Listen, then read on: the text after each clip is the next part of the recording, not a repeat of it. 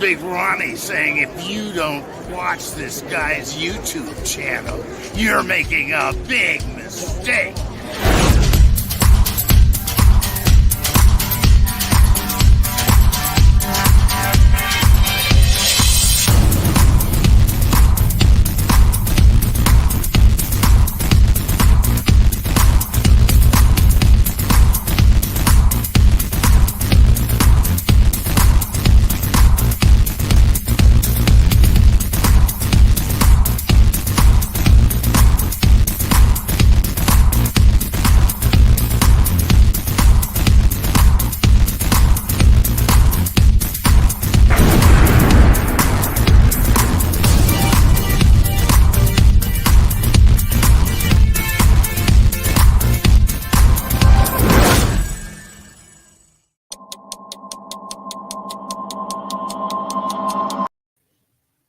What's up, everybody?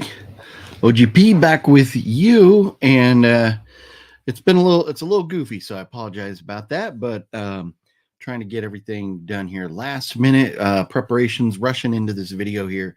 I had a lot going on the last hour and a half to try and get here, so forgive me for a little bit of a technical goof right there.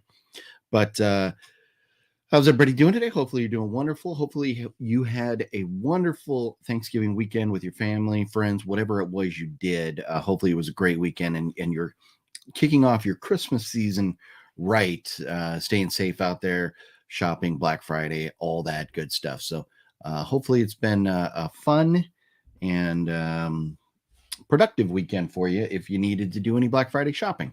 So it's Monday. We're kind of chilling out, taking a deep breath after all these Black Friday sales and everything, but there's still a lot of interesting stuff to talk about. And number one today that we need to talk about is the passing of Albert Pyun, director of Cyborg, Nemesis, Sword the Sorcerer, among many, many, many other films. Albert was a great guy, and for the last, I don't know how many years, he went and had been living out in the Las Vegas area, and I can't say for sure exactly how long he's been out there, but he lived out there for a long, long time, and was a big part of the Vegas film community, and so a lot of people knew him. And it wasn't like he was going to work on other people's projects, but he was doing things out there, and he was casting out of Vegas or getting some of his crew from Vegas. And so a lot of people got to meet him. And, I included had, a few conversations with Albert, and he was a very gracious, generous guy, very nice guy, and, had a passion for filmmaking. And unfortunately, he was in the middle of a film that I don't know if it'll get completed. His wife mentioned something online about possibly getting his films done. I guess there was like 2 that were really in production. If you look on IMDb, it shows 1, and it's like Cyborg something. Originally, that was supposed to be called Badass Angels and Demons, and the title kind of evolved, which most movies do. They very rarely start out with a title and finish with the same title. Usually you have like a working title, and then once it's done, you're like, you know what, this name fits it better, we'll go with that. Or the distribution company will pick a name or whatever. So he was working on that and did not get a chance to finish it.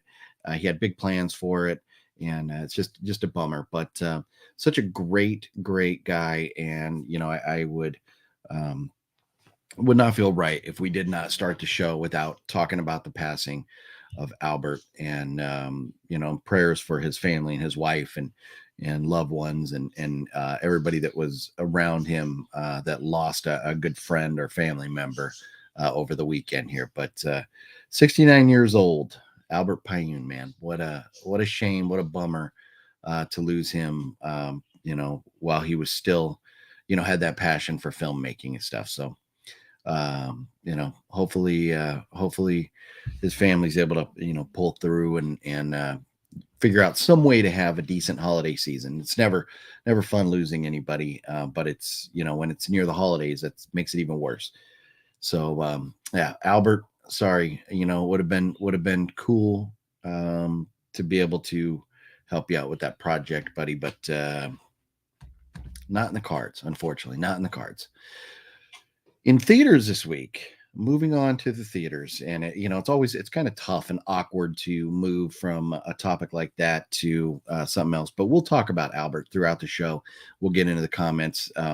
Curious what your thoughts. What did you have a favorite Albert Pyun movie? And Tommy Vegas, a good friend of mine, she was in a movie that Albert did where it was one shot. They did not cut, no edits, nothing.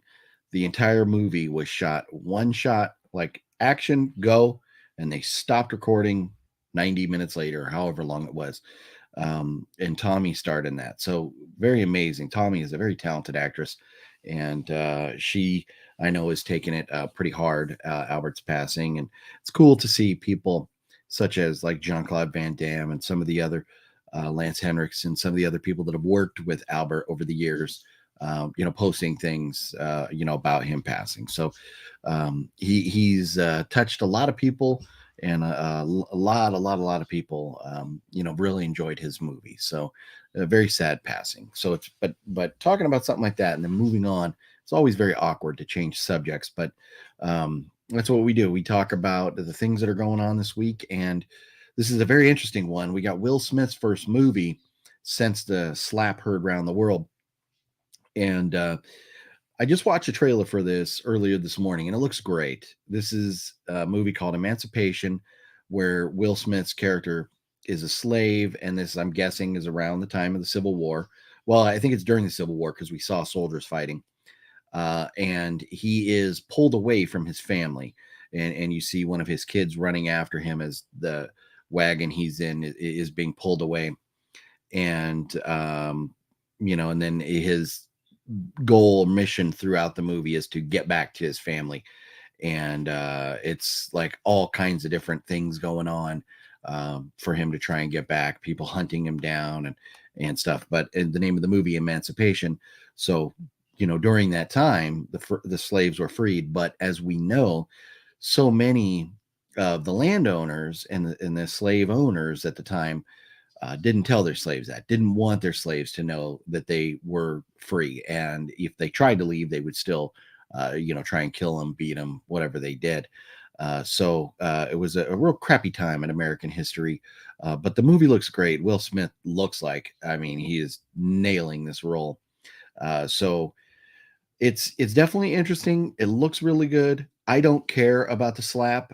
It's still a movie I want to see. Regardless, I'm curious. Any of you have any, like, would you be like, oh, I'm not going to go see this because he slapped Chris Rock? Worse has happened. Worse has happened. But anyways, curious your thoughts. Will you be interested in seeing Emancipation? It looks great, but because of the slap, does that impact your decision? Also, Violent Night with David Harbour from Stranger Things. That is coming out this week as well. And that one looks amazing also. So this one in the trailer, if you watch a trailer, it's about Santa, who Santa is kind of like, David Harbour plays Santa, and he's kind of like worn down, like beat up mentally a little bit. And you see him like at a bar, and then Christmas night, he's out, he's doing his deliveries, and this family has been taken hostage by, this like paramilitary kind of group that wants them to pay this $3 million ransom or something. And Santa happens to stumble into that house during the time that's going on. And then we find out that Santa Claus is really a badass. And it looks great. It looks great. It looks like a lot of fun. If you haven't seen the trailer for either Emancipation or Violent Night, I highly recommend you check them out. If you watch those trailers, I believe that you will definitely want to see those movies if you haven't thought about seeing them yet. But they both look great, and very much looking forward to both of those movies. Violent Night, of course, perfect timing, being that we're in the Christmas season here now. And we just got a notice this past week that Top Gun 2 will be streaming on Paramount Plus on December 22nd. So if you did not buy physical media and you want to see the movie, or you want to see it again, whatever, December 22nd, you'll have your opportunity to do that on Paramount Plus. And then also funny news in the way of big screen movies, Avatar 2, they came out and said, Cameron said that in order for it to just break even, they need to make $2 billion. So they're saying that this needs to be like the third or fourth highest grossing film of all time just to break even. Why are we making $1 billion movies in the first place? What is the point of that? Who would make a movie that, I mean, you're rolling that big a dice, even with James Cameron, like, I don't care, George Lucas, I don't care who you are. You could be the biggest filmmaker in history. Martin Scorsese, like, I don't know, you pick a filmmaker. If you have to roll $1 billion dice, it's not worth it. It's just not worth it. And if you've seen the trailer, Avatar 2 looks like a cartoon. Like why did that take over $1 billion to make? Like, why? Like, it looks like a cartoon.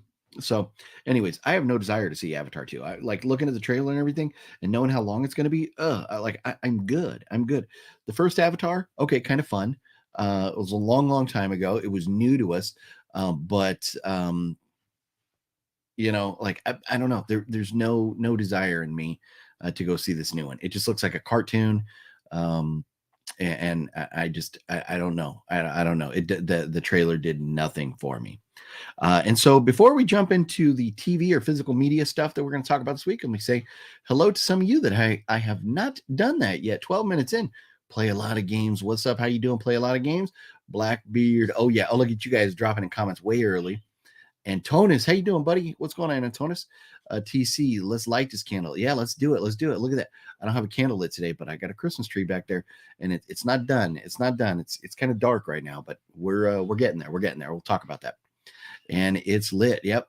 Whoa, yo, TC, what's up? Look at Fluffer Gamer in the house. Sean, what's up? How you doing, Sean?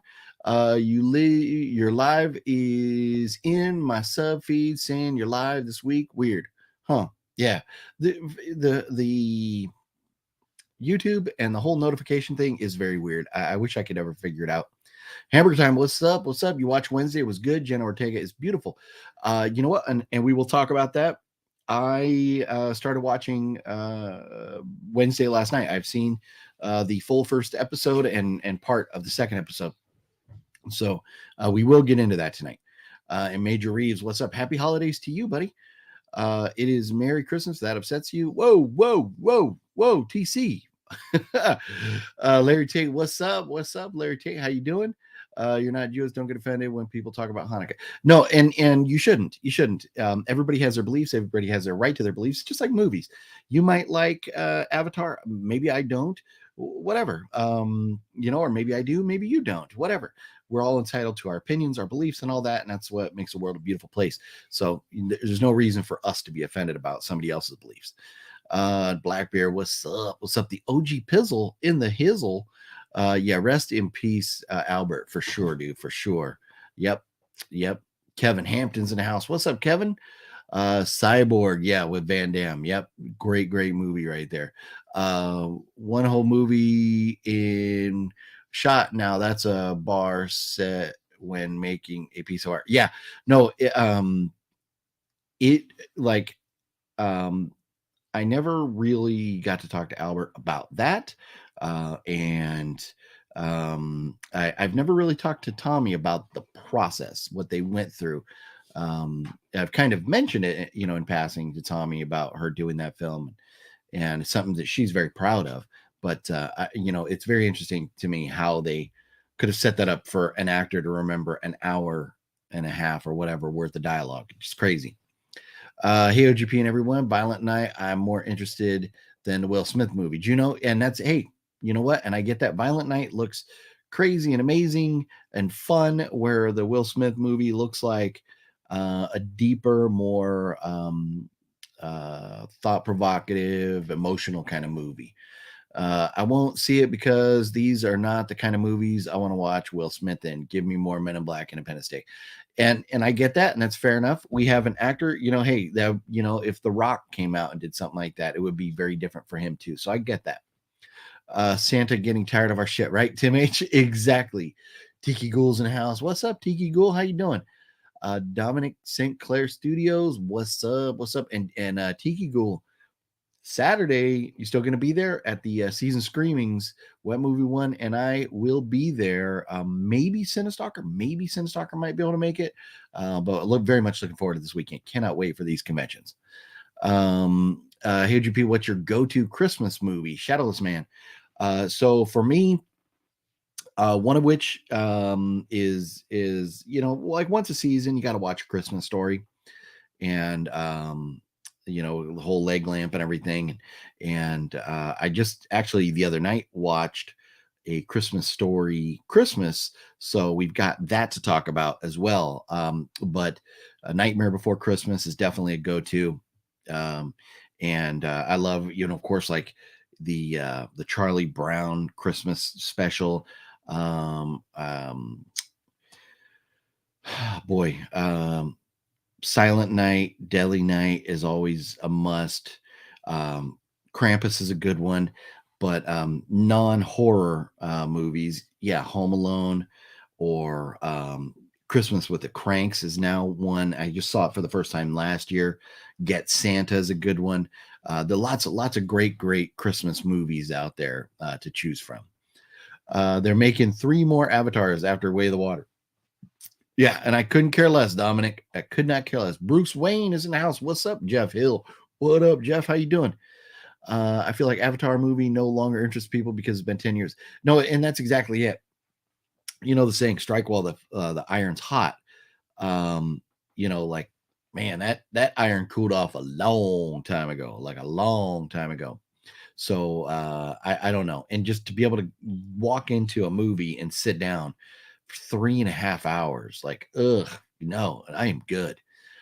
The first Avatar was great as far as the look and 3D, but storyline was middle of the road at best. Not interested in Avatar 2. Kevin, I am right there with you. It was at the time that it came out, it was cool looking. But yeah, the story was like, semi-predictable, not really original or anything. But it looked kind of cool. Now it doesn't look any better. It looks the same. It looks like a cartoon compared to nowadays standards, like putting it up against like a MCU or a DC movie or something.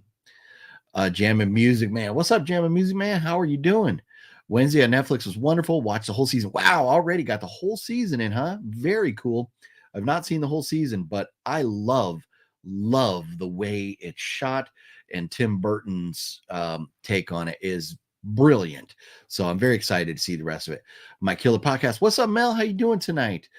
Mel, have you seen boy, I watched one of these 2 crappy movies that we have to watch for Wednesday night. Wednesday night on Tony the Dead's channel, we've got our Voyage to the Bottom of the Barrel, and his theme, because we're doing themes this season, is sequels. So he did, I don't remember the one, but he did Death Toilet 2, and then the other one is Something Else Horrible Part 2.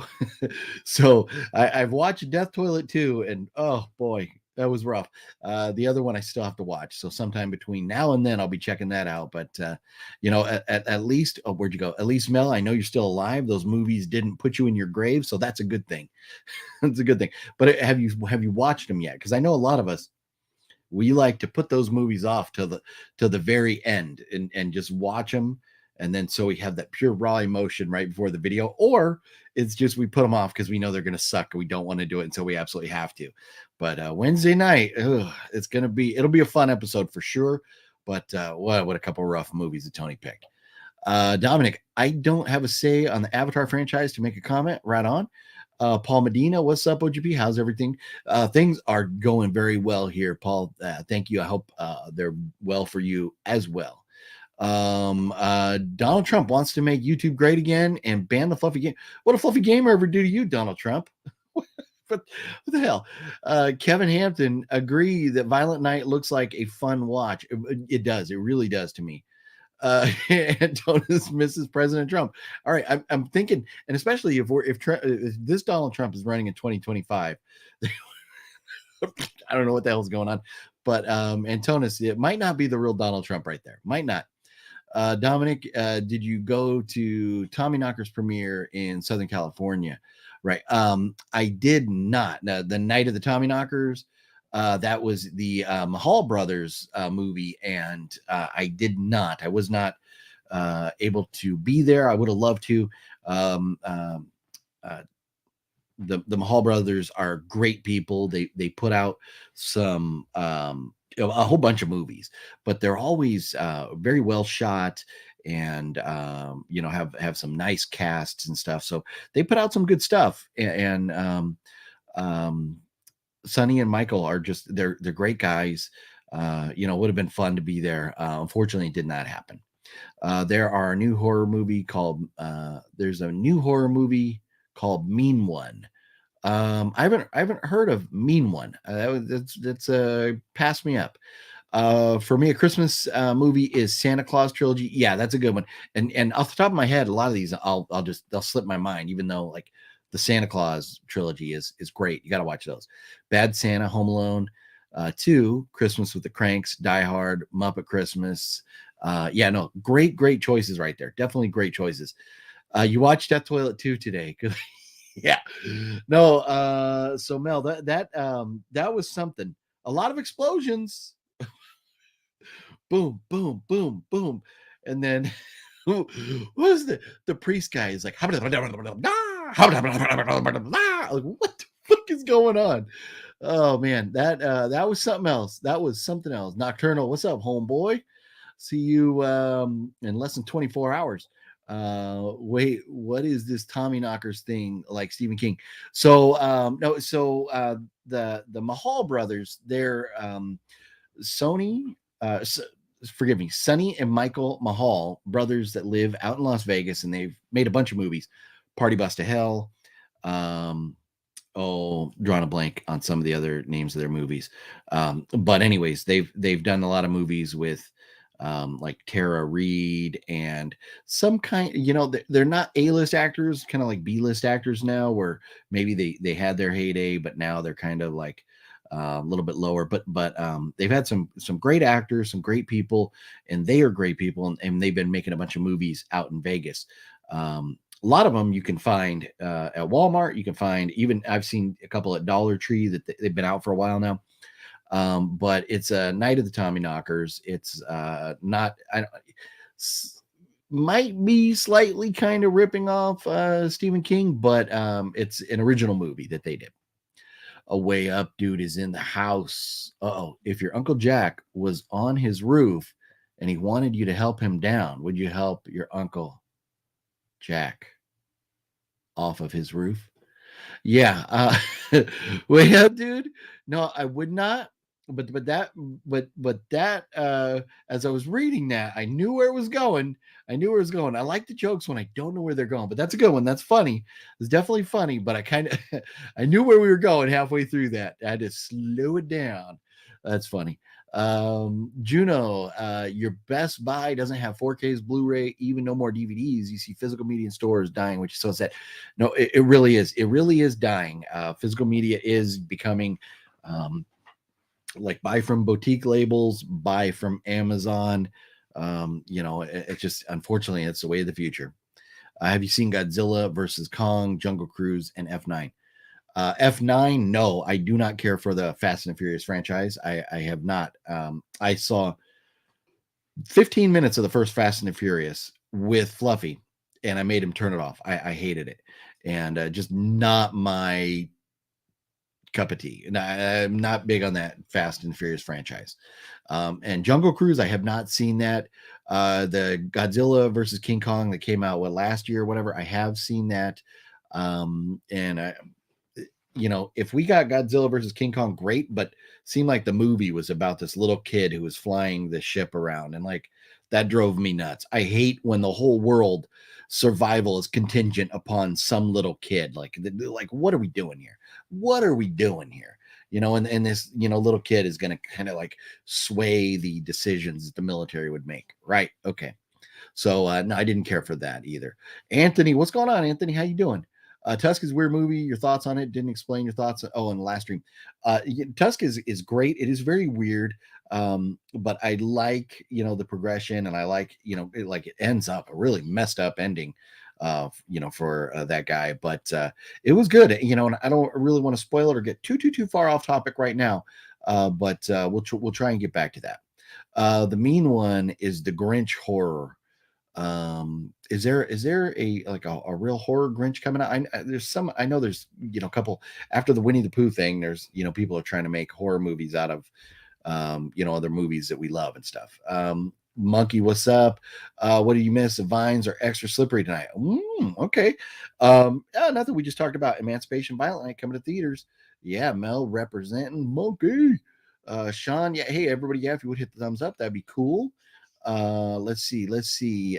Just watch Pearl, fantastic. Way up, dude. I'm still waiting to see Pearl, and a couple more comments, and I'm going to get back into talking about TV shows and physical media here that we got to get caught up. How weird? What up? Hey, OGP, ended up watching all of Wednesday. Didn't want to, but promised your girlfriend that if I liked the first episode would continue. Overall, good time. A lot of references to Tim's other movies. I have noticed that. And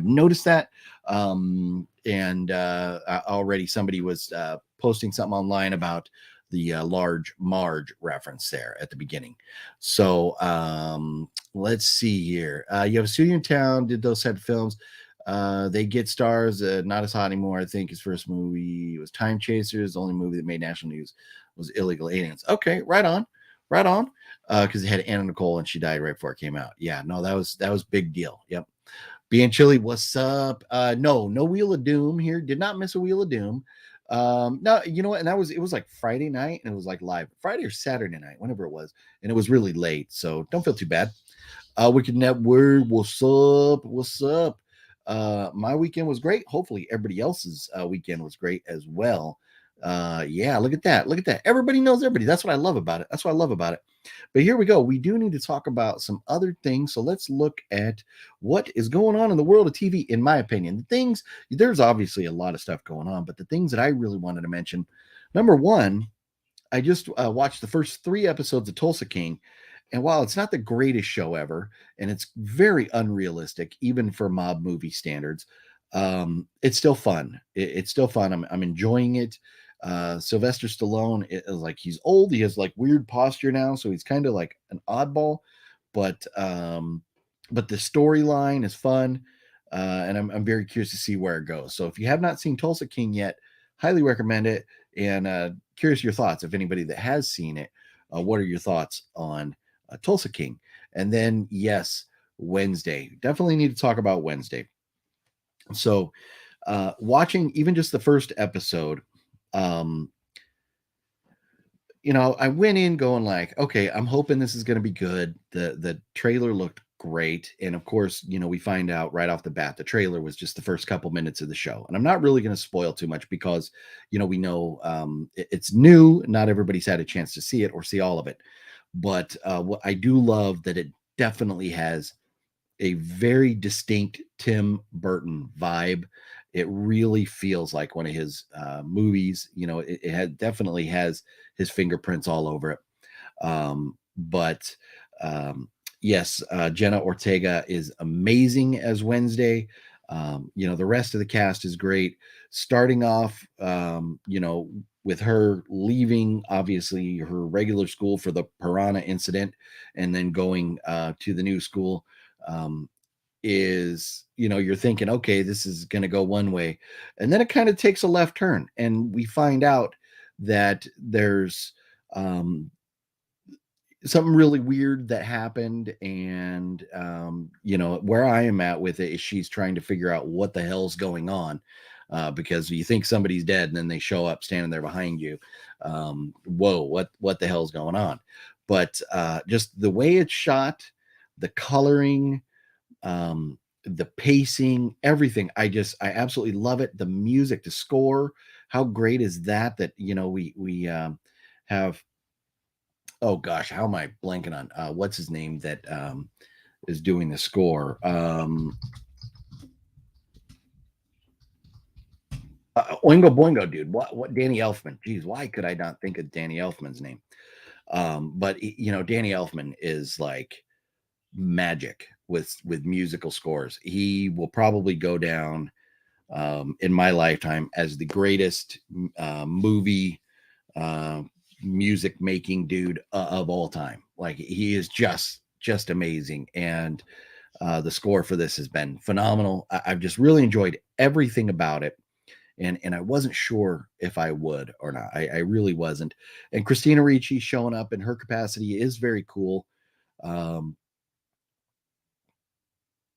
and that was my big question, was like, she's obviously older now. Christina Ricci can't play Wednesday, she's old, but how would she fit in there and all that? And would it be a good tribute or treat, or like follow up or whatever, of the Adams family? And so far so good. So absolutely love it. If you have not seen it yet, I definitely recommend it. And from the comments, what we've seen everybody's saying about it is that everybody's enjoying it.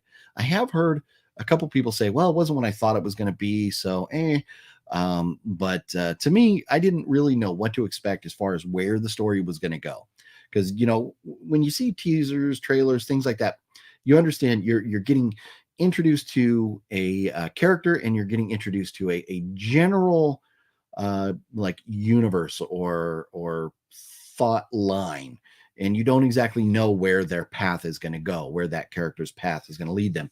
And so you don't really find out until well into, maybe even very close to the end of the first episode, what the season's going to really kind of be about. But it seems like it's going to be fun. A lot of crazy characters in it, a lot of fun characters. And obviously Wednesday Adams not taking people's shit is always very fun. So Tulsa King Wednesday, great, but also out on streaming, and it's not a TV show, but it's like you're watching it at home, and that's A Christmas Story Christmas. This was surprisingly very good. In my opinion, I really enjoyed it.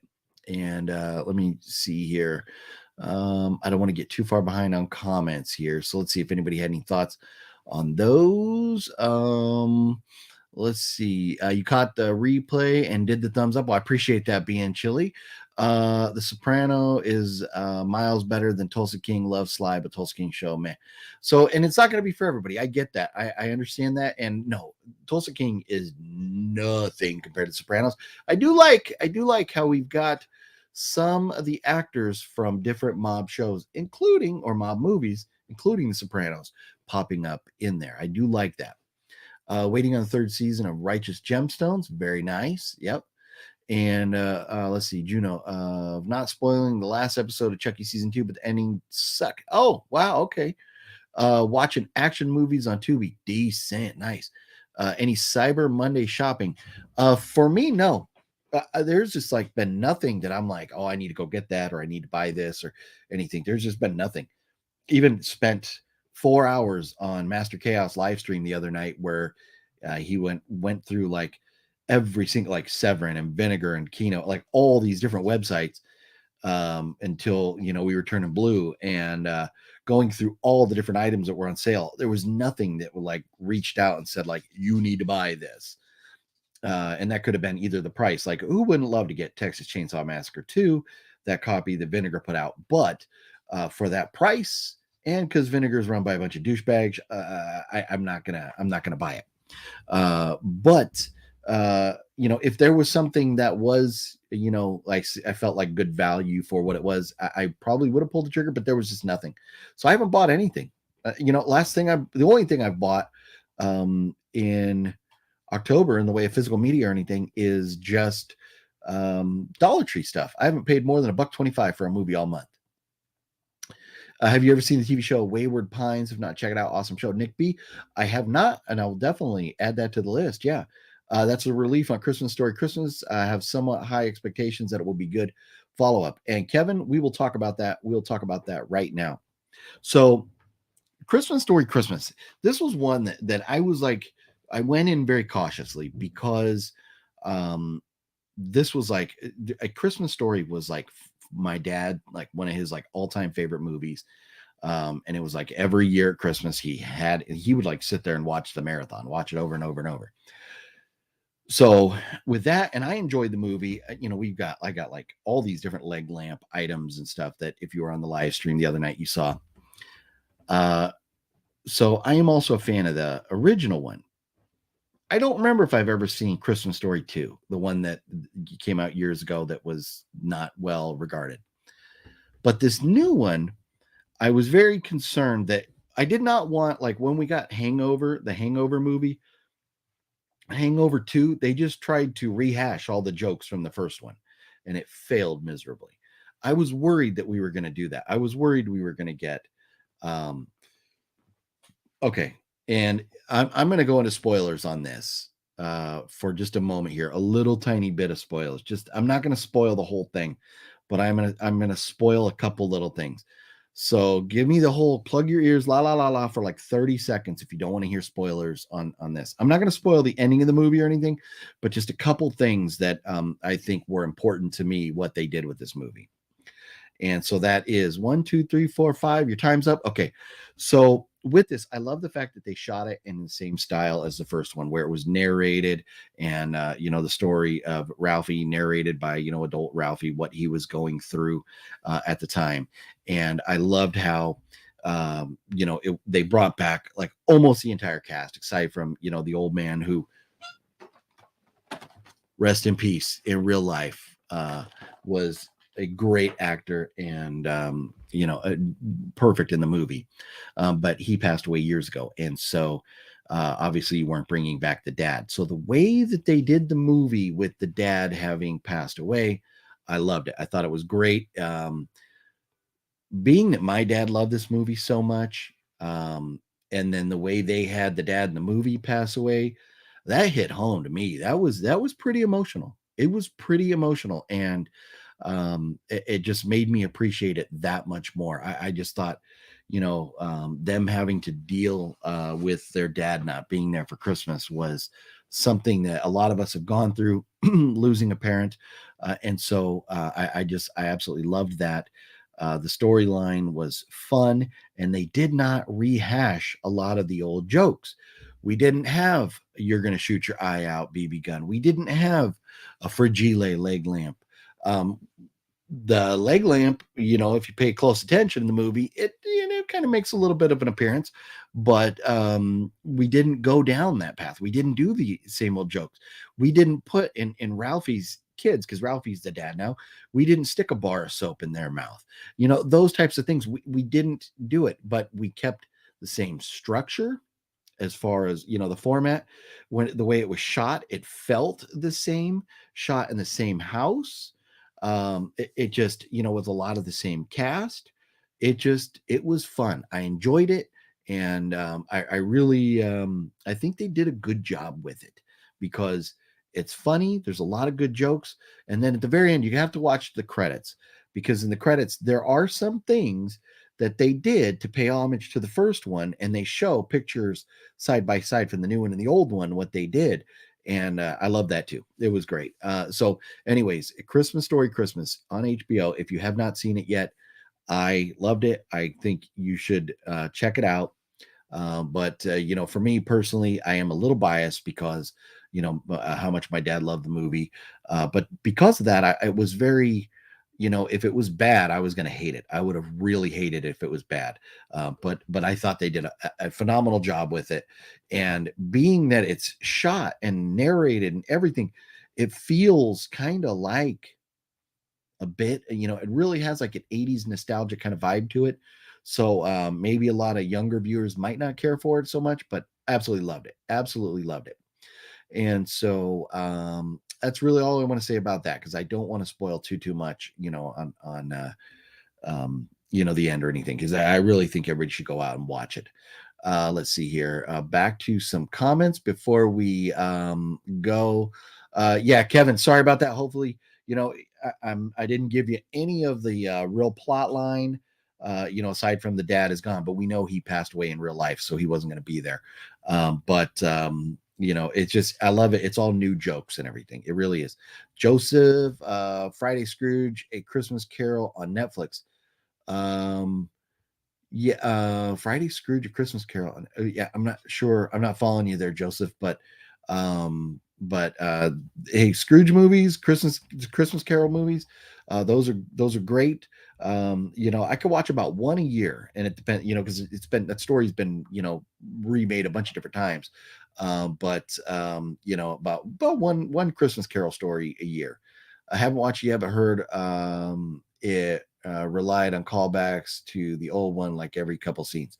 So TC, so in talking about A Christmas Story Christmas, they a lot of the things that you thought that they would do, like Hangover 1, we lost Alan. No, we didn't lose Alan. We lost Doug. Doug was on the roof. We lost Doug. The whole movie's about finding Doug. Hangover 2, we lost Doug. Got to find Doug. Whatever. We're doing the same damn jokes, and this was different. It was different jokes. So as far as callbacks to the old one, yeah, the same house, same cast, and all that. I loved it. I loved it. I thought they did a great job with it.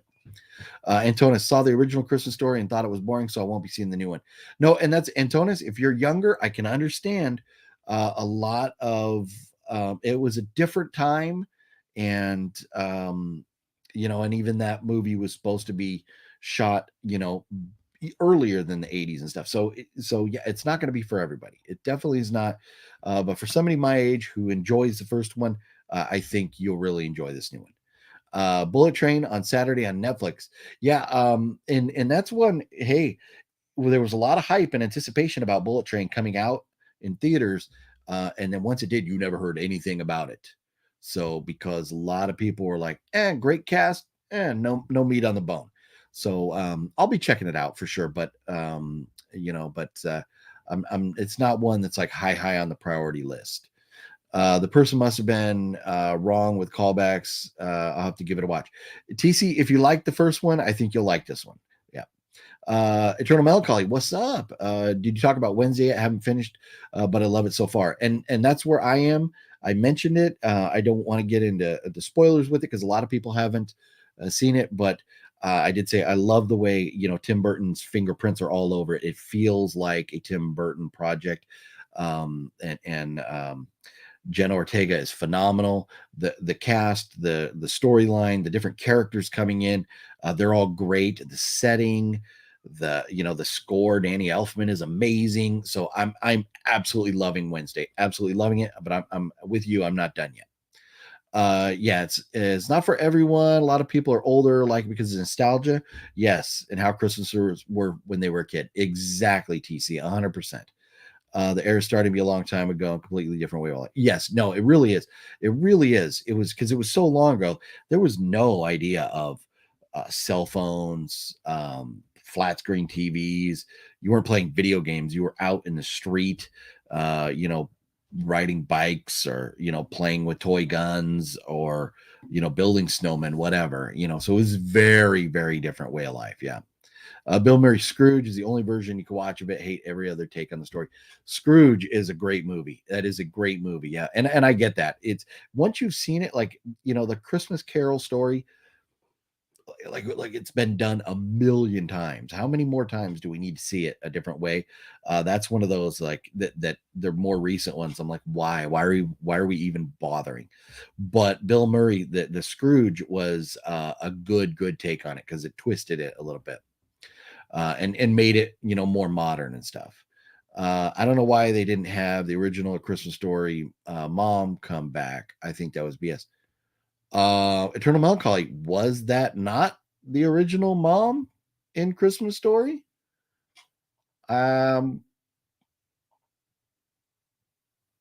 gonna have to go look, but she looked like the original mom. I am questioning myself now.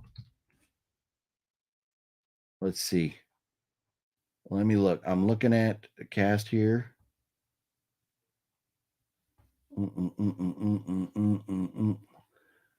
Oh, so yeah, that's right. She was Elaine from Airplane and stuff. Yeah. Um, what was it? So was that a different mom? Yeah, I'm not seeing her in it. So maybe it was a different mom. Yeah, she did a great job in the movie here. She really um, looked like and played a great um, looked like and played a great mom in the. Well, sorry, somebody's text messaging me about something unrelated here. Let's see here. So I'm on the original Christmas Story page. Um, oh yeah, no. So yeah, definitely a different actress. But and that's I was like, no, that's the original mom. I thought she was the original mom, but no, I remember her from the '80s movies because she played Elaine on the airplane movies. But she's a phenomenal actress. She did a great job, great job with it. Danny Elfman always delivers. Yes, really does, really does. Probably because she hasn't worked since 2007. It seems like she's retired. Okay, yeah, and maybe that's what happened. But the actress that was Melinda Dillon, who did not come back, and jump back one. And so Julie Haggerty is a legendary 80s actress, from I mean, like, all kinds of movies. You look at her resume, she's been in all kinds of great stuff in the 80s, including Airplane and Airplane 2. So like it just she did great. And because I was like remembering her from the 80s, I was like, oh no, that's the original mom. But you're right, it was not the original mom. Yeah, I got you. I'm with you guys. Yeah, a little slow here to the party, but figured it out. Have you ever seen Rare Exports? It's a Finnish fantasy film that has a different take on Santa Claus. Kevin, yes, I have seen that. It is amazing. I highly recommend everybody check out. In fact, I think one of the last episodes, I pulled it out to show everybody here. Because I do have it right over here. Here we go. Oops. Yes. If you all have not seen Rare Exports, A Christmas Tale, I think you could stream it on Tubi. I think it's on Tubi. This is an amazing movie. Absolutely love it. It's great.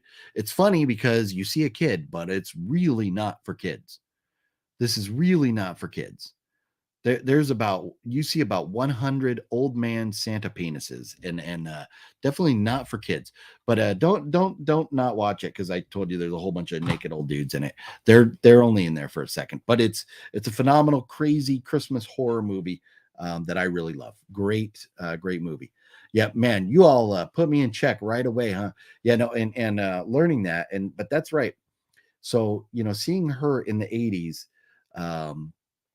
Julie Haggerty in Airplane and Airplane 2 and stuff.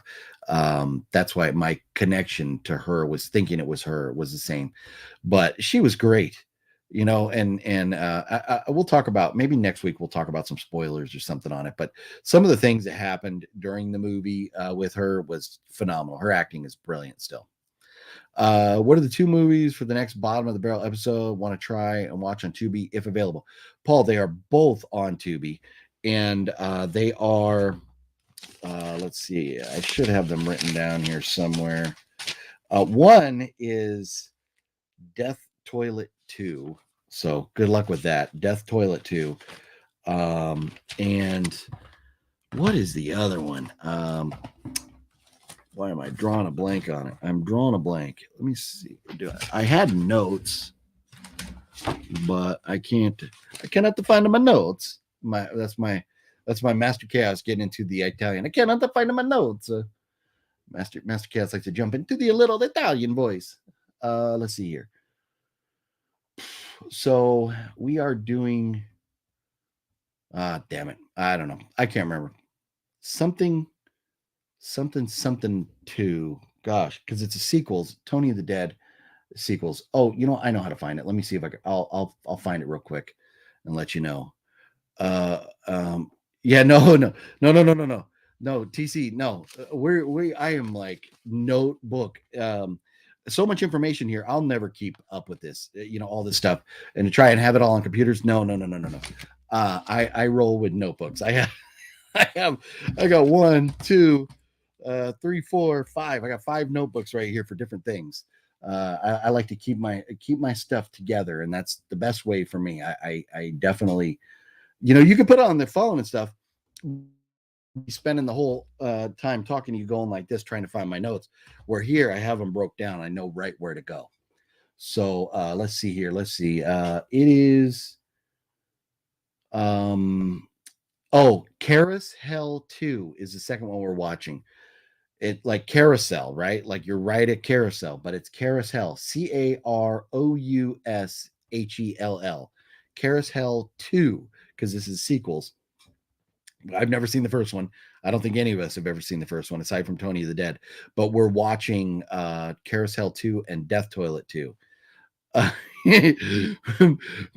Metal God, you're living it now. Got COVID and drank too much orange juice. Oh, that sucks. That sucks. Yeah, no, the Death Toilet, man.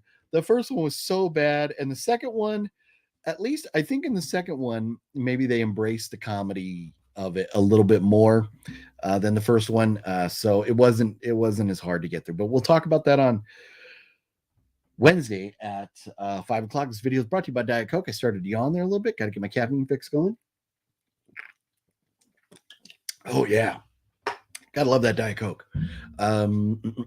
So, yeah, Carousel 2 and Death Toilet 2, both available on Tubi. You can check those out. Join us on Tony of the Dead's channel on Wednesday at 5 o'clock on the West Coast, 8 o'clock on the East Coast. What a pitch. How many other Christmas movie can you see 100 Santa penises, right? Exactly. Bingo. Sign me up. If they ever made another Die Hard with Bruce Willis, would you like to go to the Nakatomi Tower during Christmas and as the setting of Bruce Willis comes back one last time?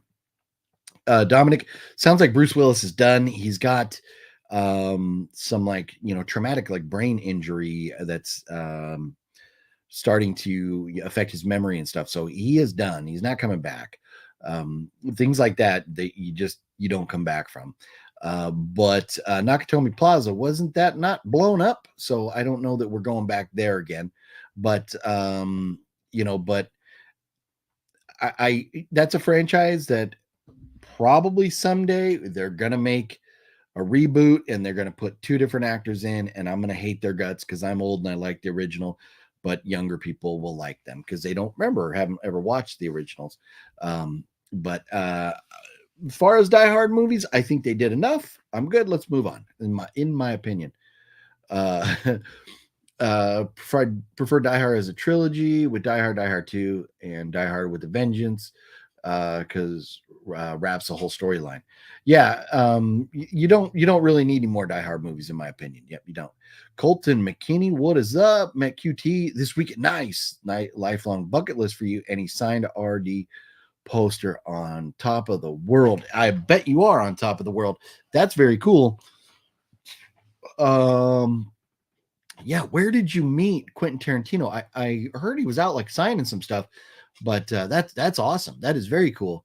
Did you like that Viavision Alex Rider asking for a friend?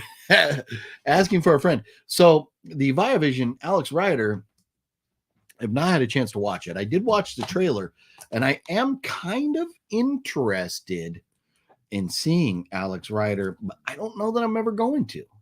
I really don't know that I'm ever going to. You're talking about that Alex Rider right here? You're talking about this one that you wouldn't be asking for a friend who likes a friend who likes the Wheel of Doom. The Wheel of Doom. Let's see. Guardians Galaxy Holiday Special was pretty good. I've not seen that, Ruben. Thank you, OGP. I'll sure to watch them. Sorry, I was talking to Fluffy. I'm just checking in now. Decent. Watch what? What are we watching? What are your thoughts on Netflix Christmas Chronicles? I love them and think 3 is coming out. Eternal, I have not seen the Christmas Chronicles. I have not. There's so much. And in fact, it's funny. I am getting with the digital age a little bit here. I am catching up a little bit because every time you all tell me oh, you should watch this, you should watch that, or whatever, I have my notepad here that I would break out and I would write down. And I had a list of things that everybody was saying like, oh, you should watch this, watch that. Well, I finally went through that list and went onto Letterboxd and put my watch list together. So everything on this list is on that Letterboxd watch list. And so I'm trying to get caught up with the times here in the digital age. But some things I just like old fashioned. And that's even like writing movie scripts. I love writing, like getting ideas and having things written down on paper in front of me so I can put them side by side, or I can look at 3 side by side. I can make sure, that like my characters, and all their MOs, line up with the story and what we're doing and what we need to make sure we're not having a character do something that's, out of, their personality or something like that. So there's a lot of reasons that I still like going with the old school notebooks, but Letterbox, I am getting caught up there. I've got like 40 something things in my watch list now on Letterbox, and looks like I'm gonna have to add a couple more, apparently Christmas Chronicles and a couple of the other things that you mentioned. And so when what'll happen here, if I don't make notes, I go back at the end of the video, go through all the comments and kind of look and see recommendations, things like that I make notes of. And I keep notes. I got notes on all of you. I got them. I got notes. So you better watch out. I'm making a list. I'm checking it twice. Better watch out. Don't get on the naughty list. Oh, and you didn't know that about Bruce Willis. Yeah, just within the last few months, he basically retired from acting. Came out and said he's done. Venezuelan doing Italian. Oh, yeah. Oh, talking about Master Chaos. Yeah, Master Chaos. No, he's hilarious when he goes into the little boppity boopity voice that he does. It's great.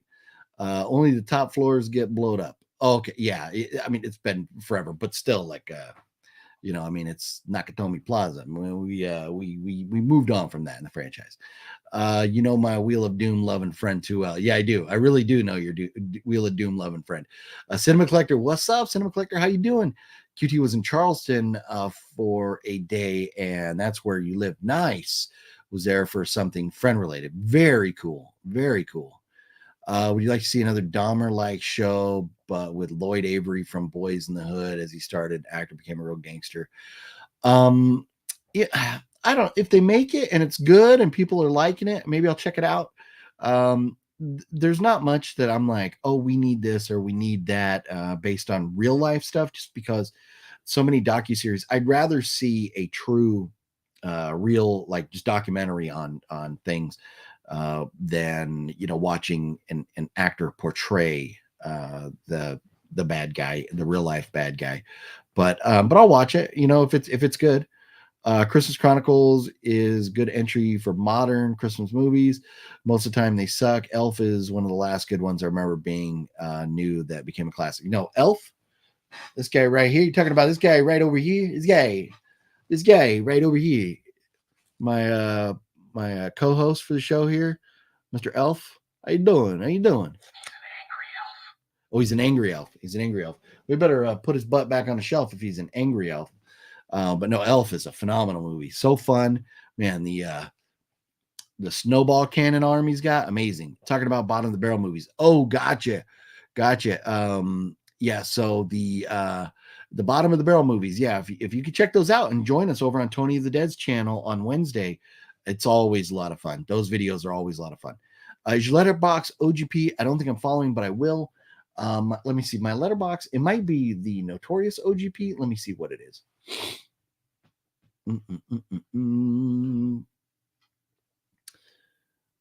It's Notorious _ OGP. Just Notorious _ OGP. So yeah, if you type in Notorious _ OGP, you should find me. Yep. But let's see. Watch list. I have, where does it tell me? 43 films on the watch list now. Paper and pen, the only way to go. Being chilly, I'm with you. We're right there with you. Most anticipated action movie of 2023. Antonis, I don't know yet. I'll tell you something I did start doing, and that is preparing for like year in review, year end show, which we'll do later in December. But I started putting together my list, no spoilers, of top movies of the year, worst movies of the year, movies that were like, and then movies that I haven't seen. So I have started compiling that list. I'm working on that stuff so we can have a nice, fun year-end recap show and talk about our favorites and least favorites of the year. But I have not started really looking at next year yet. Larry, cool. What up? Yeah, hey, I'm doing well. Hope you're doing well as well. You didn't get me into the drawing contest. I want part in that, man. I want to win some DVDs. And hey, Larry, if you when we do contests, if we say, okay, you got to enter now, and when I say the entry period's over, it's over. I'm a stickler for rules, and so if you jumped in after the fact, then you missed it. But hopefully on the next Wheel of Doom, hopefully you're able to be there.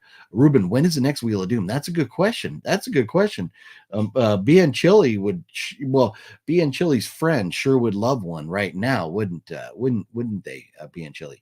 I love the Mario accent, by the way. Yeah, nice. Right on things. No, that's me, Mario. That's a match chaos. He like to go to the Italians over there, talking about the Italians, bibbidi bobbidi boobities. When we start talking about the Italian movies, the Fulci, the Lucio Fulci movies and stuff like that. Cooper's Christmas, one of your watch every year. Most people rate it 5 or 6, but you love the premise. Oh, that's cool. Cooper's Christmas. Yeah, I don't think I've seen that. I don't recall that name. Using a professional grade video camera, a dysfunctional family records their Christmas Day 1985, which descends into total chaos. Huh. Okay, that's cool. That sounds fun. Any tips on starting a short film? I'm planning to shoot a short film by myself with your phone and editing it on your phone. Dominic, if you've seen my review on the movie Unsane, it was completely shot on a film, and it was complete shit because it was shot. It was completely shot on an iPhone, and it was complete shit because it was shot on an iPhone because there's no depth of field. The cell phone cameras just cannot do what a cinema lens can do. But here's the thing: if you don't have the money to go out and get a cinema camera, at least like a Blackmagic or a Red, if you don't have that type of money to do that, but you want to be creative and you have ideas, you want to go make projects, you want to do stuff, be creative, express yourself. That's awesome, and I love it and I recommend it. It's probably not going to look as good as a movie shot on a film camera, but that should not stop you from doing it if that's something you want to do, but budget is not an option. If you make a movie with Matt Damon in it, you better not shoot it with the cell phone camera.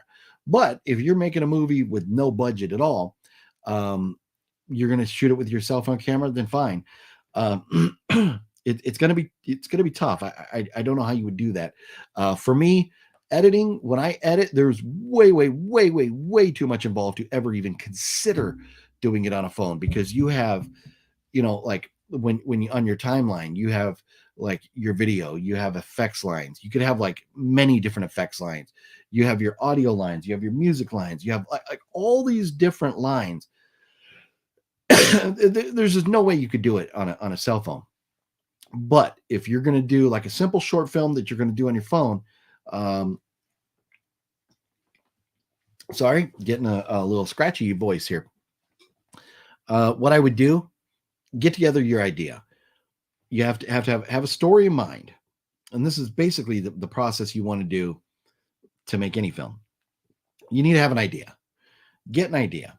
And then what you should really do, unless you're a genius like a Kubrick or a Quentin Tarantino, you should know how that movie's going to end before you even start writing it. And then pick your characters. What characters are going to be in this movie to get you from point A to point Z, from A to the end? And then figure out what characters you want. Have some general ideas of things that you want to have happen in the movie, and kind of jot them down. And for me, that's why I love, like, on a notepad, this is how it ends. These are my characters. And this is where it's going to start. These are some elements I want in it, and just start kind of putting it together. And then, add in some of the story that you have to communicate to the audience so they understand the progression of the storyline. So it's really, coming up with a story and getting it into a script. There's a lot involved with it. But if you just have a storyline and you want to you need to type it, you need to get it out, sit down and type, or sit down and write and get out your story onto paper, and then start tweaking it until you're really happy. And you're like, this is my final story. I'm done with it. Then get it into like a script format. So you know who's saying what and where. And with the script format, you can say, okay, this person's talking. So now I need the camera angle over here. And this person's talking. I need a camera angle over here. But you don't want to change your camera angle every single time somebody else talks and you go back and forth. You want one person to be able to say all their lines, get that camera angle knocked out. Boom, other camera angle. That person does all their lines for that scene. So you're more efficient. But there's the main thing to get started with it, get an idea, get a really solid idea, get a full story that you've really read through a couple times, bounce it off people and see what they think. And then, get a bunch of people together that are there, whoever's willing to help you out. Make sure you have, lighting, even if it's, you got no budget, at least, even if it's somebody with, some type of handheld flashlight or something. We need to see the actors. We need to see what's going on. There's a lot to it, but you got to start with a solid story. What are the worst movies you've ever watched? That's tough. Worst movies ever. Well, I've watched a lot of crappy movies, Larry, because I've like the Voyage to the Bottom of the Barrel that we're going to be doing Wednesday. We've watched some shit movies there. But man, I tell you what, Angry Asian Murder Hornets, maybe the worst movie I've ever seen in my life. Followed by like any one of the Camp Blood movies, any one of the Meat Hook Massacre movies. Like there's so many bad like indie film movies on a large scale. Movies that have pissed me off. I don't know that they're really bad, but movies that piss me off, like the new Ghostbusters movie, Texas Chainsaw Massacre, the new one, horrible movies. But that's tough. That's a tough question. Also, a YouTuber who makes videos recently posted a video last Saturday. Cinema Collector, nice, very cool. I'll have to try and check you out. You got to message me on Cinema Collector. Message me on like social media somewhere with your channel. If I'm not subscribed to you already, I will hit you up. But the way this program works right here, I can't just click on you and go to your channel. But send me a link to your channel in a private messenger, and I'll check you out. Else still use old school tricks instead of CG, like forced perspective, some of the size difference. Yes. Yeah. And that's one of the things. Yeah. Seeing that with to make Buddy look so much bigger, as in Will Ferrell's character, they moved his chair like closer to the camera than the rest of the cast to make him look like bigger. So yeah, it was just definitely perspective and stuff, and that was really cool. Elf is just a classic Christmas movie. Will Ferrell has done so many good things, and that's right up there toward the top of Will Ferrell movies. What's the most underrated horror movie? Ooh, underrated horror movie. That's a tough call. Underrated horror movie. Man, to me, here's one thing. I can't right off the top of my head can't think of a specific underrated horror movie, but I will tell you, in my opinion, a very underrated horror franchise is Saw. I've heard people talking about, like, with the Saw box set coming out, people are like, oh, I've seen like a couple of the movies or whatever. Saw movies are great. I love the Saw movies because the idea that you would have to chop off your own hand to live, or you got to, rip out your own tongue to live, or whatever the different, games that they had to play over the course of all those movies. You want to live, you have to, do certain things, and punish yourself and go through this excruciating pain to be able to live. Could you do it? It is very, very interesting, because just how dark and evil people can be. So to me, I think the Saw franchise in general is very underrated. Let's see. You're a YouTuber as well who posts videos regularly, mainly about video games, though. Larry, and I think I don't know if I am subscribed to you or you came up in my feed or whatever, but I've seen your videos, some of your videos, Larry. Yeah. Dominic, just do it no matter what obstacle gets in the way. TC, that's exactly it. You want to make a movie, go make a movie. Just go make it. Just go do it. Just go do it. But for me, put together a good story so you have a game plan to go out and do it. But you don't need $1 million. Very, very, very, very good friend of mine, Cody Clark, goes out and makes movies for next to nothing. And he just gets some people together, they go make a movie. But he puts together a script and a story and all that, so you have a game plan. So I would recommend have a good game plan, get a story, and then go do it. Bruce Willis is done. His last movie is Vendetta. Yeah, he is done. Spirited on Apple TV is really good. Highly recommend. Mike and Kelly. What's up, Mike and Kelly? Yeah, Apple TV is one that I don't have. I had when it was like a free trial thing. But I was like looking through it and I was like, I watched that like Tom Hanks like war movie. I think it was like from World War I or II or something like that, or he's on like a battleship out in the ocean. But like I went through it, I was like, I'm not seeing anything I want. And so I canceled it. But Spirited, I'll definitely have to, maybe I'll see if I can get another trial or something like that. I get on there and check it out. Like HBO, I signed up to watch A Christmas Story Christmas and Barbarian. I have watched both of those, and there ain't jack shit else on HBO that I need to see. So I had a 2-month free trial for that, and so that's where I watched those recently. Killer Care Bear's in the house. What is up, Killer Care Bear? Tulsa King new episode was pretty good. Ruben, so was that just a third? I've seen 3 episodes. I think they're just 3.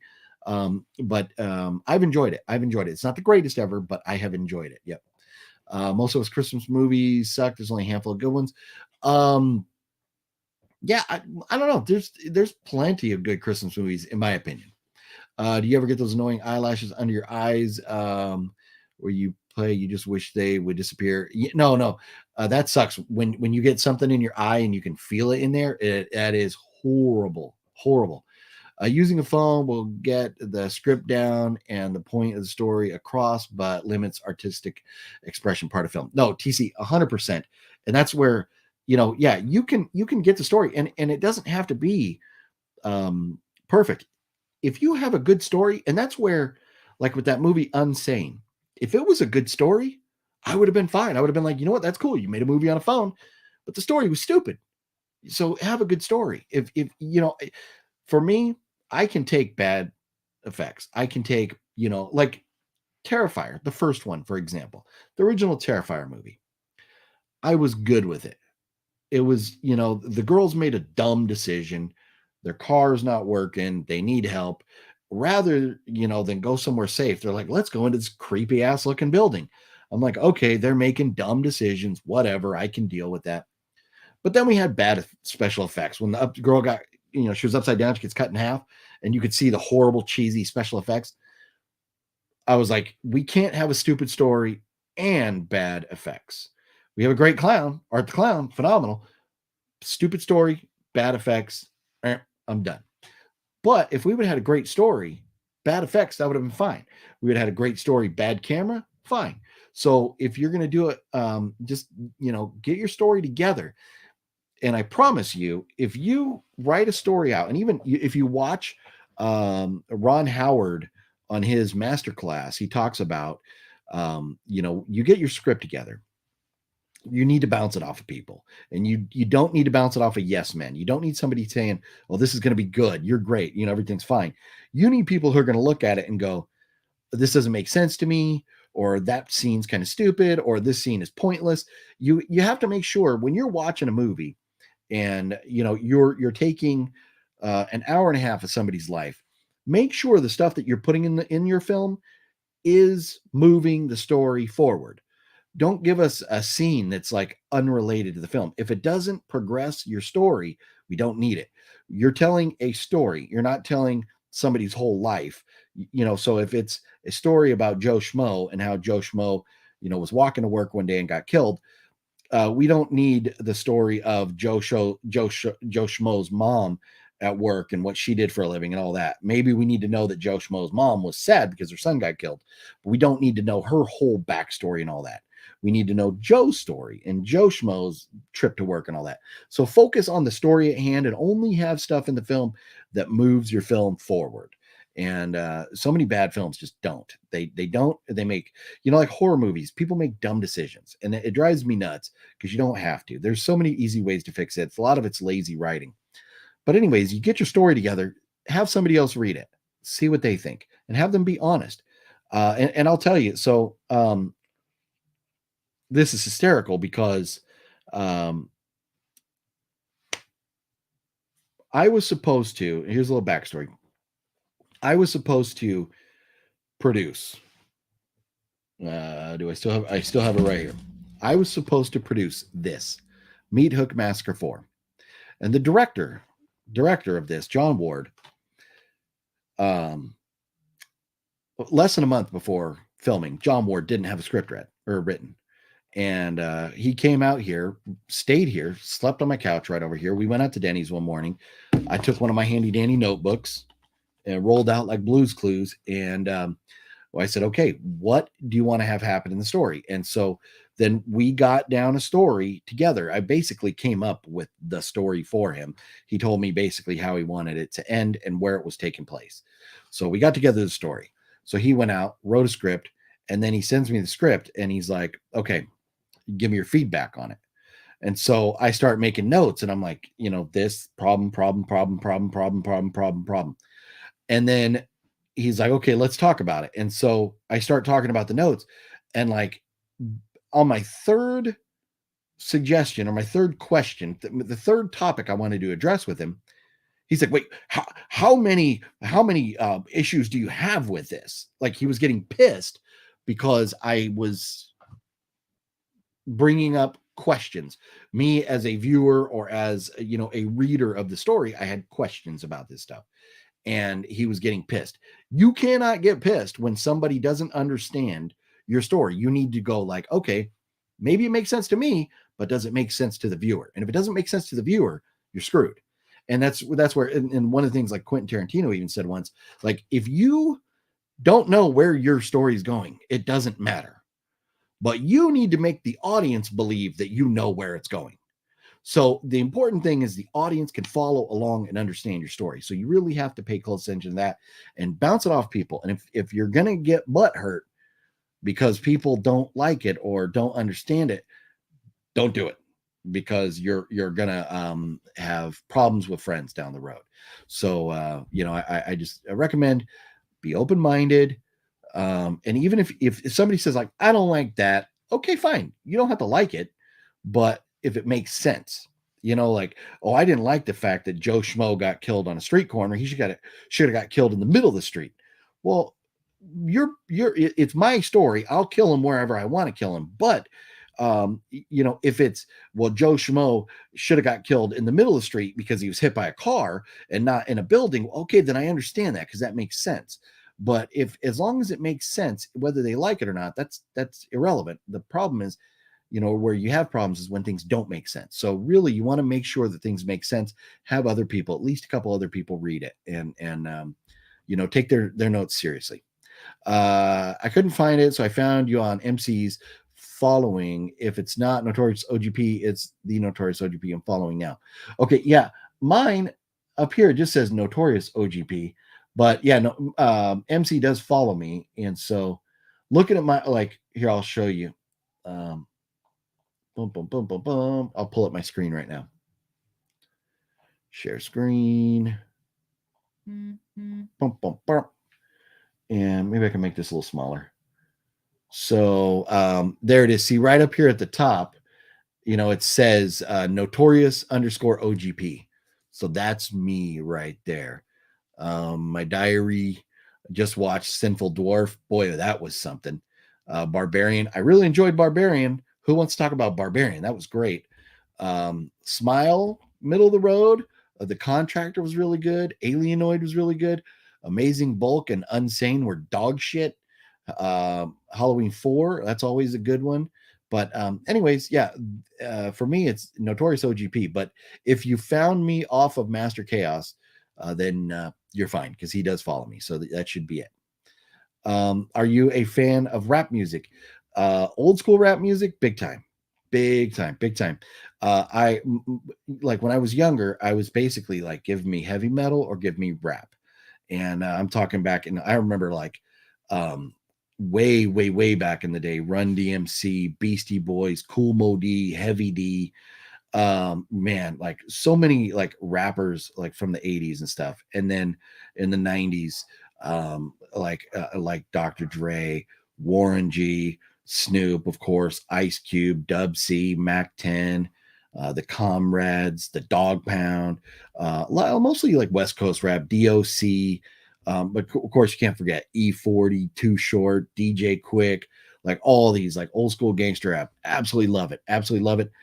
New stuff, this mumble rap garbage, not a fan of it all. Not a fan of it all. Never thought that Tubi had that many good movies. Tubi has a ton of entertaining stuff on there. Yep. It's good to know my friend isn't the only Wheel fan. Yeah. I'm falling behind here. I'm 15 minutes behind now with the comments, getting onto these tangents here. Sorry about that. So I'm going to kind of skim through, get caught up, not too personal, but do you have any kids? Just curious. Larry, 5. OGP has 5 kids. Thank you, OGP and TC. Yeah, no, Dominic. Hey, if you have questions or going through the process or whatever, I a lot of friends. I know a lot of people that make movies, and I love when people bounce scripts off me. If you ever want help with it or something, hit me up on social media. I'll see what I can do to give you pointers or tips or whatever. I'll be more than happy to. Got 625. Oh, nice. Anthony, you're going up. You were like at 609 last week or something, I think, right? Brightburn sucked. Brightburn. Man, that name.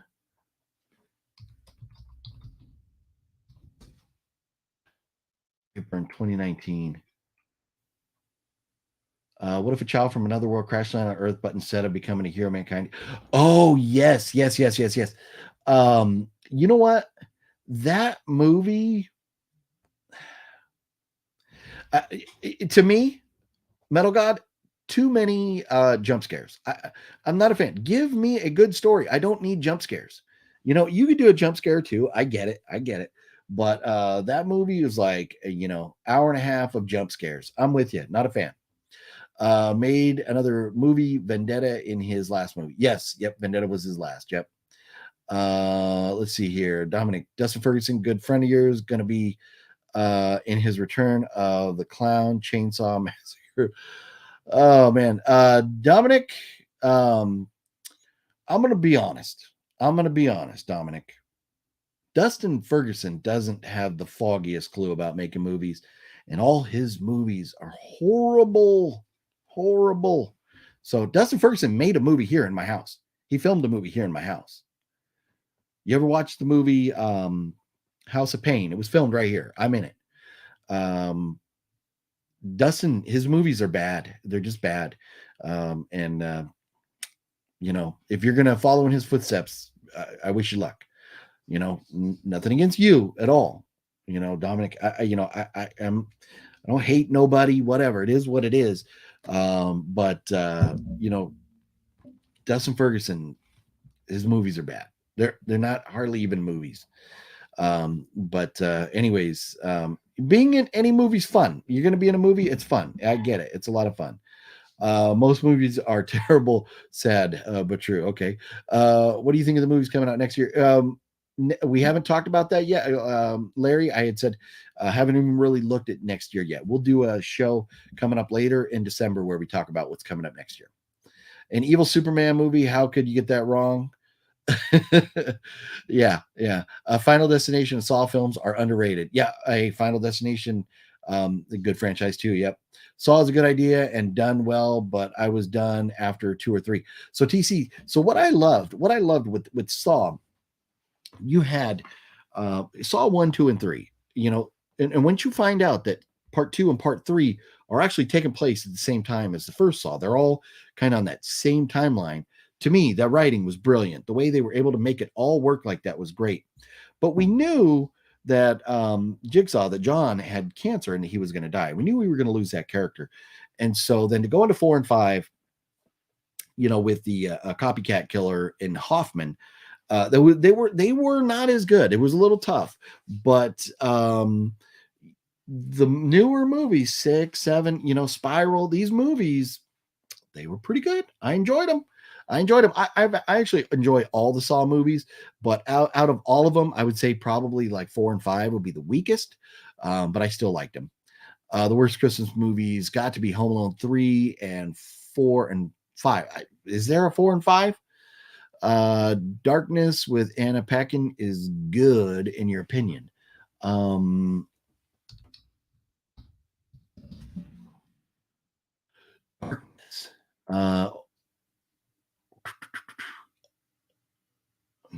Oh yeah, stars in. A teenage girl who moves into a remote country house with her family, only to discover their gloomy new home has a horrifying past that threatens to destroy the family. I'm gonna have to watch a trailer to see if I have seen that. I may not have seen this movie, but it sounds familiar. I wonder if I own it. Where am I? Let me see if I own that movie or not.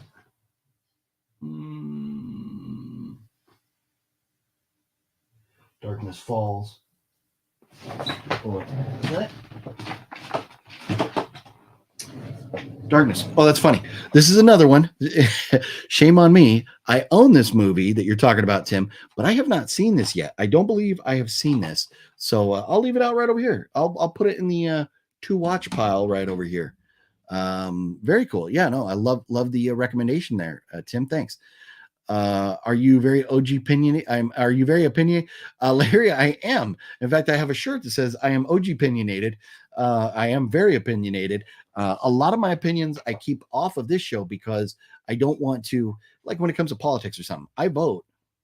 Yeah, I vote every single time there's an election.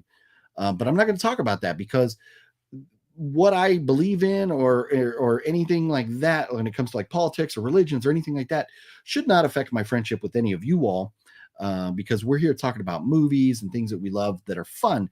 We're not worried about that other stuff. And so, if something like politics or whatever comes between us, you got to look in the mirror and look at yourself and go, why did I introduce this subject into a venue that shouldn't be for this? I do have a lot of opinions, but a lot of them I'm just going to keep to myself. I just recently got HBO Max and I watched Elvis. I know people love it, but I thought it was boring. Eternal. Here's the thing. I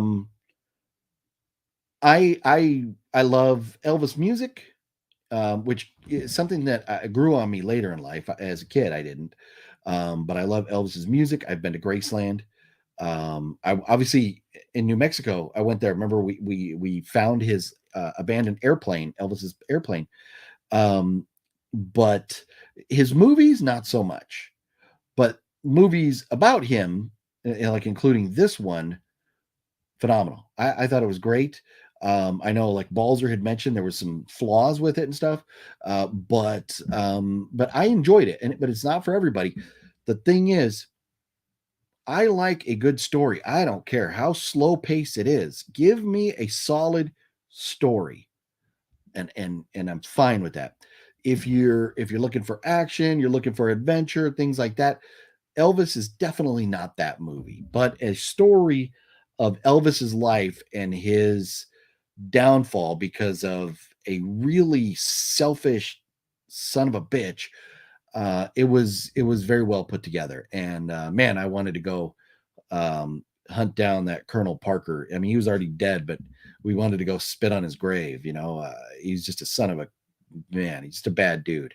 But I loved it. But hey, again, it's not for everybody. But have you seen Barbarian on HBO? Ah, man, I thought Barbarian was phenomenal too. Bullet Train wasn't a bad movie. If you like action of Deadpool 2, then you'll like Bullet Train. Nice. Very cool. Yeah, I'm definitely going to be checking out Bullet Train. But like I said, a lot of anticipation. It hit theaters and it crickets. So we'll see. Hopefully I really enjoy it. The cast looks phenomenal. I really, really wish OGP would do the wheel again because I want to win those movies. Man, are we doing this? Okay, let's see. Here's what we're gonna do. This is what we're gonna do. I gotta go. I'm gonna open up another window here. I gotta go see where are we at right now. We're at 43 viewers. If we have 40 thumbs up, I'll do a wheel. Let's see, where are we at right now? 43 or 45 watching right now. Thumbs up. Give away right now. And I haven't even watched it yet. Dang it. But you're peer pressuring me into giving this away. If we get to 40 thumbs up, I will give away Alex Rider. There's 44 of you watching right now. So we should easily be able to get to 40 thumbs up. Give me 40 thumbs up. And we're at 35 now. 36, and we'll do a giveaway. Larry Cool Gamer, Home Alone 3 is a masterpiece compared to 4 and 5. I didn't even know there was a 4 and 5. Chapter Wick, John Wick Chapter 4. John Wick, yeah. So John Wick Chapter 4. I hope, to me, part 3 was like, it did nothing for me. I was like, do we really even need this? Anyway, I don't know. It was like, whatever. Hopefully, maybe John Wick Chapter 4, they change it up a little bit. Your opinion on the Game of Thrones, or is that GTH? Are we talking? Are you talking Game of Thrones? Are you talking the spinoff, the new TV show? Is that what it is? Or no? Get game GTHHE. Woodbine, man, I'm not sure. GTHE, forgive me, because it's probably really obvious, and it's beside me right now. Elaborate on that a little bit for me, Woodbine, man, and I will give you my opinion. Bullet Train and Deadpool 2 has the same director, David Leitch. Okay, nice. Very cool. Yeah. Deadpool movies, hysterical. I do have Instagram and Twitter. It's the same name. Nice. Okay. Yeah. Hit me up. Just hit me up. And send me your link. TC, yes, that's true, but still kind of sucked. Okay, talking probably Home Alone. Movie Conspiracy Theory, Hostel, and Eurotrip are parallel films. Huh.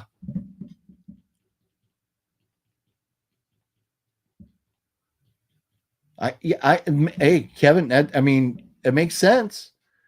I would have to go back and watch Eurotrip again. But it makes sense. I could see that conspiracy. Yeah, definitely. I'm trying to get your 4-part biopic made. Any ideas? 4-part biopic. If you're trying to make a big movie, you got to go beg the right people to give you financing to be able to do it. But start with the story. Have a good story. You want somebody to give you money to make a movie, you have to have a good story. So start with your story. Get it written well. Will Indiana Jones 5 be Harrison Ford, last Indiana Jones? And Tonus, I think it will, because Harrison Ford said that he didn't even think or want to do this one. So I'm not exactly, maybe he was like, well, what would an Indiana Jones movie be without me? But or maybe it was the payday, whatever the reason was, he's doing it. But Harrison Ford came out and said he didn't think there needed to be a 5th. Let's see. Here we go. Really do hope that he's in the last Indiana. Well, he is in this new Indiana Jones movie that's coming out. Closest thing we got to Indiana Jones this year is Uncharted movie. Yeah, and I didn't even care. Like, I have not seen Uncharted. Like, that movie. Like, yeah, I don't need to see. Bad Religion, no effects. Sorry. Sometimes guys got to elaborate a little bit more for me so I understand. I apologize. Also, a note about using a phone to film. It's a disadvantage. So recognize that and make an advantage. Right. Exactly. Yeah. Take whatever your problems are going to be and do something with them to make them better. What? I got to put on headphones here. What in the wet one is going on? Huh? What? Huh? What's up, homeboy? I don't know. What's going on, man? What am I missing? What's going on? Man, Well, you're just in time. I told them if they got to 40 thumbs up, I would do the Wheel of Death giveaway. I'm giving away Alex Rider. Have you seen that? No, sir. Yeah, it's about a kid, a British TV show. He's like a teenager, but he becomes like for their MI6 or whatever their version of like the FBI or CIA. He becomes like a badass or something. Huh. So the trailer looks kind of fun, but and then I'm thinking about maybe I'll sweeten the pot and give away Meat Hook Massacre 4.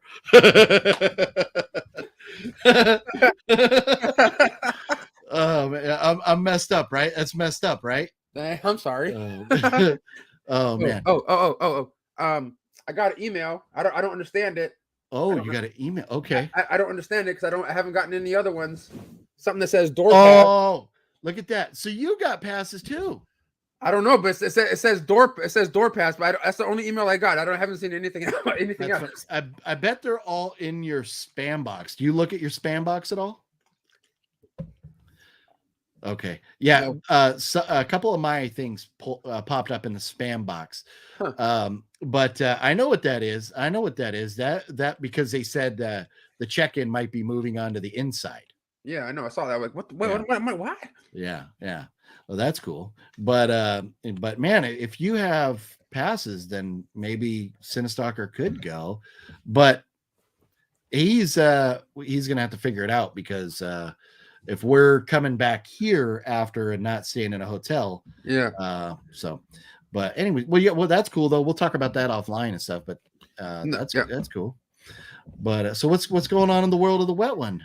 I was just kind of relaxing today, not really doing much. I filmed a video yesterday that I got to edit, out and about movie hunting one. Okay. And after I get off of here, I got some packages I got to unbox, and I'm trying to figure out what video to put up first. One's going up tomorrow, one's going up some other time this week. Right on. Right on. Man, did you? Well, I kind of know the answer, but did you spend any money over Black Friday weekend or Cyber Monday? Yes and no. I didn't really buy a bunch of shit in the stores, or there was really nothing. Yeah, but I did get some Vinegar Syndrome stuff. Nice. And your favorite company. Yeah, my favorites, those swell folks over there. But so we'll have to look for a unboxing when those show up, right? Is that, or are you going to tease everybody with it or wait for the unboxing? I mean, I'll do an unboxing, but I don't do like a solo one of just that. If I get like a handful of other shit, I'll probably just unbox that too. It's, you know what I mean? Like I don't just do Vinegar Syndrome box. I'm like, I only bought 4 things, but it was still like $120 fucking $120 for something, but damn. Yeah, no, I remember you mentioning how much money you spent, and that's crazy because what you did at the was it at Son of Monster Palooza at the Severn booth? Or was it Severn or was it? No, it was Vinegar, yeah. Oh, was it? Wow. And I still haven't even opened them. They're all sitting right here still. No. Hey, believe me, no. I'm the same way. I got all these damn movies over here. And like, remember when we over there at Amoeba Records? Like, I haven't even remember. I got this Phantom of the Mall at Amoeba. I haven't even touched that yet. Look, you guys see the plastic on them. Nice. Oh yeah. Get this stuff. We have problems, dude. No, we seriously do. I'm like my shelves are completely full of movies, and I have like an extra 50 movies that I don't have a spot for. So I got to figure out what I'm going to be doing with those. Dude, it's kind of like my autograph stuff. I have a little bit of space, like next to this wall right here is next to my bed. Yeah. So I'm like, I don't know how much more shit I want to put next to my head or anything. I know where you're going with that. And I have some like other little bit of space right here, but that's pretty much it, you know. But I got autographs over there. I got autographs in this under this thing over here. And oh goddamn, no, we got problems. Oh, I was thinking about sending in my Scream poster that's signed by 6 people already to a private signing that Mintage Authentics is having, and then I ended up changing my mind because I'm like, I don't want to ship it and then it get lost or damaged and shit. It's already signed by 6 people, and it's for Rose McGowan. I'm like, do I want to spend $100 for McGowan? It would be nice to have her on there, but with everybody you already have, like, That and plus, there's not that much space left, so I kind of want to save the little bit of space I have left for like Arquette or Barrymore if that ever happens. Yeah. Arquette seems like one of these days you'll get him. Drew Barrymore, who knows? But David Arquette, one of these days you'll get him on there. When I maybe even on video, but who knows? Like we'll see. Yeah. Metal God, I am not Tom Arnold's brother. What? Do I look like Tom Arnold? Jesus Christ. Do I look like I would like get in bed with Roseanne Barr? Man, oh my God. Well, I know. Well. Never mind. Shh. Amy Cake is in the house. What's up, Amy? What do you think of the Elvis flick? I liked it. In fact, we saw it together, me and Wet One. It was cool. It was a pretty good movie. Yeah, I think I liked it a little more than you did. But but I thought it was all right. Goonies House in Astoria is for sale. Habsies, anyone? Tim H. I think it already sold. Somebody said it already sold. That's nice. Hopefully it sold to a fan. That'd be dope. Yeah, exactly. Jesse Torres, what's up? What the fuck is up? Brightburn basically. There goes your demonetization. I know. No, I've noticed that if you wait at least the first couple minutes into the video, you drop an occasional F-bomb, you're safe. You just still can't do the C word. No C words. Oh. Yeah. And so everybody here with Wet One in the house, I'm kind of skimming over some of the comments here. Respect that about you and your politics. No, and that's it. Hey, everybody, you should go out and vote, but talk about it in the right forum. Nobody wants to hear about politics here. You want to go be in a politics chat? Do it. Great. More power to you, but just not here is not the right place. Being Chili says, hit the damn thumbs up buttons if you would. No, and Being Chili, you got it. We're at 42, but we got 47 viewers right now. But tell you what, so we will give this away. We will do in a few minutes. We won't keep Wet Movie One here while we do all this stuff, but unless he wants to. But we'll sweeten the pot if we can get to 40. Well, we're at 43 right now. If we can get to 45 thumbs up, just asking for 2 more. I'll sweeten the pot and put in Meat Hook Massacre 4. Is it? No, it's not autographed. Sorry, it's not autographed. But yeah. Oh no, inside in the card, it's autographed by John Ward and a bunch of other people. I don't think is Brink Stevens on there. I don't know if Brink signed it or not. Yeah. I don't know if Brink even would mention that she was in this movie or not. But anyways, I'll sweeten the pot. So, anyway, so man, man, I've got a busy week. We're live tonight. We've got tomorrow night, man, and that pirate show is looking fun, man. They sent me parking passes. They sent you like a pass to like get in early for the press thing, and there's a lot going on. And they sent requests, wanted to know what meals we wanted to eat and everything. That's going on tomorrow. Should be a lot of fun. You getting free food too? Well, it's a dinner it's a dinner show. Yeah, where you eat, and they're gonna have hors d'oeuvres and things for the press event before, but then it's like a feast, a dinner, kind of like that. What's that other show they have down there in Buena Park where they have like the swords and the horses and stuff? Anyways, but yeah, it's a dinner show, so you go, you eat and watch a pirate show. So that's going on tomorrow. The Wednesday, regretfully, we have The Voyage to the Bottom of the Barrel. Yeah, Master Chaos is in here right now saying you better watch those movies. They're great. Oh, is he? Yeah. Oh, I didn't see it. We got Mel from My Killer Podcast is up in here. Yeah. What's up, girl? Man, I am way behind on the damn comments. Oh my God. Yeah. Yeah. No. I know. Master Chaos just gave me 2 thumbs up. Yeah. And Balzer says chat tonight. No, Balzer, look at that. I was like. I was easily 20 minutes behind, and then What Movie One jumps in. Now I'm like a half hour behind on the comments. Yeah. So we're just jumping ahead. But man, so Mel and I don't know if Master Chaos has watched the movies yet, but man, that Death Toilet 2 was something special. And I know Mel said she watched it already. What was it extra running? Yeah. No, but the toilet was extra dirty. Oh man, I don't even want to talk too much about it. Just because it was so it's bad, but we have to talk about it on Wednesday, and so we'll save our venting for there. But man, freaking Tony in these movies, man. Oh my God, MC's seen them both. You love them. Oh wow. MC, what do you guys? Do you guys want to jump in? Are you guys hanging out? Are you busy? I just saw MC just before I went out to get dinner with the family. I just saw him just a couple, like maybe an hour ago or less. Oh, really? Yeah. I mean, I had to pass him a package because I'm kind of like I'm kind of like a dealer out here. I'm like, hey, man, I wish because I didn't get to see him. I just dropped the link. If anybody in the Voyagers wants to jump on here tonight and just bullshit for a while, it's there. No pressure for anybody, but I was supposed to go to that Severn event with Master Chaos, but I got some tragic family news on the way over there, and I didn't. I ended up kind of like turning around and going a different direction. But yeah, I was thinking about bringing this, but then I was like, well, I'll see Jose before you. But Jose had mentioned about wanting to see Hansan, and so I was going to bring it out for him to check out, give it to him. But I wish. Who knew that was going to happen though? The thing is, did me and Master Chaos live so close to each other? You can, like, when I see you this weekend, or I don't even know if Master Chaos is going to Season Screamings or LA Comic Con, because that's where we're going. But, but if I see you, you can just give it to me. I'll give it to him when I see him. Can't jump in, just lurking. All good, MC. But yeah, no, I'll do that. But MC, have you seen Hansan yet? I'm gonna give it to what one? Yeah, I'll give it to him this weekend. Or are you gonna be at Season Screamings or LA Comic Con?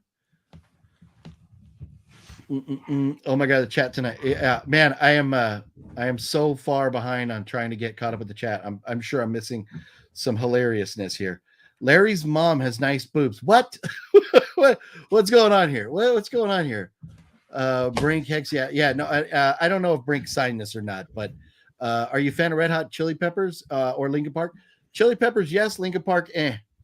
Linkin Park was cool at the beginning when I first found out about them back in the 90s or whatever it was. They were cool, but I didn't really stick with them after their first or second album after that. Yeah, to me, I just they were kind of after my time. I don't know. They just never really did nothing for me. But I don't have anything against them at all. But just not. But Red Hot Chili Peppers, man, love me some Chili Peppers. Hey, can I talk about something that it didn't work for me, and I was expecting it to be really funny, and it didn't really work. And I got a movie sent from Universal and stuff. Oh. And I was expecting it to be kind of weird, wacky, because I'm not easily offended, or I'm not that kind of person. But this movie was just kind of I was expecting more from it, and I'm not gonna lie, I'm kind of glad I didn't pay for it. And that is a movie called Bros. I thought it was gonna be some kind of. I couldn't do it. I was watching it for I don't know, half hour, and I'm just I'm done. I can't do it anymore. I'm not I'm not against anybody or anybody's sexuality or whatever. Yeah. But it's just it wasn't working for me, and I like goofy shit, and there was just it just wasn't. I don't know. I was really kind of disappointed in it. Yeah, and here's the thing. I love everybody's rights to do and live the lives that they want to live, and I hope people don't feel that they can't be who they are because of discrimination or anything. That stuff is horrible. But that doesn't mean that I want to go see a movie with two dudes with hands on each other's butts. It's produced by Judd Apatow. You know what I mean? He did one of my favorite movies of all time, Heavyweights, of course, 40-Year-Old Virgin, all that other shit. So I thought it was gonna be kind of that kind of funny goofiness, over the top kind of shit. Yeah. At least the first 20 minutes, half hour, I just couldn't do it. I just couldn't. I couldn't do it.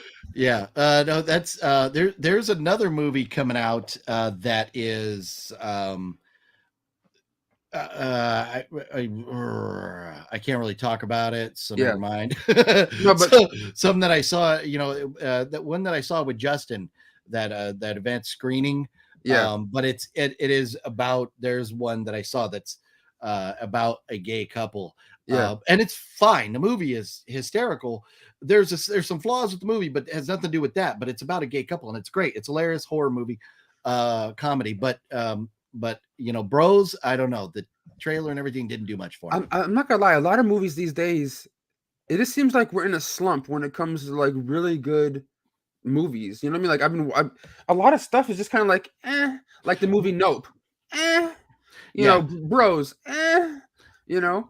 Yeah, well, and here's the thing, because you're look at it more of like a all genres. It's tough, but but there has been some good movies this year. But the problem is you're not a big fan of superhero movies, and we are flooded with like the MCU and I'm DC sick of that. movies. I'm sick of that shit. You Yeah. know what I mean? Like I try to watch some of them, but I just don't give a shit. Yeah, It's like but I don't care. I think Martin Scorsese and Quentin Tarantino are on point with their thoughts on those movies.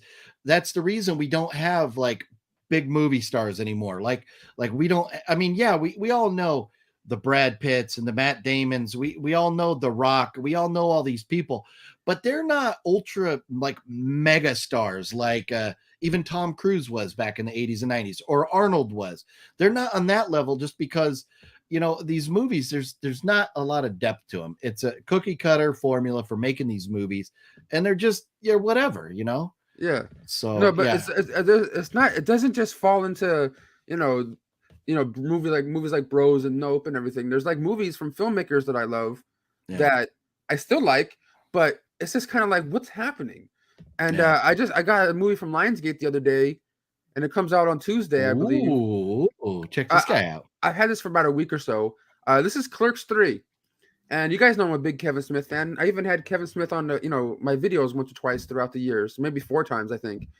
And really cool dude, really nice guy.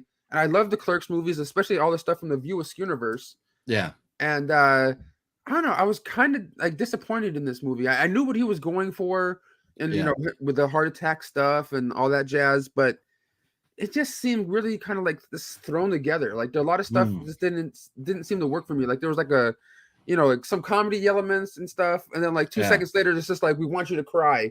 I'm like, it wasn't enough, like good enough transition for like I don't know. It just seemed kind of slapped together. And to me, if for you guys that ever watched Clerks 3, Trevor Furman, who plays Elias in the Clerks 2 and in this one, he's fine, but they could have really done without his character in this movie. You know what I mean? It was just kind of too much. Huh. Yeah, that's I had the anticipation for Clerks 3 coming out was like, oh, cool. I didn't get to see it in theaters because I was sick at the time. I was like sick for 17 days. And but by the time I was healthy enough to go to the theaters, like everybody was like, ho humming it. Very few people that I know walked out and said like, oh, I loved it.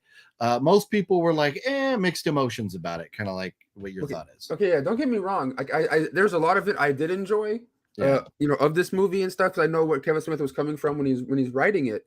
Yeah. And I like the actors in here, like Brian O'Halloran and Jeff Anderson, the 2 main guys, and Rosario Dawson comes back. She was in part 2. I like what they did with her. Yeah. But it's just kind of like a lot of stuff just kind of like just thrown together. It didn't really seem like, I don't know.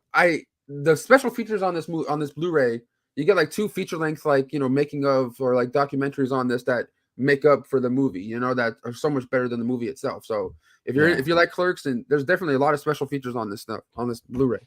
Nice. Yeah. And it's definitely one that I'm going to have to pick up, when it comes out. I didn't see it in theaters. And it's not streaming yet, is it? It might be, but dude, there's also like weird music things in this movie too. Like they try to jam too much music in it, and it just seems like some of it just doesn't really fade out right between scenes. And I don't know, like little tiny nitpicky bullshit that I'm just like looking. I'm like, what the fuck's happening? Yeah, I wonder what what's up with that. And does in the special features, does Kevin Smith do an audio commentary as well? Oh, there's commentaries on. There's a commentary on there, and that might be by some of the cast members, and of course like 2 like documentaries, one on just the Clerks universe and one just on Clerks 3, the making of. I felt like Kevin Smith was showcasing his daughter for a career. Yeah, but that's Hollywood. You think about it, like you so many of these famous actors, you might not realize it, but like their parents were in movies. You look at their last names and it's no coincidence, Same thing. Lee Curtis. Yeah. She would, if it wasn't for her parents, I don't think she would be doing what she's doing. Yeah. But, and I think too, I'm wondering also, the new show Tulsa King. Well, I want to watch that. I've seen the 3 episodes that are out, and I'm enjoying it. It's good. I think you'll like it. But I think one of the actresses in it, is it his daughter? There's there's one of the actresses in like Stallone's daughter. Yeah. And I don't know. It's like a smaller role. Yeah, it is Scarlett Rose Stallone. Yeah. So like he's getting his daughter out there, and hey, if I was a famous actor, my kids wanted to get into acting, I would too. You look at Will Smith pimping his kids out and stuff, Yeah. but and they're not all great, but hey, if you have the means to do that and set your kids up to have a career and make sure they're going to be taken care of, do it, long after you're gone, then do it. Yeah, exactly. Especially if they want to. Yeah. What's Nicolas Cage's real last name? Scorsese, right? Or is it? No. What's Nicolas Cage's real last name? Coppola. He's like Francis Ford Coppola's nephew. Really? Yeah. Huh. Yeah. His real last name is Coppola. Yeah. You can Google that. It's Nicholas something Coppola. I think someone said here, spin that wheel. No, I know. Yeah.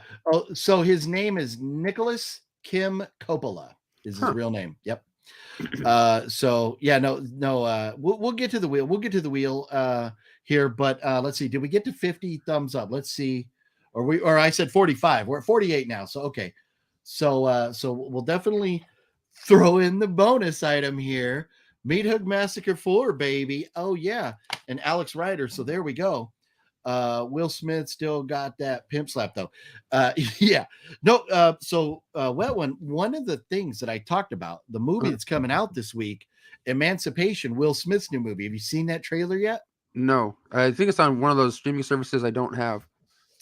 Well, but Emancipation is going to be in theaters, and then I think it's going to, I think like 10 days later it hits streaming or something. Okay. But dude, it looks good. It looks really good. Like he's a slave and he's like ripped apart from his family, and then the whole story is about him trying to get back to his family because they did like it happened when emancipation happened. So the slaves were all freed, but on the plantation they didn't know. The slaves didn't know that they were free, and so these slave owners were like being dickheads and not letting them go. Not that they weren't dickheads in general, but but also has Ben Foster in it, and Ben Foster is a phenomenal actor. So, but anyways, yeah, it's that looks good. That one and Violent Night.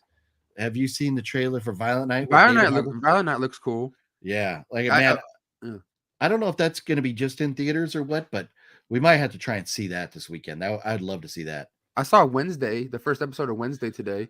Oh, okay. On Netflix. Thoughts? I like that so far. I mean, it's pretty good. It's it's directed by Tim Burton, dude, for Netflix. What?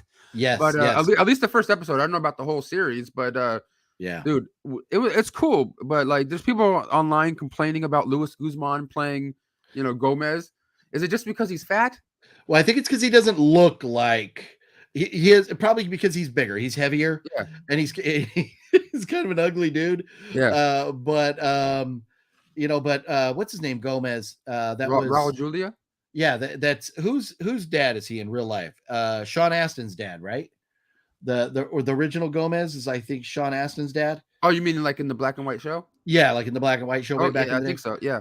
So we don't we look different. He looks different. Yeah. And so because those two, the black and white show and in the movie, those two Gomez look kind of similar. Where the new one, he's definitely different looking, but I thought it was great, and I'm with you. I love when you watch it, it feels like a Tim Burton project. It really does. And it's dope to have Christina Ricci there, even though she's only there for a little bit so far, but she's there, and that's dope as hell.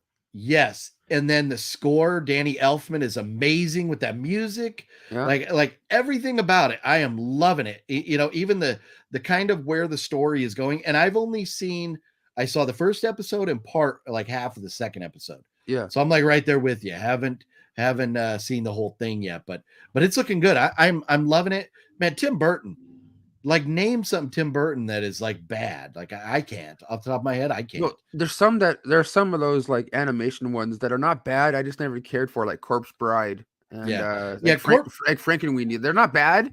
Yeah. I just not. They're just not my thing. I love Nightmare Before Christmas and Edward Scissorhands and Batman and stuff. But like, what's it called? Ed Wood. That's amazing, dude. Yeah. But like with Corpse's Bride, the problem with that is when you have A Nightmare Before Christmas and it's kind of like that look and that feel and stuff. A Corpse's Bride, if it came out before A Nightmare Before Christmas, I think we would all have been like, this is amazing, this is fantastic. But then as like, kind of coming out after A Nightmare Before Christmas, like, it was kind of a letdown, compared, considering the characters all look the same and all that. And so I'm with you. I get that. Yeah. But anyways, we'll do the wheel. Yeah. We're everybody's here salivating, ready for the wheel. We're going to have to get to the wheel here soon. Let's see. Didn't he do a family dog this series? That I don't know. Dradman, I do not know. But anyways, being that you got stuff to do and you got to go to work tomorrow, right? Yeah. I'm working every day until we go to the convention and shit. Yeah. Well, it's a short week though. Tuesday, Wednesday, Thursday, Friday. Mm-hmm. And so then you're going to be off Saturday, Sunday, and Monday. Yep. Nice. Yeah. That's going to be a fun weekend. I'm looking forward to it. Season screenings. It's a good lineup of people that are going to be there, but I don't think I'm going to get anything autographed there at all. I don't know that there's nothing for me. Me neither. And LA Comic Con, Giancarlo Stanton I would like to get, and unfortunately Charlie Hunnam is only going to be there Saturday, so I don't think I'm going to get him. Right, save that money. Yeah, no. But Giancarlo, I got to get on this Breaking Bad Monopoly right there. So I can't wait till we go to Vegas for hopefully it happens for Days of the Dead. I want to get Tom Savini on that From Dusk Till Dawn poster. Oh, nice. Yeah, Tom Savini, he used to do like a lot of conventions. I haven't seen him around like. No, he still does some once in a while. Yeah, but like over the last year, I haven't seen him out here. Homeboy plays Sex Machine in that one. Tom Savini? Yeah, and From Dusk Till Dawn, Sex Machine is his character name. I want to see if he can.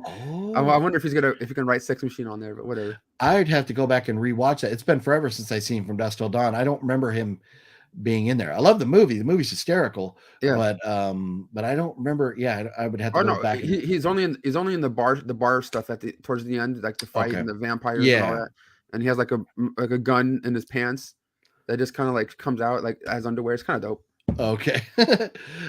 You want Mike White's auto right now, Rob Mitchell says. Rob, yeah, hey man, the Jets look phenomenal this weekend. It's going to be interesting going down the end of the season in the NFL. And somebody mentioned earlier, somebody asked about are the Patriots going to make the playoffs? Was it Woodbine? Somebody asked, but who knows? Patriots have a tough road ahead of them, and so do the Jets. So we shall see. And for people that don't know, that Dusk Till Dawn poster is signed by Quentin Tarantino, and this, no big deal. Yeah, I know. I think it's cool as fuck.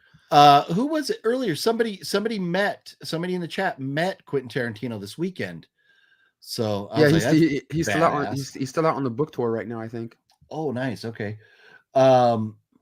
Yeah. So this is kind of funny. I want to mention something real quick, and I won't mention but that thing that I was talking to you about for the show that I said I didn't think was going to happen. It did not happen.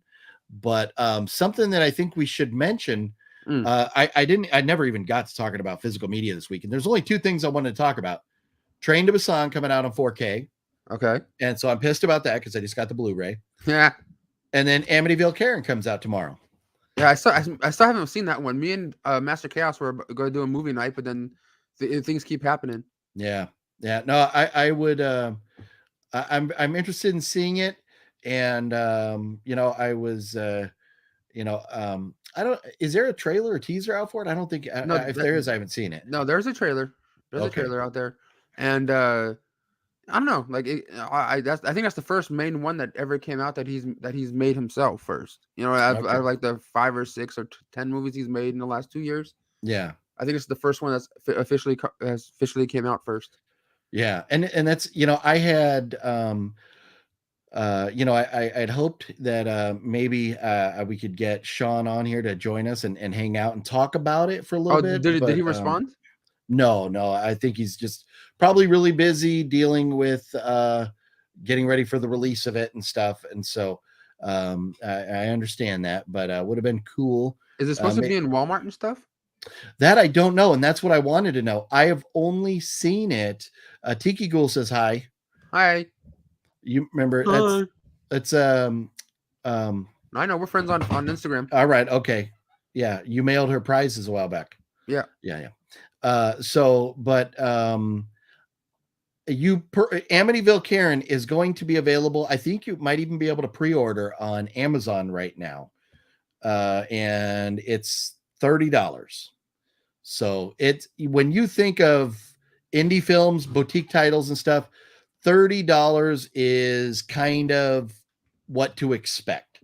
So, you have to kind of understand that going in, that it's going to be a little bit higher than like. I was expecting like maybe 10 or 15 or something. Train to Busan on 4K is $15. Yeah. So, but Amityville Karen is 30 on Amazon. And that's where I don't know where else it was going to be available. I couldn't find it anywhere. Yeah. And so, but it's coming out from SRS. So I'm wondering, you can't buy it on their site? That I don't know. I did not see it. Yeah. Let's take a quick look at SRS. But I'm waiting to watch it with Jose so we could do like a movie night kind of thing and talk about it and give our true opinions and stuff. And like, for people that are wondering, I'm not just going to talk shit to talk shit. I want to watch it and give my true opinion. If I laugh and have fun with it, I'll tell you, Yeah. So, on their site, I'm not seeing it yet. Maybe it won't pop up until tomorrow, but SRS. Oh no, here it is. Oh, so SRS is going to have it on sale on Blu-ray for $19.95. So it'll be $20 on SRS. For the Blu-ray. So for the Blu-ray. Oh, look, and they're going to have a Amityville Karen jigsaw puzzle. What? An Amityville Karen mouse pad, an Amityville Karen glossy mug, a tote bag, t-shirts, all kinds of Amityville Karen goodies will be available through SRS. So maybe SRS is where to go. $20 for the Blu-ray. Do you think that do you think they're going to have an Amityville Karen condom? Yeah, I don't think so. I think our good friends over at Visual Vengeance are the only ones to start throwing out condoms. Yeah, with their stuff. But hopefully it sells 1 million copies and makes Sean richer than he could ever dream. Yeah, But we'll see. We'll see how it goes. Has anyone ever heard of a movie called Fetus? Somebody mentioned that before. I've heard of it. I don't think I've ever seen Fetus though. What am I doing crazy with the comments here? Jesus Christ, what are you doing? I don't know. I'm like, I was like having a seizure over here with my button. Me too. Click. Oh man. No, never heard of it. TC, that's exactly what he's going for. Sorry, Sean. Working is not the worst out there, but it's in the group Poorly Made Cheap Horror Flicks. So TC, here's the thing. Talking about like low budget indie films, like what Sean's doing here. You have to go into these movies, and there's something you have to understand. When you go into these movies, you're talking a budget less than $100,000. You're not going to make Star Wars. You're not going to make a Marvel movie with that type of money. So you have to lower expectations based on the budget, and understand what it's going to be. So it is what it is. If you go in expecting to see, Top Gun 2, you're going to be disappointed. Yeah. So, but there is an audience, there is a fan base for like micro and low budget indie films. And that's definitely where this falls into. I feel bad right now. Like I'm on your live and I'm watching an autograph auction at the same time. Is that a Zobi? No, this is the OC celebrity marketing one. Oh, I got to notice something Ooh. about a Zobi sale or something, but I haven't. What not? Uh-oh. Man, you're gonna get yourself in trouble, man. Oh shit. Oh man.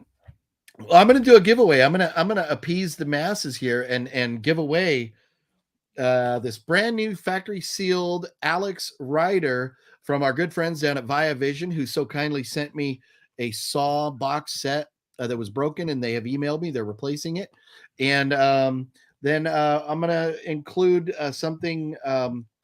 I don't know who all signed this. Let's see if we can make sense of any of it. Well, John Ward is right there, which this is funny because John Ward, he wrote his name, but then he also does this little JW thing. So he like signed it twice. I don't know who any of the other people are. Maybe people involved in some Didn't capacity you help make that one or no? So, well, this is the one I was producing. Oh, and I was going to be talking about that earlier. We got sidetracked. So I was producing this movie, and then it was supposed to film in June. My mom passed away at the end of April. And so I was like taking time to deal with that. And then I was talking to John, and John Ward's online posting, like he's copying images that were not his images. And then he's putting like Meat Hook Massacre 4 logo and posting them like he made it or something. Like, dude, that's copyright infringement.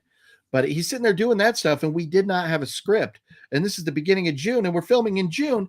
And he's got like Brink Stevens flying out to be in it. He's got people flying out from Nebraska to be in this movie. Huh. He's got people coming from all over the place to be in this movie. And he didn't even start writing a script at the beginning of June. And so I was like, dude, what are you doing?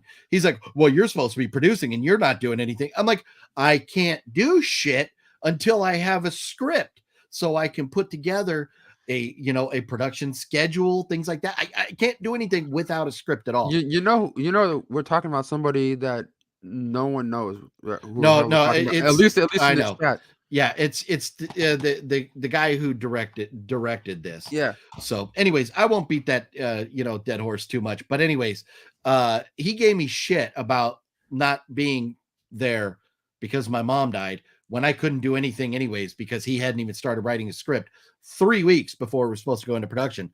So basically, he could suck my ass. Oh, so yeah, that might taste kind of weird though. Yeah, it might. I don't know. My ass is kind of tasty. It is. You should try it sometime. I'm good. But anyways, no, I'm gonna do a giveaway here for these movies. If Brink Stevens is in this, if you're a fan of Brink Stevens, you can at least see her.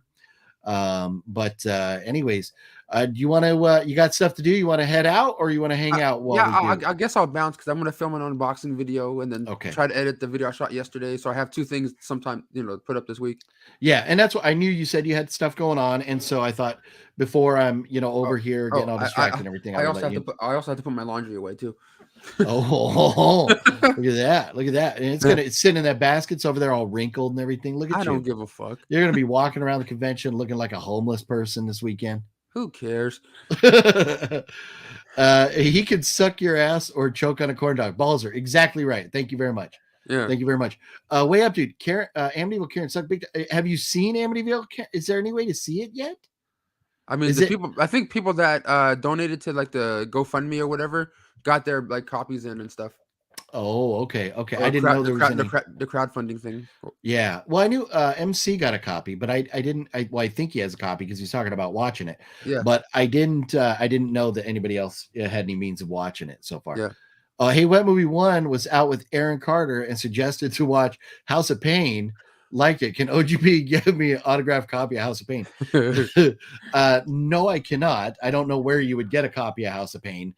But if you find one and you want to send it to my PO box, I'll hold it and give it to OGP next time I see him, and like he'll sign it and shit. And then somehow I don't know. Yeah, if you get a copy, I'll sign it for you. But I don't know where you would get a copy, and I'm not going to. You could go to darkdelicacies.com. Yeah. Oh, yeah. No, I think they. Yeah, right. They had it on the shelf over there, didn't they? Yeah. Oh boy, yeah. But I'm not going to give that guy any means of promoting his stuff. So I'm just leaving that. I don't know. I heard Sean's film was awful, had issues. Yeah, I don't know, and I haven't seen it, so I can't speak on it. I don't know. How was your Thanksgiving, Brendan? It was fine. Just sort of did nothing. Just hang out. Went to work actually. Did you even I eat worked turkey? on a little bit, but at work, and I was at work Thanksgiving and on Black Friday itself. So it was just Oh that's wow, what I was doing. yeah, that's cool. So at work, I figured they would have probably made like a big meal for like all the people there, but then they made a meal for all the workers too. Well, where I work, we get the same stuff as the residents do.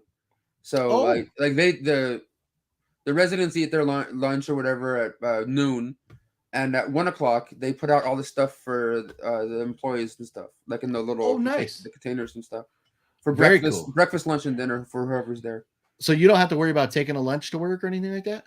Well, I do sometimes because you just never know if it's gonna be with the stuff that you like or not like or whatever. Okay, yeah, And yeah. the stuff can't really have a bunch of salt on it or anything because the resident, so Ooh, yeah, that's yeah, just that makes sense. that's to say some of the food's very easy to eat. It's very easy to chew. Throw that shit in a blender. There you go. Suck it through a straw. Take out them false teeth and just drink that shit. Oh man, that's hilarious. That's hilarious. Yeah, well, thanks for hanging out for a bit, homeboy. Go handle your business. Make sure your videos are all lined up. I'm gonna hang out here, do a little more video tonight. I'm gonna give away a couple movies here in just a minute, and then get ready for an event tomorrow night. Get ready for the crappy movies we have to talk about on Wednesday and Voyage to the Bottom of the Barrel. And before you know it, will be Saturday morning. We will be over at a convention having some fun. Yeah. So hopefully I can get these videos ready today. Because if I don't get them both ready today, I don't have shit going on this week on my channel. Woo. Yep. Nope. Go handle it, bro. Handle it. I'll talk to you guys later. All right. Later, dude. All right. Web Movie One. Very cool of him to jump in and hang out for a while. And you know how it goes when we get guests on and we start talking everything. It's impossible to stay caught up with the chat. But this is what we're gonna do.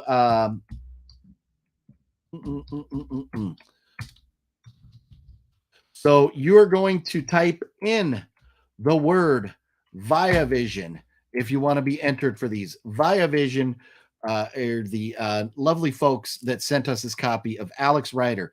If you want to be entered in this giveaway right now, you are all eligible. All you have to do is be in the room right now and enter your name or enter ViaVision in the comment section down there. Looks like Kill a Care Bear is first.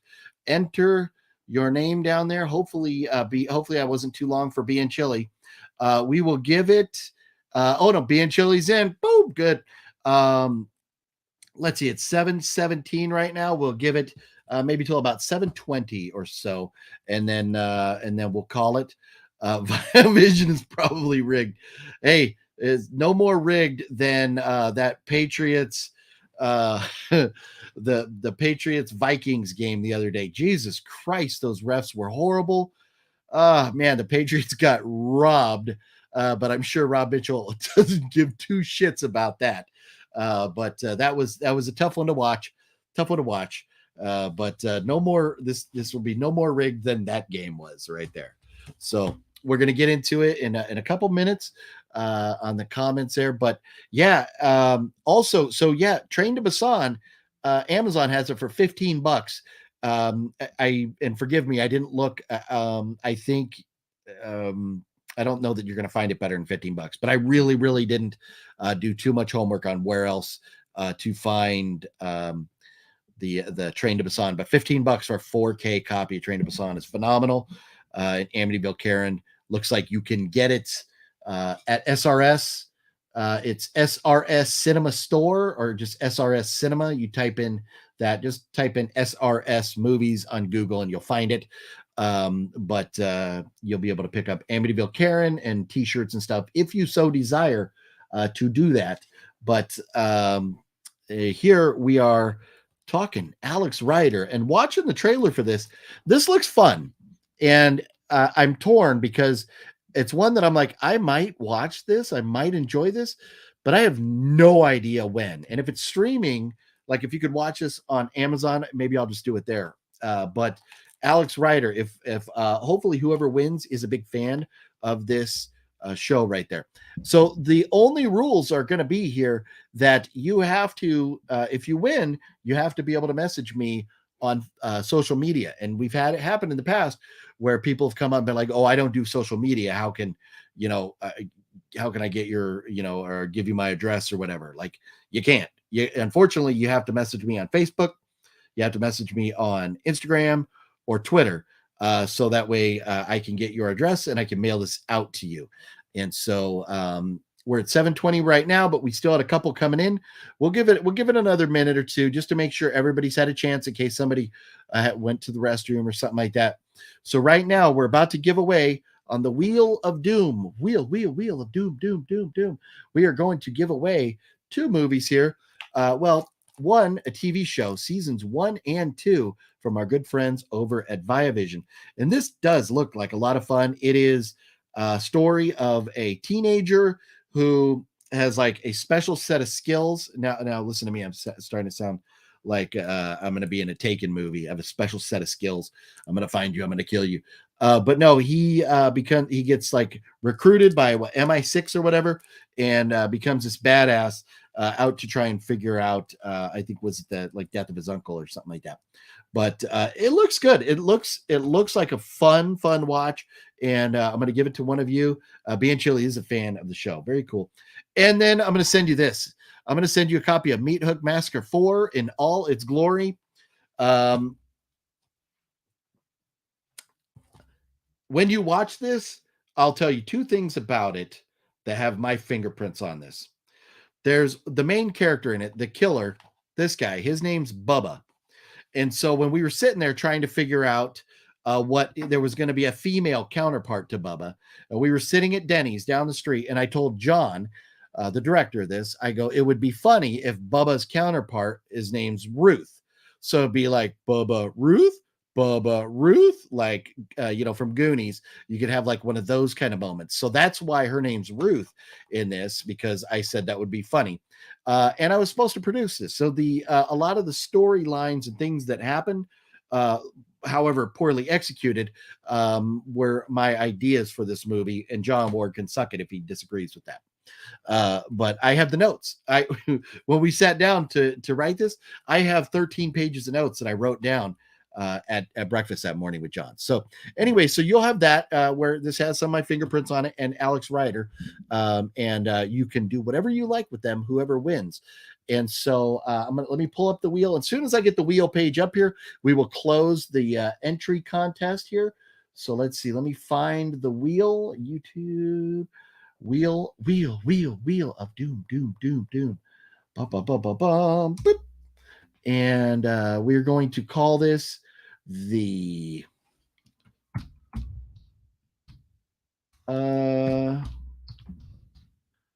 Viavision, and what's the name of Alex Rider with an I. Viavision Alex Rider giveaway is what we're going to call it. Boom, boom, boom. Okay, no free ads, and add this to the screen here. Here we go. Boom, boom, boom. Ta-da. So let me see if I can make that. There we go. Now I will go back and I will start typing in your names after I close this. You know what? I'll leave. I'm going to do it this way. I'm going to leave the entry period closed until I get caught up. So let me go back up to where the entry period began. And we'll start there. Okay, so I put start. Kill a Care Bear was first. And then we have BN Chili. Then we have Kevin Hampton. Let's see here. And we got Nick B. And we got Balzer. And then we got Major Reeves. And one of these days, I'll be famous and have enough money to have a producer that can type all this stuff in for me so I cannot be boring while I'm doing this. Chester 22. Then we got Jesse Torres and Tonus. All right. The crew's all here.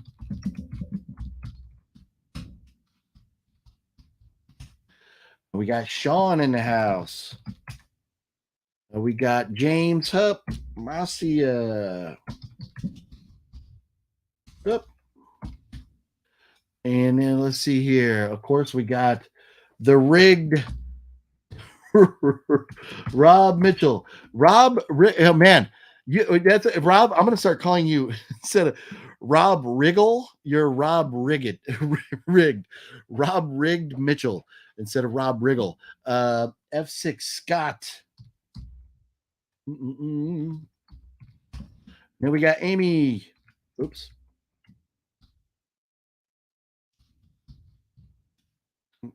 Make sure I get that right. Okay, there we go.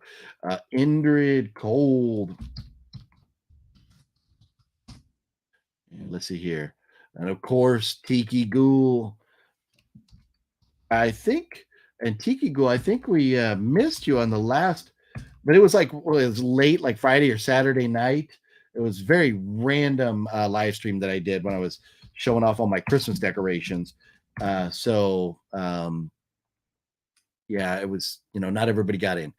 That is, yeah, but it's, I think we determined it's region free, but it is, yeah, like Australian copy. Yep. From Via Vision. And then we got Sean F. And so being chilly, we already got. We need to get TC in here. And then we'll see, maybe will we have a third winner? Will we have our first person to get to 3 wins? Being chilly, go Vikings. What? Just for that, I'm going to say your name all the way through. Every time I spin the wheel, I'm going to go being chilly. Richard Fleming. And let's see here. Then we got Metal God.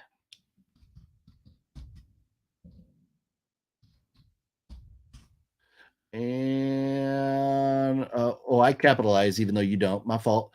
When's the 2-girl 1-cup Blu-ray giveaway? Ooh, Larry Cool. Fluffy typed in something. I don't know what that was that Fluffy typed in right there. Then we got Wood. Fine. I'm all typing it like it's. Let me just do this. Woodbine Man 99. Okay, there you go. And so Larry, we got that. AZ Creep Show. Okay, let's get. We're getting down there. I think we're getting close. Oh, is that all together? It sure is. Okay, let's see. And so Killer Care Bear being chilly. You love some schlock? Let's see here. Trying to get caught up. Alex Ryder's basically like a kid James Bond. Yes, Larry, exactly. That's a good way to describe it. Dominic is in the house. So you're Dominic ST, because you got a long name. We're getting it caught up. We're abbreviating here a little bit. Let's see here. So TC being chilly, Fleming, you're in, okay, and there you go. We're caught up. There it is. Bum, bum, bum. If you have not entered, it is too late to do so now. We have stopped the entry period. So I'm going to go and I'm going to read through the names before we spin the wheel. If you believe you should be on the wheel and you do not see or hear your name called out, let me know. Oh, Thanos, did I not get you? I saw you up there, Thanos. My fault. Thank you. And that's why I am doing this now because, oh, and Zachary, did I miss you too? Sorry. So many comments getting to them. That's why I was going to go through. I'm still going to do this. So I got Zachary and Thanos on there now because I learned my lesson after missing Balzer that first time.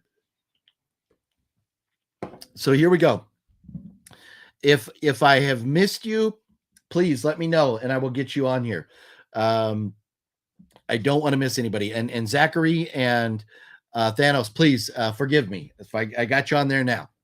So you got Killer Care Bear, you got Being Chilly, Kevin H, Nick B, Balzer 77, Major Reeves, Chester 22, Jesse Torres, Antonis, Sean, James Hup Masia, Rob Mitchell, Mr. Rob Rigged Mitchell, F6 Scott, xAmyCakeyx, Indrid Cold, Tiki Ghoul, Mario V, Sean F, TC, Richard Fleming, Metal God, Larry Cool, Woodbine Man, AZ Creepshow, Dominic, Thanos, and Zachary. Is that correct? Does anybody else believe they should be on there and we're not?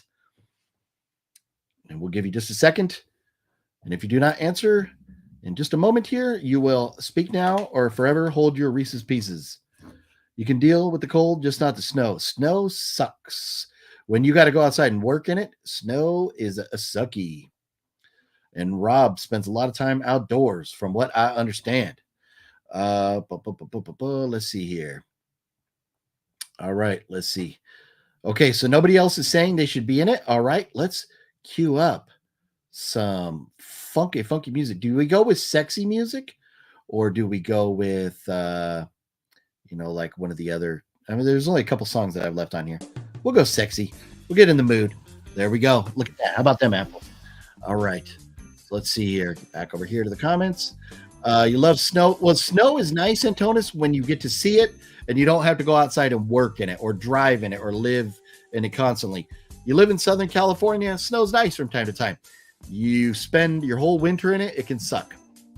So here we go. We're going to start spinning now. Everybody ready? Yeah. Brown chicken, brown cow. Yeah. Here we go. Spinning the wheel. Who is the first to fall off the list? Here we go. Oh, look at that. Being chilly. You are jinxed right now. Ooh, kill a Care Bear. Sorry. Look at that. Uh-oh. Man, there's a lot of names on here today. So we had 27 entries today. That's cool. It always amazes me, close to 50 viewers, but no Balzer. Man, the first two to fall off the list are legends. What? Sorry, Balzer. Go Bills. What? Blasphemy. Man, we lost two legends right off the bat here. Let's see who's next. Uh-oh. Oh, no.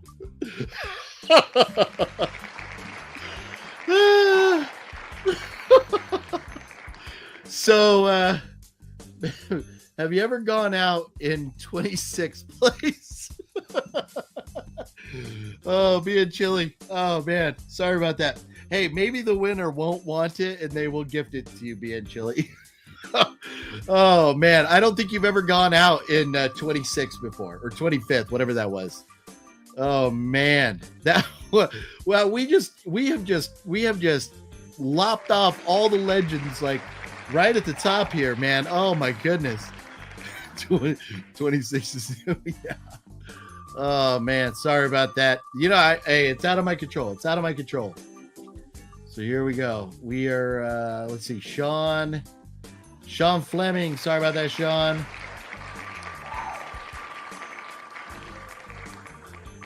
Let's see. Here we go. Who's next?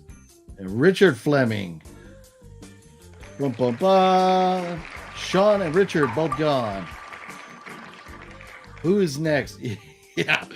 To see, yep. No, with that many names on it, it gets scary because you don't know. It's so close. AZ Creep Show. Sorry about that. Oh man. Chester 22. Sorry, Chester. Yeah, hey, Rob is still alive. Rob's still in there. No whammies. There you go. Big bucks, no whammies. Ooh. Threading the needle there. We were threading the needle. Oh, our music ran out. There we go. Man, so close.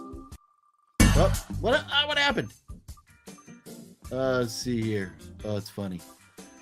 And Nick B. Sorry, Nick B. This is a good wheel of doom. It's, man, to lose legends like we did so early was like crazy. Oh, man. James Hupp. Sorry, James. Who's going next? Rob is just blown away. Sean's guessing TC wins. Oh, Tiki Ghoul falls off. Sorry, Tiki. Here we go. Let's see who is next. Kevin or Major Reeves? It is. Ooh, by a hair, Major Reeves. Sorry, Major. Here we go. Oh, you doubt it. You have no faith in your winning. Ooh, oh, man. That was close. That one was close right there. That was really close, TC. Metal God. Sorry, Metal God. Woo. TC's over here sweating right now. You're sweating. Uh-oh, Amy or Indrid? Amy. Sorry, Amy. Here we go. Oh, man. Who's, Jessie? Is it Jessie? Jessie goes down. Sorry, Jessie. Here we go. Who's next? And again, if you're just tuning in, we're giving away a copy of Alex Rider Seasons 1 and 2 and a horrible movie. Mario V. Here we go. Who's next? Oh, Indrid. Sorry, Indrid. Here we go. Let's see. All right. Man, we are running low. We're down to 9. Let's see. Larry, cool. Sorry. Hey, at least we got you entered this time, Larry. You made it all the way to the top 10, but sorry, not happening tonight, buddy. Here we go.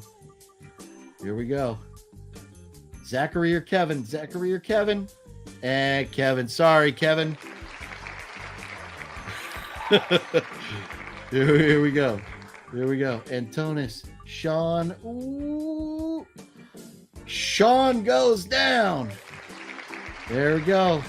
We're getting down to the thick of it now. Man, we're in the thick of it. Here we go. Who's next? And it looks like Thanos. Sorry, Thanos. Oh, man. Oh, man. Look what you did, Rob. Look what you did. Now, everybody's saying the wheel's rigged, man. It's all Rob's fault. Oh, boy. Here we go. Oh, our music ended. We'll go with a little more dramatic music now. We're getting down to it. Woodbine Man 99, Zachary, TC, Rob Mitchell, and Antonis. Who will it be? Now? Let's see. Oh, Antonis or Rob? Antonis. Sorry, Antonis. Woo. Okay. 4 left. Getting down to the thick of it. Oh no, it's Rob. Rob Mitchell. You went out in 4th place. You got close. Hey. 4th place. That reminds me. 4th place. You should be used to 4th place, right? Isn't that where the Jets like to finish? I kid, Rob. I kid. Oh man. Rob knows all about 4th place. Woodbine Man. Sorry, Woodbine. Look at this. This has got to be rigged.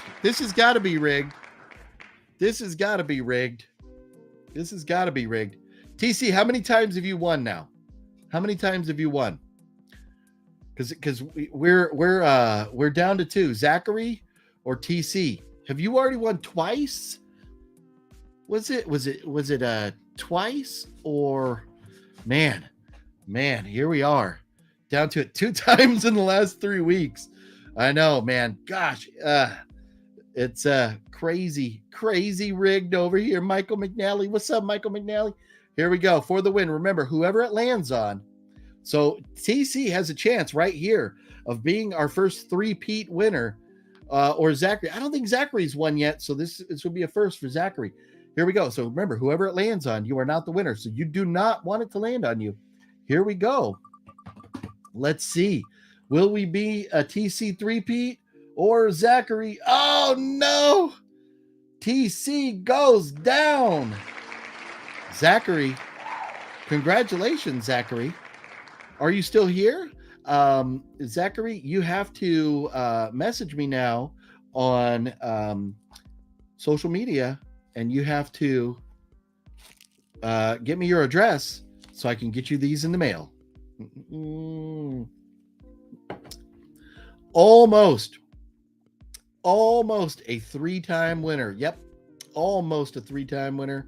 Yep. And congrats to Zachary. Yes. Instead of the Wheel of Doom, let's do some Kahoot. What's Kahoot? I don't even know what Kahoot is. Damn, I predicted TC. It was close. It was close. Rigged. It's rigged. Oh man. So where's Zachary? Zachary, are you still in the oh boom? Yes, you were here. Decent. Well, hey Zach, go ahead. My links are all down below. If you're not following me on Instagram or Facebook or Twitter, can you message me? Do you have the ability to message me on one of those places? All my links are down below. Message me on one of those places so I can get your address, and I will get these in the mail tomorrow for you. They'll head out tomorrow. Just got to hit me up. Go Zach. Yep. Big congratulations. You have Facebook. Very cool. Just look down below and find my Facebook link, or if you go onto Facebook, you should just be able to type in like OGP and find me fairly easily. But but I have the OGP page and my personal. Send it to either one. It doesn't matter. You made the Final Four. That's good in college basketball, right? It is, but it's not good. 4th place is not good in for your NFL team to finish in their division, which the Patriots are currently in. But hopefully that changes. And it's not a good place for your baseball team to finish. Although the Mets, did they end up winning the division? No, the Mets end up, I think the Braves overtook them at the last couple days or something. And the Mets had to go play the Padres, something like that. But anyways, so Kahoot is a free web-based game. You can make your own trivia questions and we can all join in. You can stream it. Oh, hey, well, that's cool, Amy. I'm going to have to look that up. That would be a lot of fun. Maybe we'll do a live stream Kahoot thing one night. I'm going to make a note of that. That sounds like a lot of fun. That would be cool. And yeah, you could do OGP trivia. Yeah. Jay Muse, Snoochie Boochies. What's up, homeboy? Yeah. Guess what color underwear OGP is wearing today? Yeah, that's good. Trivia questions. We'll do stuff like that. OGP Bills will be there at the end. Trust you. Yeah. You know what? Hey, man, as long as Kansas City has Mahomes and Andy Reid, they're going to be tough to beat. The Bills are looking good, but they're like kind of faltering a little bit. And even this week, they should have won that game easily, and they squeaked it out. So Bills got some work to do, but I don't doubt they're going to be in the playoffs. There's no question about that. The Mets made it the wild card because the Braves didn't lose a game in the last 4 months of the season. I know the Braves were like 10 or 11 games out or something. Man, yeah, that's rough. But I think the Mets are going to add. I think the Mets will be back and better next year. Maybe next time you do the wheel, then you could throw in some video games as well. Maybe I'd have to go dig up the games. We'll see about that. We shall see. Played Kahoot on another YouTube channel once. It was a lot of fun. Very cool, Kevin. Good to know. If you're first, you're last. Ricky Bobby. Yep, there you go. Congratulations to Zachary. Yes, very much so. Not first, you're last. Yep. Trick question. OGP doesn't wear underwear. Yeah, there you go. There you go. Trick question. No, I'm not one of those. I can't do that to get like super ultra personal there. I can't like free ball like that. I remember the first time I ever experienced dudes like free balling, like in the Marine Corps, when we were all getting like, dressed and getting showered and dressed and getting cleaned up to go out for our Liberty for the weekend. There's a couple of like dudes from, I don't know if they're from Texas, Oklahoma, wherever they're from, like cowboy guys rocking the cowboy boots. And this was back in 95. So, but cowboys still do kind of wear the tight jeans. But this dude was, or these guys like wearing the jeans that are like skin tight, like girls wear, and like with no underwear. And I'm like, how in the hell do you do that? Because when your pants are that tight and you're not wearing any underwear, you zip up and you make one little mistake, your life is over as you know it. So you got to be very careful. You do not want to get skin pinched in a zipper down there because you're free balling. That would be a nightmare. That would be a nightmare. But I've seen guys do that, but I just cannot do that. I cannot do that. Let's see here. Mets will be good because owner Cohen will spend, but the Braves going to be good for the next 10 years because they got a lot of young guys. No, that's true. That is true. Hey, there's no reason the Mets aren't going to be back fighting for it again. But who would have thought the stinking Phillies would have been the team to end up in the World Series? Where the hell did they come from? So the song "Free Fallin'," I always thought was "Free Ballin'." Yeah, right. No, I remember. Like I don't think I've ever listened to that song and not like sung in my head like "Free Ballin'." Yeah, totally. Right. Yeah, it's not. Yeah, I totally thought it was. Yeah. You sure it's not "Free Ballin'"? Yeah. Esteban Pete, super villains in the house. What's cracking, super villain? How you doing, brother? Man, long time no talk. Well, no, I guess we talked a few days ago, huh? But bro, hopefully you're doing well. Hopefully you had yeah, that's right. We talked on Thanksgiving a little bit. So that's right. You had to go to work that night, huh? That was kind of a bummer. But how you doing, bro? Good to see you, man. Man, just missed the giveaway contest. We just gave away to Zachary one a copy of Alex Rider season 1 and 2 and Me Hook Massacre 4. Well, I guess I could take this down now. Zachary is already confirmed. We know we're good with Zachary. But bro, hopefully you're doing well. Hopefully you're off work tonight. Hopefully you don't have to go to work tonight. Super villain. It's already 7:46, so it'd be, let's see, 8:46 would be like 9:46 back where you live. I think, is it already 9 or is it like 8:46? I can't remember if that part of Texas, if you're like in 2 time zones or where the time changes cuts off or whatever. But yeah, I know it's got to be late. So hopefully you're off work tonight and just chilling. Lots of free balling and rare exports. Yes. Lots of old men. It's just one scene. You got to watch the movie. Rare Exports is such a great horror Christmas movie. You got to check it out. It's 10:46 in New Hampshire. Back in New Hampshire, it's 10:46. I love New Hampshire, man. Absolutely love New Hampshire. I would love to, I'd love to be back there right now. Just like, even though it's cold and all that, like, man, I love the northeast part of this country. And like, I get it. If you're born and raised New Yorker, you're going to hate like a lot of New England because of sports stuff. And the same thing goes for like Boston's going to hate New York. Well, I'm fortunate that like living out here, those rules don't really apply to me. Man, I love New York. I love going and getting some of that New York pizza, and some of the, like down in Chinatown, going and getting some of the good Chinese grub down there. Decent. Esteban supervillain off tonight, getting crunk. Nice. What you sipping on? You sipping on 211s over there? What you drinking on, Esteban? Yeah, I love just hanging out, having pizza, exploring New York and all that it has to offer. Love Boston and all that it has to offer. But one thing, what I love most about the northeast part of this country is like there's trees. In California, we don't really have trees unless like somebody planted them or they're way up in the mountains. They're like way up there. And everything else like people planted because we basically live in a desert. And I just love the green and the trees, the seasons changing, and the culture. There's just California, man. Like, yeah, we have we have great Mexican food. You're not going to get better Mexican food than you are in like San Diego and LA. And I know there's Tex-Mex, but it's a little bit different. And if I have my choice, I'm going. You cannot beat like a carne asada burrito from Southern California. You just can't beat it. But anyways, no, I love the Northeast. Let's see. Oh, you live in Waltham, Massachusetts, and Sean, that's cool because man, you know what?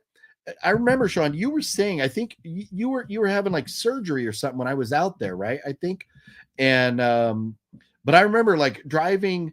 I don't remember which highway it was I was on, but I remember I kept seeing the exit, and I was like, oh yeah, Sean's over there. I remember I was thinking about you when we were driving. I kept seeing that exit. Let me see which highway was it that we were on. Because so when we were when I went back there in October, We did not stay in Boston. We stayed a little bit north of Boston because we were doing a bunch of things all around the area, not just in Boston. We stayed, let's see, we actually stayed in was it Chelmsford that we stayed? Or no, I don't think it was Chelmsford. Yeah, no, you know, it was Chelmsford where we stayed. We stayed in Chelmsford. And then so when we were going back toward Boston, we would hop on the 495 and we would take the 495 like over to the 93 and then down in. And so, but somewhere you always saw the sign, and maybe it was on the 93, maybe it was on the 95. Yeah, I don't remember, 93, 95, or the 495, somewhere seeing the exit signs for Waltham back there. But yeah, man, every time I saw that sign, I was thinking about you. Let's see. OGP, I got a joke for you. How much does it cost to fix the roof? I do not know how much it costs to fix the roof. How much does it cost, Larry? Let's see here. So I missed. Okay, if I missed your comments, I apologize. Throw them up there again. Will New York like you, OGP? Well, hopefully New York likes me. I have very, very, very good friends in Cody and Chloe that live in New York, and I absolutely they live over in Brooklyn. I absolutely love New York, and just especially like you just get on a subway and go anywhere you want to go. I love that. A lot of like California, you can't do that. You got to get in your car and drive your car to a train station. Then you got to take the train. You got to get off the train. Then you got to get on a bus and take a bus as close as you can get. And then you got to walk your ass off. Like Southern California just is not good when it comes to like public transit. So I really love that about like New York, DC, Boston. A lot of those cities back there have good public transit. Love New Yorkers, hate New England with them being on the border with Vermont. All right. Okay. I'll take your word for that. You're only 30 minutes from New York border. Okay, right on. That's cool. Yeah. So many people up there. Savannah, Georgia. Yeah, you know what? It's been a while. It's been a while since I've been to Georgia. And I don't know when I'll be back down that way. But if I'm going, I'll let you know. Northern California has lots of trees and the redwoods. Yeah, no, Kevin, it does. But unfortunately, most of them burn down all the time. But no, Northern California, Oregon, Washington State, gorgeous with lots of trees. But it's not like the East Coast. Because here's the thing with the West Coast, underneath those gigantic pine trees and redwoods and all that, it's like dirt and pine needles. And now I know along the coast, but in the redwoods and stuff, there are the ferns and there are a lot of wet areas. But for the most part, California, it's dry underneath those trees. Where you go back, to like New England, and you see the trees and there's grass underneath them. It's just crazy. Like we don't get that out here. Deborah Kleiner, what's up, Deborah Kleiner? How you doing? Antonis, I think we're probably done with the giveaways for tonight. I don't have anything else on hand right here that I'm ready to give away. So I think we're done with that for tonight. But big congratulations to Zachary for taking that home. What did you think of The Irishman? It was long, but I liked it. You know what? When you get Robert De Niro and you get Pacino, I mean, you get that cast together in a movie with a legendary director like that, it's going to be good. And I thought it was good. I thought it was a little bit long. I think it is not accurate as far as what I believe happened to Hoffa, but but there's a lot going on with that.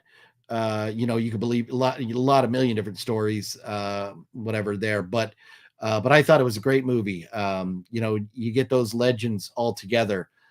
Phenomenal job. Just a bit long, but I mean, it's okay. It's okay. I'm not mad at it.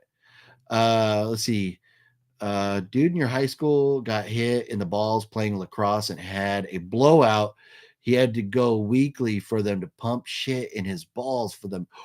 Oh my goodness. I could not imagine having your nuts like actually cracked. It just kill me now. That would be the worst. Never been to New Hampshire. New Hampshire's a nice state. Lots of trees, lots of lakes, lots of friendly people over there. have some chowder. Your third hip replacement surgery, October 17th. Yeah. Bummer. That sucks. Oh, from your motorcycle accident. Wow, that's horrible, Sean. Sorry to hear that. Yeah, I remember that's right. It was your hip replacement that you were having. You like New Hampshire a lot, like Vermont, but with more population, some bigger cities. Yeah. Vermont and New Hampshire, like upstate New Hampshire, haven't really explored too much. Spent a lot of time like in southern New Hampshire near like Manchester, in that area, but I haven't gone too far north in New Hampshire. You drove your mom to Stop and Shop in Chelmsford. Okay, right on. Very cool. Yeah. Hey, and man, Stop and Shop, is that? I wonder if that Stop and Shop. There's like I actually got my haircut. My last haircut was in Chelmsford, and I'm wondering if that was. So let's see here. So there's a Walmart.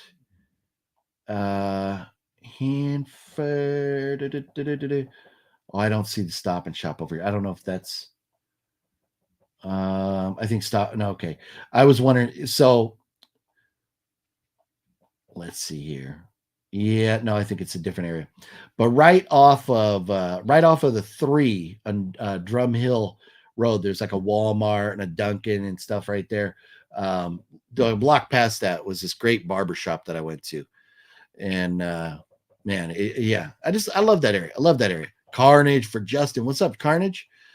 Pizza's delicious, but in New York, but pretty much everything else about it sucks. Larry, I disagree. I love New York. Absolutely love New York. So much history, so much, a lot to see. Their fans are very passionate about their sports team, and I like that. Whether you root for them or against them, you love when someone's passionate about their teams. But so much to see. I love it, but the pizza is amazing. Yep. Yeah, Vermont is beautiful. Yep, sure is. Yeah, right, Larry. That's not nice. Exactly, exactly. NYC sucks. A lot of New York is nothing like that, and a lot like Vermont. You go up toward Plattsburgh or out to like Lake Placid, Albany down is a shithole. Oh, that's funny, TC. So my wife, she has family, like her uncle, because her aunt passed away. They have family out near kind of are they between? Well, they're kind of somewhere between. I think it's between Rochester and Syracuse. They're somewhere out there, way up north between Rochester and Syracuse. And no, I know upstate New York is nothing like New York City. Unfortunately, all those people that live in New York City, there's so many of them, they make the laws for the whole state. So you're all guided by those people who live in New York City under your laws. Kind of like California. If you took New York City and Long Island and made it a state and then made the rest of New York a state, man, they would be a whole different set of laws for those two regions. Kind of like California, where Northern California is so, like, if you took LA and San Francisco and maybe Sacramento and made them their own state, and the rest of California, like, left it alone, the laws would be very different.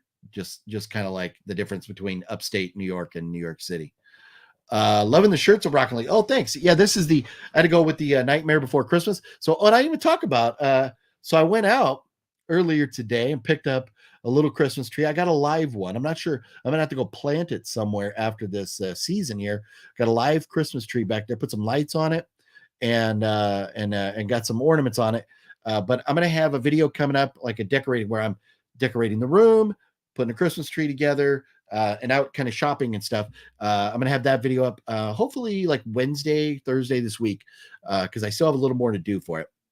But that video will be coming up soon, where you get to see me put up the Christmas tree there. But yeah, you got to love. And then I got the Oogie Boogie pillow over there going on with the shining pillows. But you got to represent, man. Got to, I figure like if I'm doing the shows here, I feel a little more formal, like, in like a button down. But having a cool picture and design on his stuff is a lot better just like a plain shirt. And I feel a little bit better doing something like this than just rocking it like a t-shirt for these shows.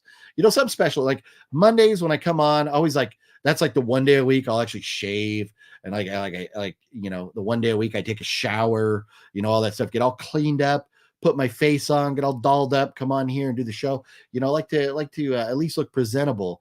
But man, you get like some cool shirts like these. You gotta love it. Yep. But thanks. Yeah, I appreciate that. Your nephew lives in Cabot, Arkansas. Well, that's cool. Yeah, it's funny. Man, like I've been everywhere and I know people almost everywhere. But my wife, she had family from Arkansas. Her grandmother, her great aunts and uncles from Arkansas, up in the like northeastern corner of the state. And we actually, a few years ago, we were looking at a property. We almost moved. You almost never met me because we almost moved to like Pocahontas, Arkansas. I don't know about almost moved, but we were looking at some properties back there. And like up in the northeast part of Arkansas, some beautiful country up there. Vermont is super rural, even around the cities, tons of forests, but I'd still love to see a redwood. They look majestic. TC, redwoods are a bucket list item. You really should. So in California, there's two different, California has national parks. Come here. Don't come here for the crime and the violence, but come here definitely to go see. I would recommend see Death Valley, even though it's like a terrible like place, but it's crazy to be down there and feel the weight of the air, how like that far below sea level, and that heat is just nuts. But you got to see Death Valley, and you also really need to go see Sequoia National Park. So the redwoods are the tallest trees on the planet. The sequoias are the largest organisms on the planet. They are bigger than blue whales, gray whales, whatever. They're bigger than redwoods. The sequoias, those are where the trees, there's the one called like the General Sherman, which is like the biggest, I don't know if it's the biggest tree or whatever, but where like they're like, you could put like 3 or 4 or 5 people hand to hand, arms stretched out, and you're not getting all the way around that tree. And where they have the hole in the tree that you could drive through and everything, stuff like that. And the sequoias, majestic trees. They're huge, but they're not the tallest. The tallest trees are further, up north in the redwoods. You got to see the sequoias, you got to see the redwoods, Death Valley, and Yosemite. You got to see it all. If you ever make to California and you can do those national parks, they are just mind-blowing. They're just amazing. Your half brother lives in Corpus Christi, Texas. Oh, nice. That's cool. I've never been to Corpus Christi that I remember. The Vikings Pats game was epic on Turkey Day. Sorry, you guys lost. So Carnage, yeah, thanks. It was amazing. We got robbed because Hunter Henry's catch, that was a touchdown. If you see the one end from like goalpost to goalpost, the one shot, the ball comes down and there's clearly space in between his hand. The other angle, it looks like it hits grass, but the one angle, you can clearly see air underneath it. And so we got robbed with that. Plus, apparently in 2018, they changed the rule book saying that if you come down with it, as long as you're in possession of it and you bobble it, they don't have to rule it an intercept or an incomplete pass. So we got screwed right there, and a couple other plays we really got screwed on. But it is what it is. Mac Jones had an amazing game. He's young. He's got a great career ahead of him. So Patriots are going to be just fine. Doing okay. Your dog died today. It's a sad day. Deborah Kleiner, that sucks. Boy, that's horrible. I am so sorry to hear that. Losing a pet is like losing a member of the family. That is very, very tough to go through. And I'm so sorry for you, buddy. That is horrible. Hopefully, you find peace knowing that they're, in a better place. And, hopefully if like we had a dog, Daisy, she was like 16 or 17 years old or something. But it got to the point where she couldn't walk anymore. Her back legs weren't really working. She couldn't control her like bowel movements and stuff. And so we had to put her down. It was like the right thing to do. It was one of the toughest things we've ever had to do in our lives, but it was the right thing to do. And then she, knowing that she's at peace now, hopefully that brings you a little peace, knowing your pooch is at peace. So yeah, Deborah Kleiner, so sorry to hear that. Vermont is beautiful. It has a lot of downsides from that beauty. Yeah. Yeah, we could go back and forth all day debating what the best states to live in are. I'm sure we definitely sorry to hear. Anytime you lose a pet, it's horrible. In Georgia, you don't breathe the air, you drink it. Yes, I do know that humidity in Georgia, in Louisiana, Southern Alabama. Wow, man, that humidity is nuts over there.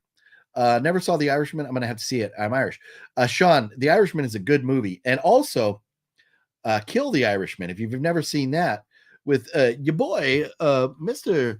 The guy who likes a more cowbell. That guy right there, Mr. Watkin, he is in the Kill the Irishman, and that's a phenomenal movie as well. I love Kill the Irishman as well. Yeah. No. Hey.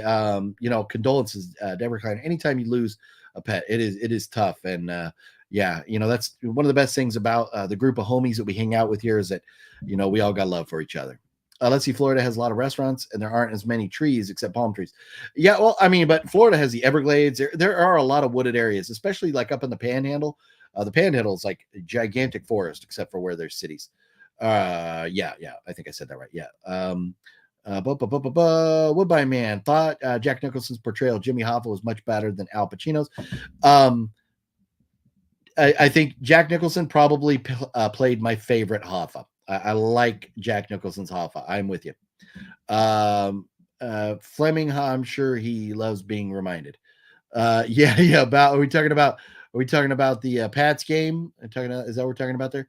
How many places have you traveled to OGP? I could not even begin to count. So my wife has this map in our hallway, and we go somewhere. She puts little like pins in all the different places we go to. But you name, so I'll tell you, states in the United States I have not been to. I have not been to Alaska. I have not been to North Dakota. And I have not been to Montana. That's it. Other than that, I've been to every other state. Yep.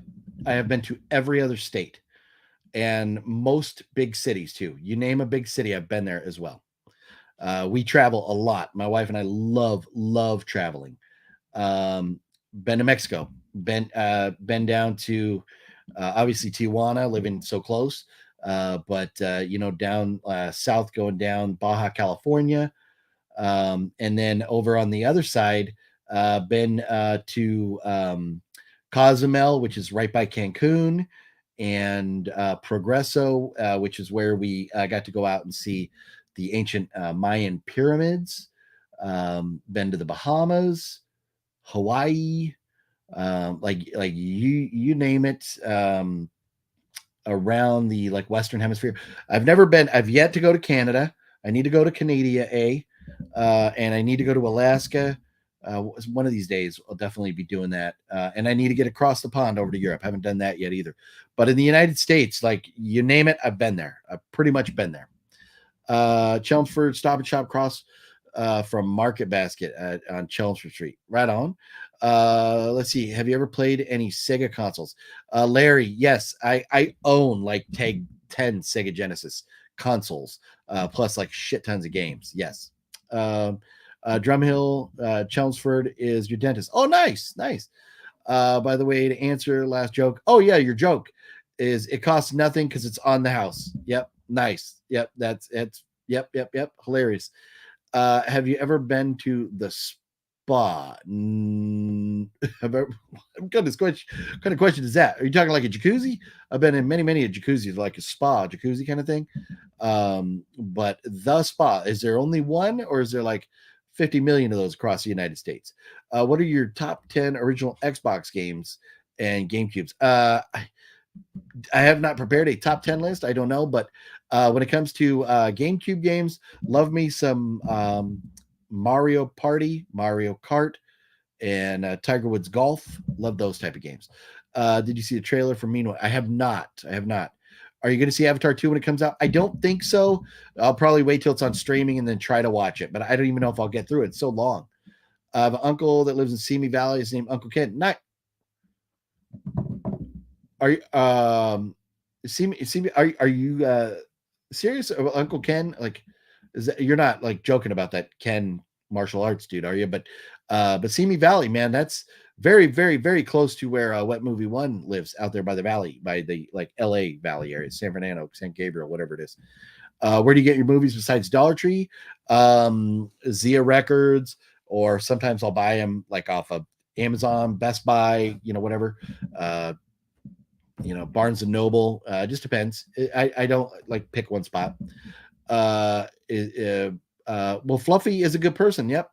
He didn't have control of the ball. No, but he didn't have control of the ball. But the thing is, Carnage, when you come down, if you don't have control of the ball and you lose the ball, it's an incomplete pass. But if you bobble it and it doesn't touch the ground, you can complete the catch, because he stayed in bounds. You can bobble it all you want, but as long as you come down with it, it's a catch. And if you see the one view from the sideline, it clearly didn't touch the ground. Most other angles were up higher and it looked like it hits the ground, but there's one side angle where it clearly doesn't hit the ground. So he did not have control till the very end, but it was fine because it didn't hit the ground. So, we got screwed, but it's all right. It's all right. It happens.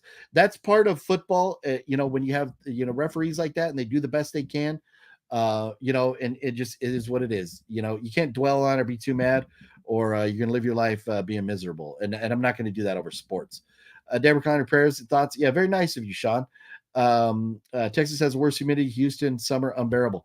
Texas humidity's bad, but man, I don't know.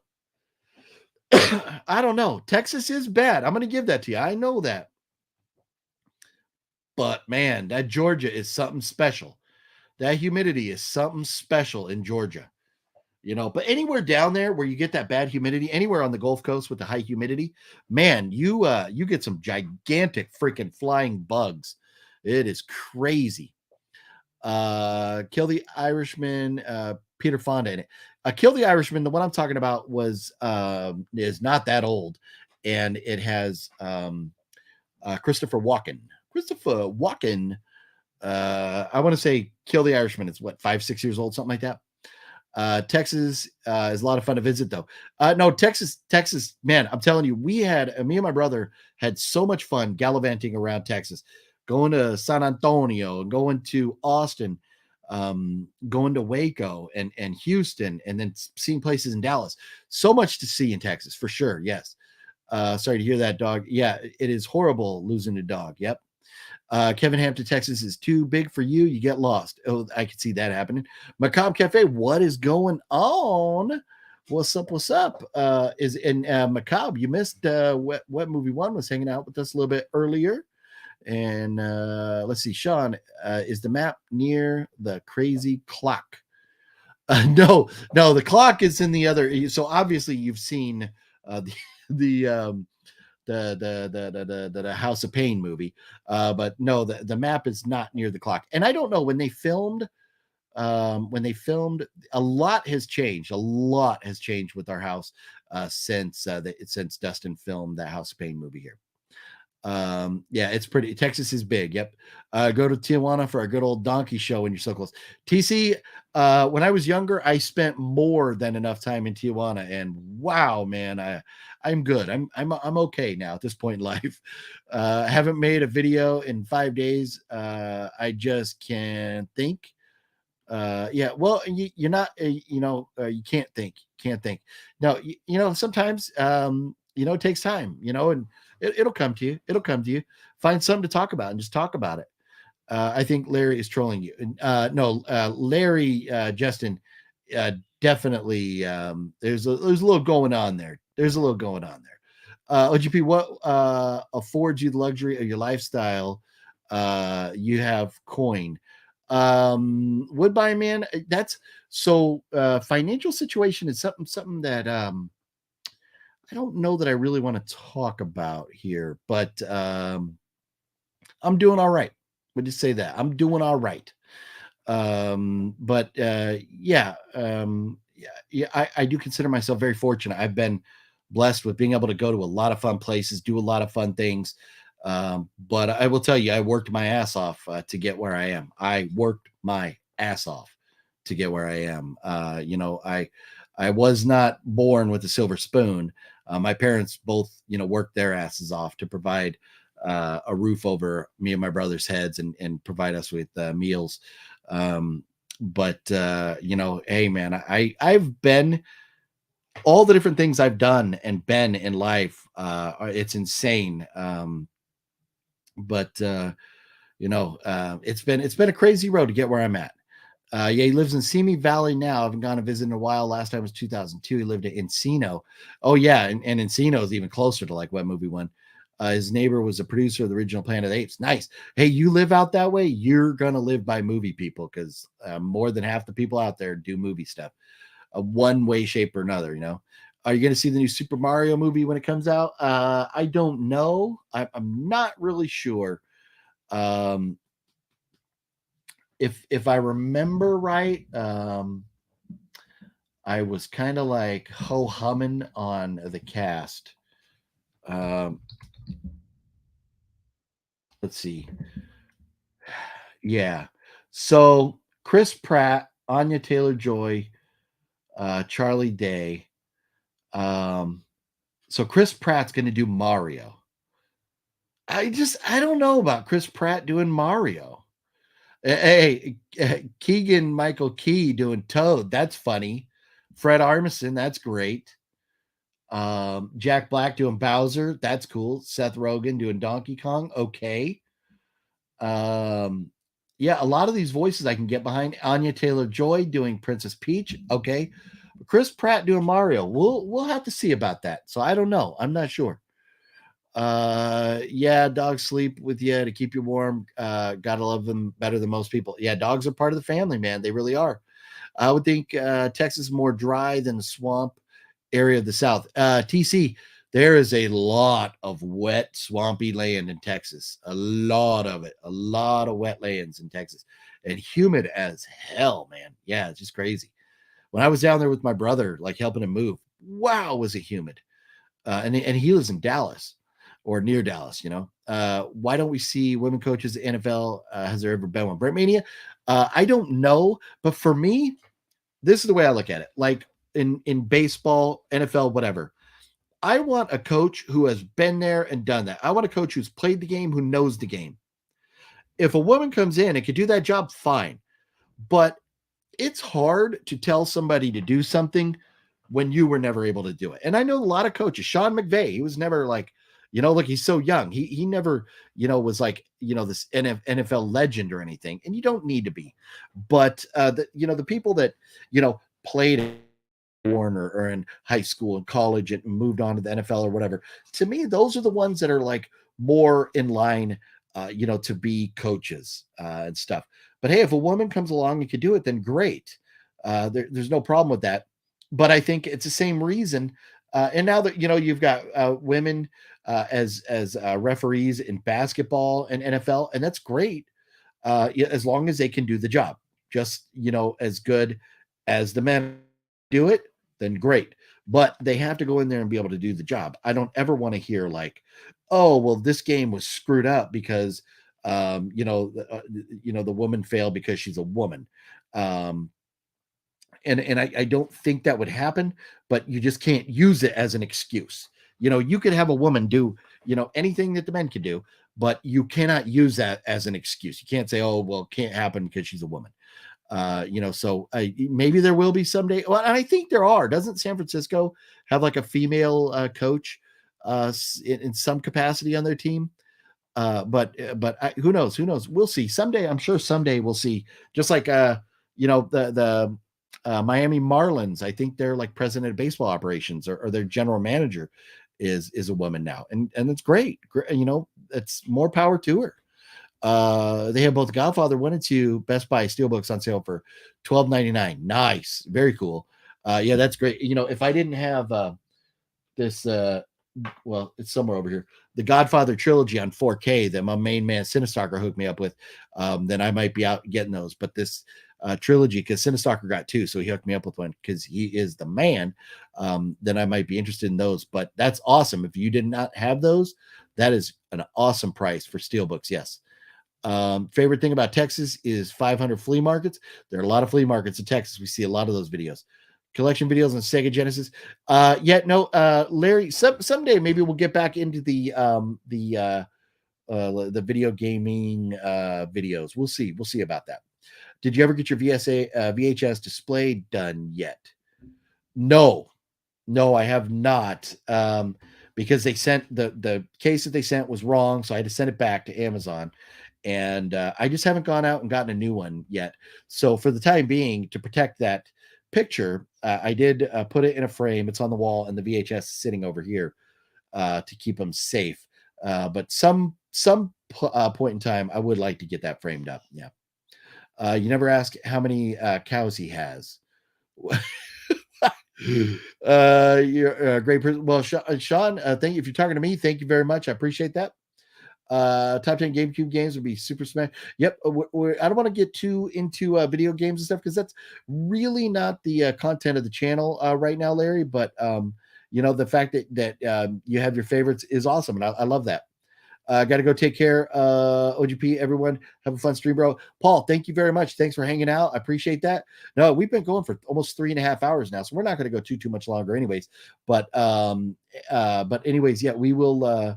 We'll definitely, have a good one. I appreciate you being here, and we'll see you soon, buddy.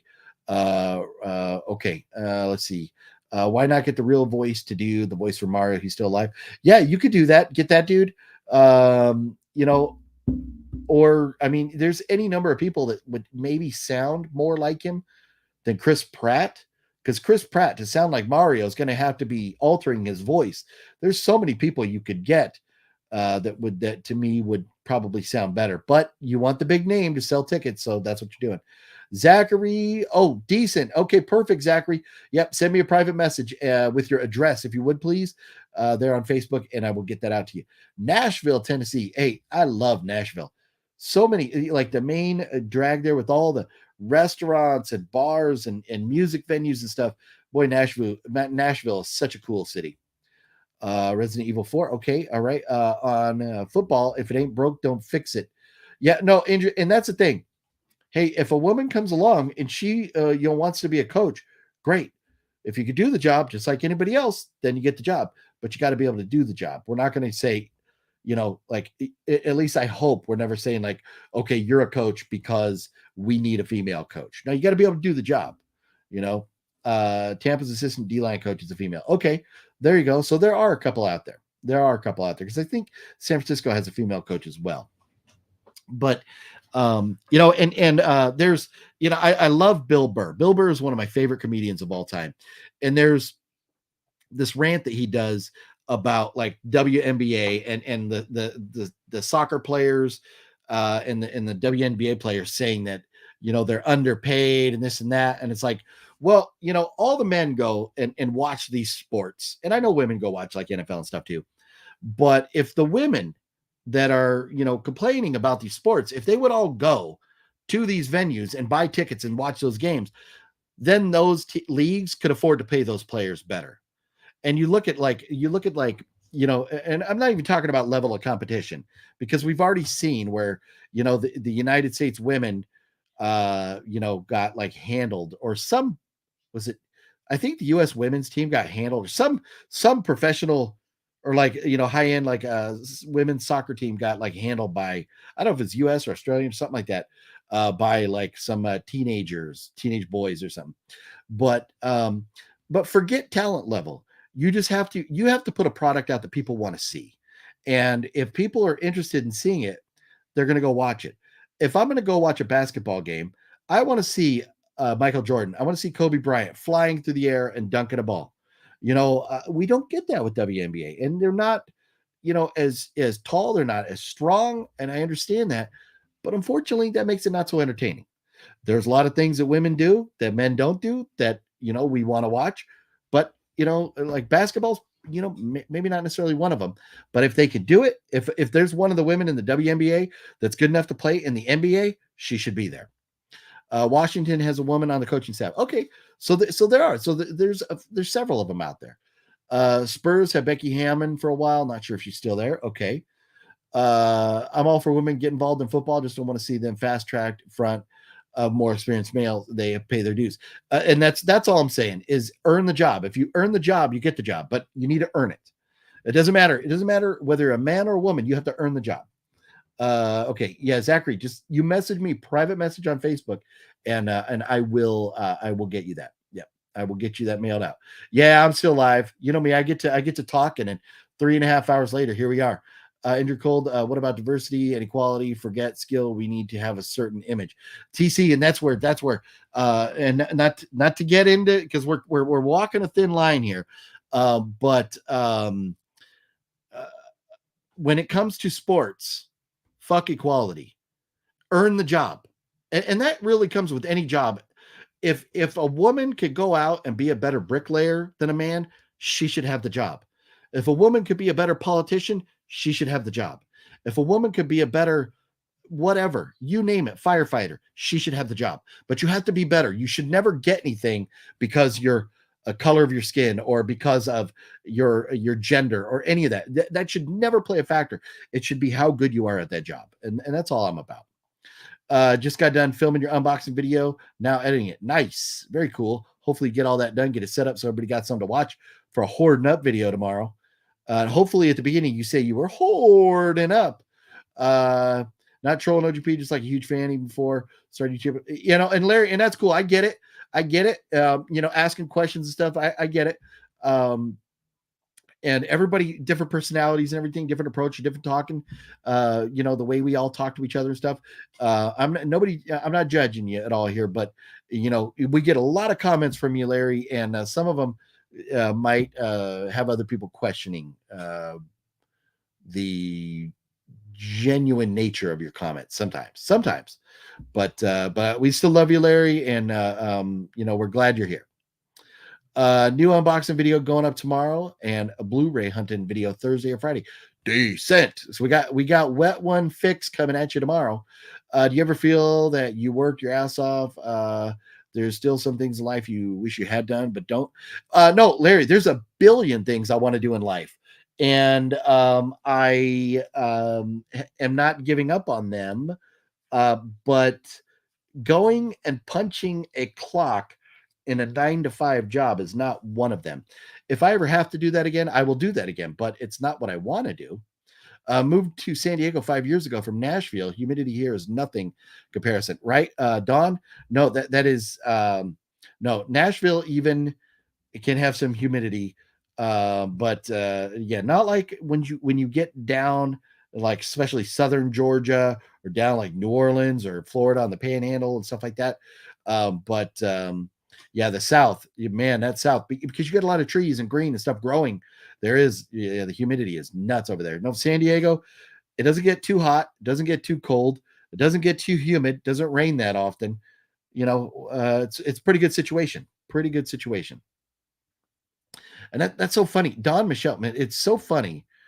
When I was growing up, one of the streets that I lived on, and living in San Diego, there was two girls that lived 2 houses up from me. That one of them's name was Dawn, the other was Michelle. So it's crazy. Your name, Dawn Michelle. Two of my absolute best friends growing up, from the time I was like, I would say 6 till I was about 12 years old. These girls, Dawn and Michelle, that lived 2 houses up the street from me. Very, very good friends when I was a kid, and lived in San Diego. Let's see, TC. Yeah, it's funny how these women athletes think it's based on skill for pay. They overlook the business. No, and you're exactly right. It's sell tickets. Look at Serena Williams and Venus Williams. They made a killing. There's been women golfers, and I'm not, you know, I couldn't name like Tiger Woods, Phil Mickelson. I mean, there's very few other golfers I can name besides them. But there's been some women that have really made a ton of money in golf, women in tennis that have really made a ton of money. So you can do it. You have to put out a product people are willing to pay to see. Yeah. WNAB. I'm not sure what That's about probably talking WNBA, I think is what you meant to say, right? Wet One has returned. What up? Yeah, Wet One hanging out with us. Let's see here. Yes, a women pro team got manhandled by a high school team, showing they are not on the same level. And need to stop that argument. Yeah, and I'm with you. And it's, hey, if you're good enough to be on the men's team, we would not have men's and women's. We just have one team, you know. So, but I don't want to beat up women or anything. I just, you know, oh man. And then now I'm reading Supervillain's comment. This is Supervillain talking about WNBA sucks. Just get in the kitchen and make me a sandwich. Oh man, where's my sandwich? Where's my sandwich? Oh man, that's hysterical. That's hysterical. Yeah. Recipe Anthony Rumble Johnson. Yep, very sad. Very sad. Yep. TC was goofing. Yeah, no, I get that now. I get, yep. Yeah. Supervillain says, "What's up, Bowser?" I get what you're saying about the men coaches. They play the game, they know the game a lot better. I didn't think of it that way.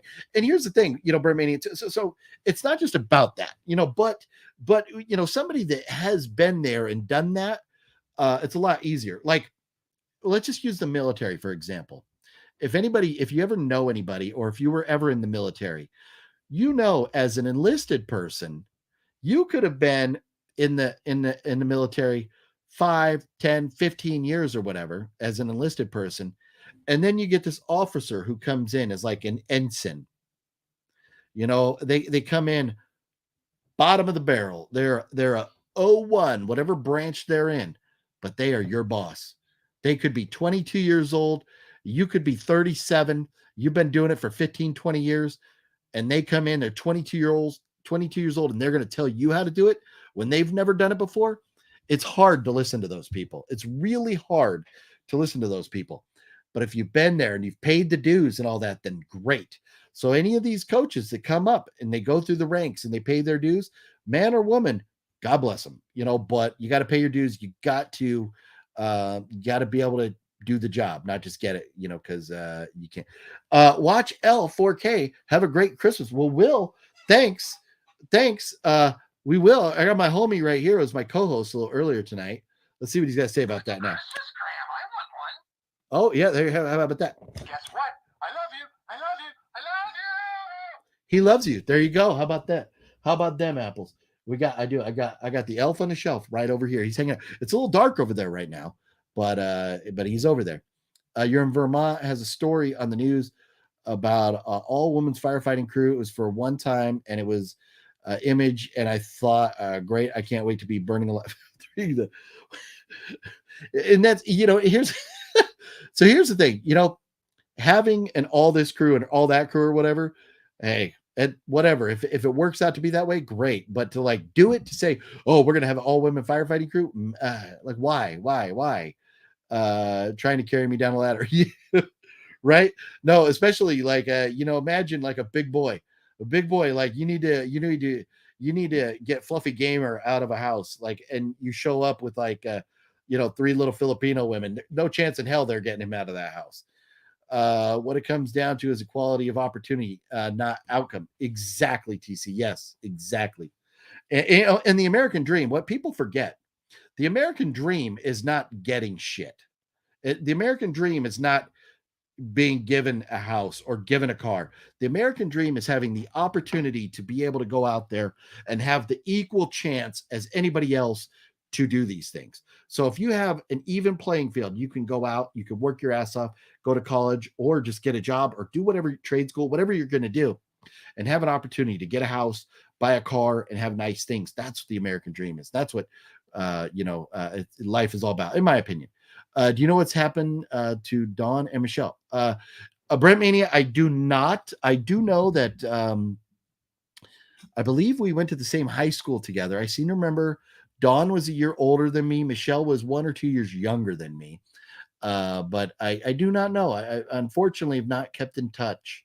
I had a lot of friends on that street. I was so fortunate. It was like a movie. It really was like a movie or a TV show, that street that I lived on when I was a kid. So, and it's funny, people had nicknames and stuff too. But so starting at the one corner, we had a guy named Kim, Kimball, and his sister Liz. And then a couple houses up for them, we had Brian and Blake. A couple houses up from them, we had Amy. And these are all the kids, not the parents. These are all the kids on the street. We had Amy. A couple of houses up from them, we had Leanne and Michelle. A couple houses over from them, we had Nathan and Eric. Next door to Nathan and Eric, we had Alex and Roger. Next door to them, we had Dennis. We called him Dennis the Menace. And then next door to Dennis, we had Dawn and Michelle. Next door to Dawn and Michelle, we had, I can't remember the kid's name because his mom would never let him come out play with us. But then we had me and my brothers.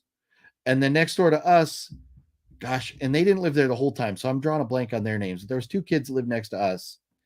And then down on the corner on my side of the street, because there's a cul-de-sac, down on my side of the street, we had the 2 little kids that were the evil little kids. Like in A Christmas Story, they would be the ones that would want to be bullies and beat everybody up and everything.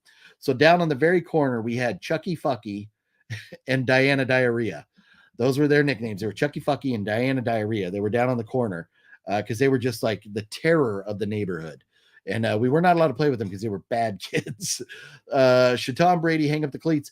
You know what? This might be time to call it a career after this year. Or change a team, get a team with a defensive or offensive line, somebody that can protect him a little bit better because they got a lot of weapons. That team has weapons, but they're just not putting it together. So maybe it's either time to move on from Tampa or it's time to call it a career for Brady. I think he'll call it a career. I think this will be his last go around. Women are great MMA fighters. No, you're 100% correct. I love watching. Women are vicious in that octagon, absolutely vicious. You see more fights where they get all bloody and everything, way more than the guys. You went to go hop in the shower, come back. Women jokes? No, we're not making jokes. We're not making jokes. Sorry, Amy. No. We're not making jokes or belittling women. We're just talking about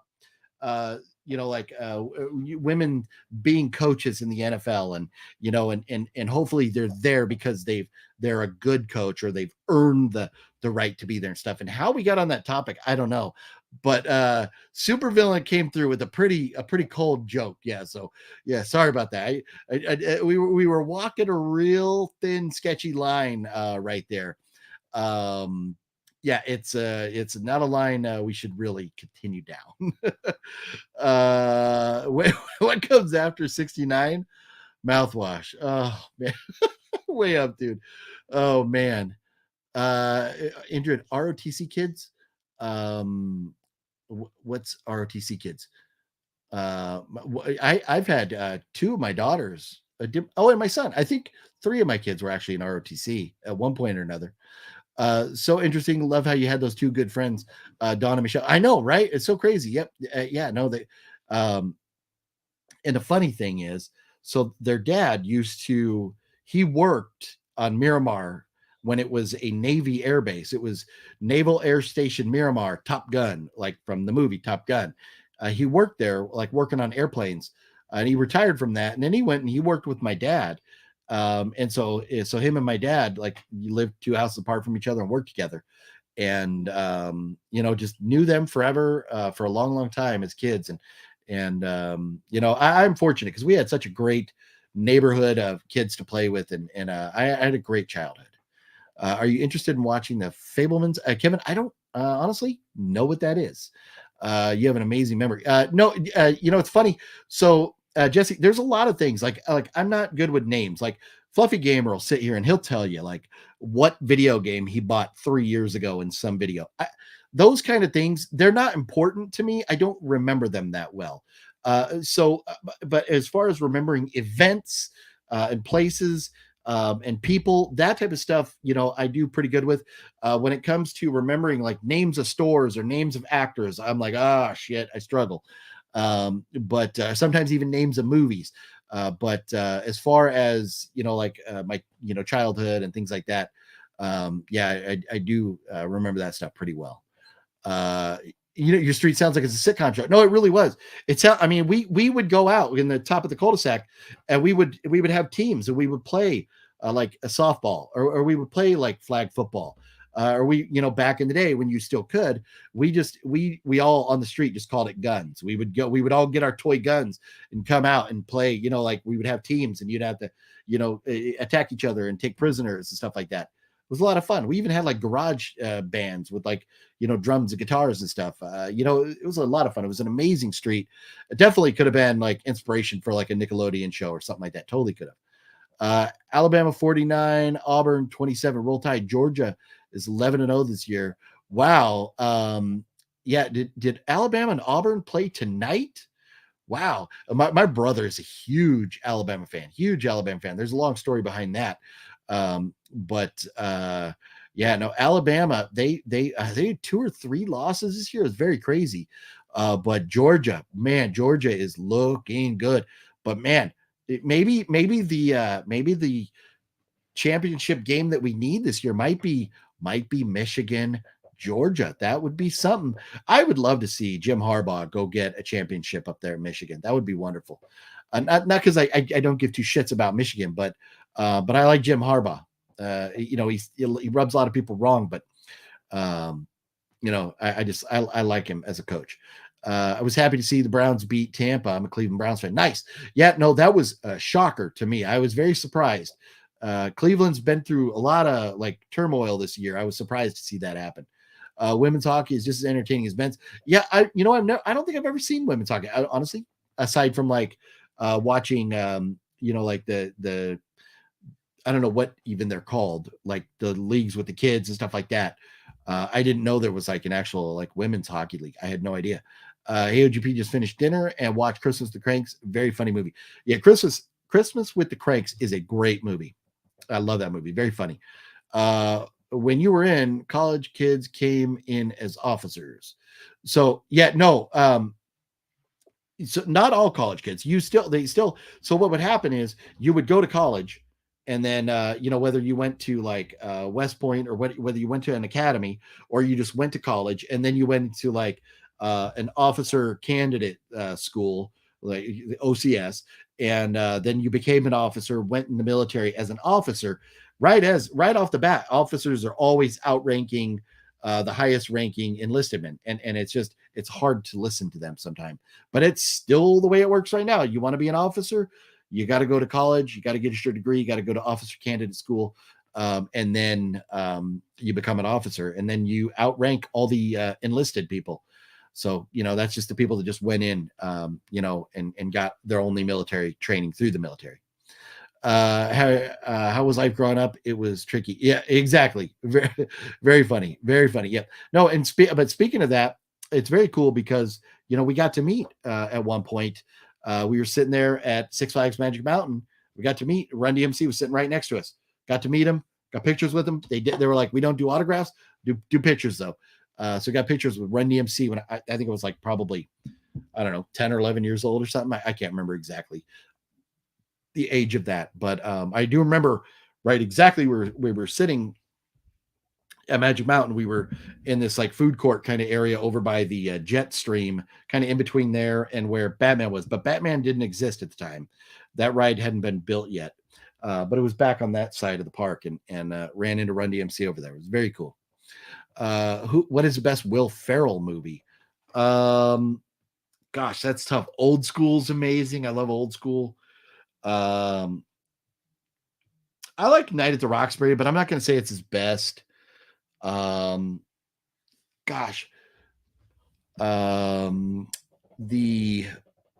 should write about that street. You know what? And there's a lot of crazy, things that happen on that street that would make probably fun stories to tell. I'm sure it would. Yeah. So let's see. Let's look at some Will Ferrell movies here real quick. Anchorman is a classic. Love Anchorman. So what am I looking at? Is this producer? Why did it start with producer? Can we put him as actor, please? Thank you. Okay, here we go. I was like, I know his first film was not Ricky Bobby. Okay, so let's see. Will Ferrell. So his first big film was Night at the Roxbury. If you consider that big, but I love that. And okay, he was in Austin Powers, but do we really like consider that a Will Ferrell movie? Not so much, I don't think. The Ladies Man, but he wasn't like the main character. Let's see here. Old School, Elf, Anchorman. Let's see. Blades of Glory. Yeah, so many to choose from, but yeah, I'm thinking I would probably have to say either Elf or looking, I'm scrolling. Night at the Roxbury, Elf, Zoolander. He was funny in it, but he wasn't the main character. Old School, Elf, or Anchorman. You throw them up in the air, those three, and then right on the next tier would be Roxbury. But it's hard to pick. Let's see. I talked about that. Let's see. Pulling for USC. Macabre Cafe.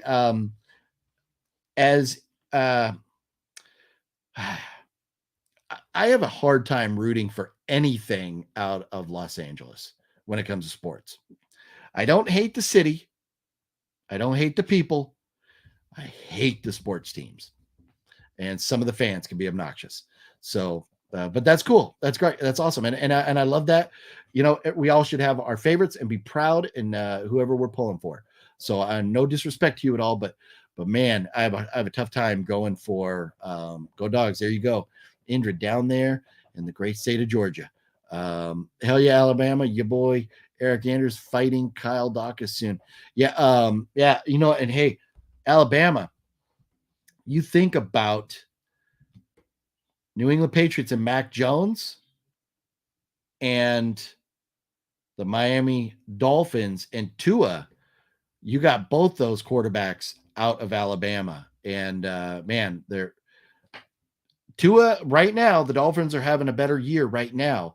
But man, Tua being so mobile and everything with that concussion, there's probably going to be more concussions.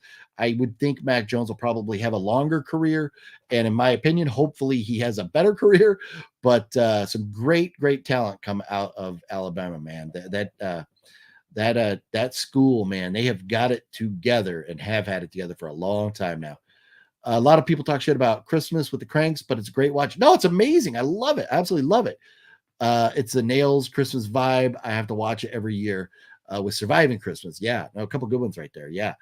Love the Harbaugh Bros. Super Bowl big Ravens fan because Ray Lewis and Ed Reed.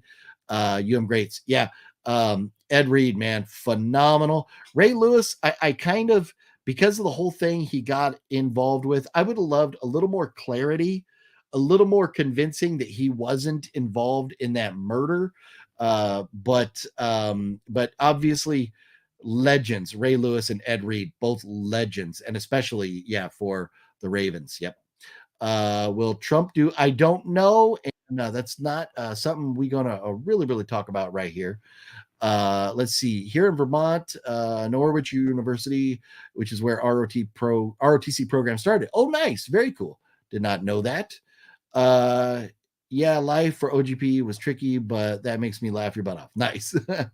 What's the name of your sitcom? Grown Up is tricky, right? Exactly. Yeah, we'll have to get Run DMC to sign that off, but that's what we do. That's what we'll do.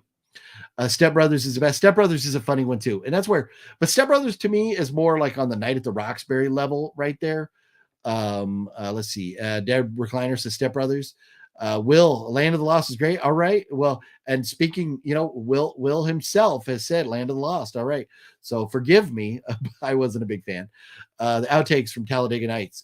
I've never seen the outtakes, but Talladega Nights is a funny movie too. He had a good run of all classic Elf, Old School, Anchorman, Talladega Nights, Step Brothers. No, lot of funny Will Ferrell movies. Will does not want us to forget about his time on SNL. Yeah, no, definitely, something like the cheerleader skits and stuff. Love it. Absolutely love it. And George Bush, Will Ferrell's George Bush was great. At Blades, it kind of came to an end. But hopefully, And that's, here's the thing with all these different platforms and like Adam Sandler doing Netflix movies and, these people, I'm going to do Apple movies or I'm going to do this movies or whatever. It gets kind of, diluted, the film market. So hopefully I don't think Will Ferrell's done. I think we just need another good script for him to come along. 5-film run, a classic is great. No, he is great. Yeah, it was absolutely great. Will Ferrell, look, Fluffy Gamer trying to jump in, but it couldn't get connected. Fluff, where you at? Jump on, man. Elf, yeah. Look at this. Super villain. I know you, bro. I know super villain coming through. Super villain holding it down, keeping this channel in business. Brother, man, super villain Esteban. I love you, brother. Thank you so much for that super chat. Keeping us in business over here, man. Keeping it flow going, allowing us to have some fun. Man, appreciate that so much, brother. You are so kind, super villain. Sean says Elf. Yeah, Elf is phenomenal. Absolutely phenomenal. Going to Lakers games always came off less about being a supporter of the team and flex about how much or how close your seats are and how much you paid. More of a status thing. TC, and that is exactly the same thing for Dodger games too. You look at all these people, aside from maybe like Larry King, but most of these people, like Alyssa Milano, she loves to show up and like in the front row of the Dodger games, but she shows up in the 3rd inning and she leaves in the 7th inning. Like, you're not fans. You're not fans. I go to the Red Sox game. I'm there before they even open the stadium so you could go in. And then we're there until the songs are done playing. The teams have walked off the field and done their high fives, and just take it all in. That's what being a fan is, not showing up to show your face and stuff. And LA, man, their fan base, a lot of fake fans. And the ones that are fans, there's so much violence. So many people getting stabbed. There was a concert. I think even after the Elton John concert in Los Angeles at SoFi Stadium, somebody got stabbed. There was like somebody got murdered in the parking lot at Elton John concert. Like LA, we need to chill out here. We just need to chill out. I don't know why everybody's so damn aggressive, it's crazy. Fluffy phone sucks. Yeah, no, I think it's like internet in certain areas and stuff. And Fluffy, when you try and jump on, you got to try and turn off your Wi-Fi, because if you're in an area that has a Wi-Fi, your phone might be trying to connect to that rather than using like mobile data. Sometimes that helps for me. But Sean says, yeah, everybody, hey, if you would hit the thumbs up, that'd be cool. I would appreciate the heck out of that. Where are we at? We were doing so well earlier because of the contest and you all just being cool, homie. Whoa. Shush, this guy. 61 thumbs up right now because you guys rock. That is awesome. That is very awesome. Yeah, thank you all so much for doing that little thing like hitting the thumbs up button. It really helps the channel so much you don't even know. It really, really does. Dwizzy C Sip 88. What's up? How you doing? Yeah, Esteban P coming through. The homie Esteban. It's because Night at the Roxbury is your favorite Chris Kattan last good movie. So my 2 favorite Chris Kattan movies, Night at the Roxbury and House on Haunted Hill. Epic movies. Love the shit out of both of those movies. But other than that, aside from his stuff on SNL with was it like Monkey Boy or whatever he was, and some of the other the Night at the Roxbury skits and stuff like that, Chris Kattan has not had the follow-up career. But Chris Kattan is rumored to be a little tough to work with at times. So that's kind of why his career has gone the way it has. I think, from what I understand. Top 5, Adam Sandler. That would be tough. We could pull up Adam Sandler and look at his movies. Snozzled you, my friend. Man, good one. Totally got me. Man, you want a muscle triplicator bar? Let's see. Sean Fleming, Chris, Chris had any good movies before that? I'm not following you guys, but look at this. Look at this. Shout out to Sean Balzer and your man Fluffy Game. Fluffy, super villain Pete throwing out the $20 super chat right here. Bro, super villain, man. Too kind. Yes. Shouts out to Sean. Shouts out to Balzer. Yes, all the homies, legends in the house here, right? To give that one guy a pass, Elton John made music that made you want to stab. That's messed up, Rob. Rob, that is messed up, man. What did Elton John's music ever do to you? I'm not mad. I'm not mad at Elton John's music. It's not for everybody, but it's messed up, Rob. Will there ever be a great multimedia comedic actor similar to Robin Williams again? And that's where, hey, those actors of the past, the legends we had, like that would cross over from movies to music or music to movies, they are definitely a dying breed, or even just comedians to actors, like the generation of Richard Pryor, Robin Williams, Eddie Murphy, so many of these great comedians that went into movies. And a lot of them, guys like Adam Sandler and Will Ferrell, that were stand-up comedians that went into SNL and got into movies so quickly. We don't know them as stand-up comedians, but that's where they got their start, most of these guys. And, like Chris Rock, stand-up comedian, still does stand-up comedy, but, we know him more for acting. Same with Martin. We know Martin's a stand-up comedian, but none of them like to be on the level of like Robin Williams, Eddie Murphy, Richard Pryor. There's not that many of those out there, and who knows? I hope there will be, because I love having those people that you could really root for. It would be like having Brad Pitt or George Clooney also be a singer like Frank Sinatra, something like that, which they're not. And don't go be a singer because you just want the credit, but if you were, that would be phenomenal. We just, the guys like the Dean Martin and Sammy Davis Jr. Man, those two, that duo right there, oh, phenomenal. Absolutely love those two together. Whether they're, driving down the road dressed up as priests, or whether they're in Ocean's 11 or whatever. Absolutely love those guys and the talent that they had. As comedians, as actors, and singers. They were all just phenomenal. But it's hard to say. Hopefully there will be, though. What was he in after Night at the Roxbury? Chris Kattan.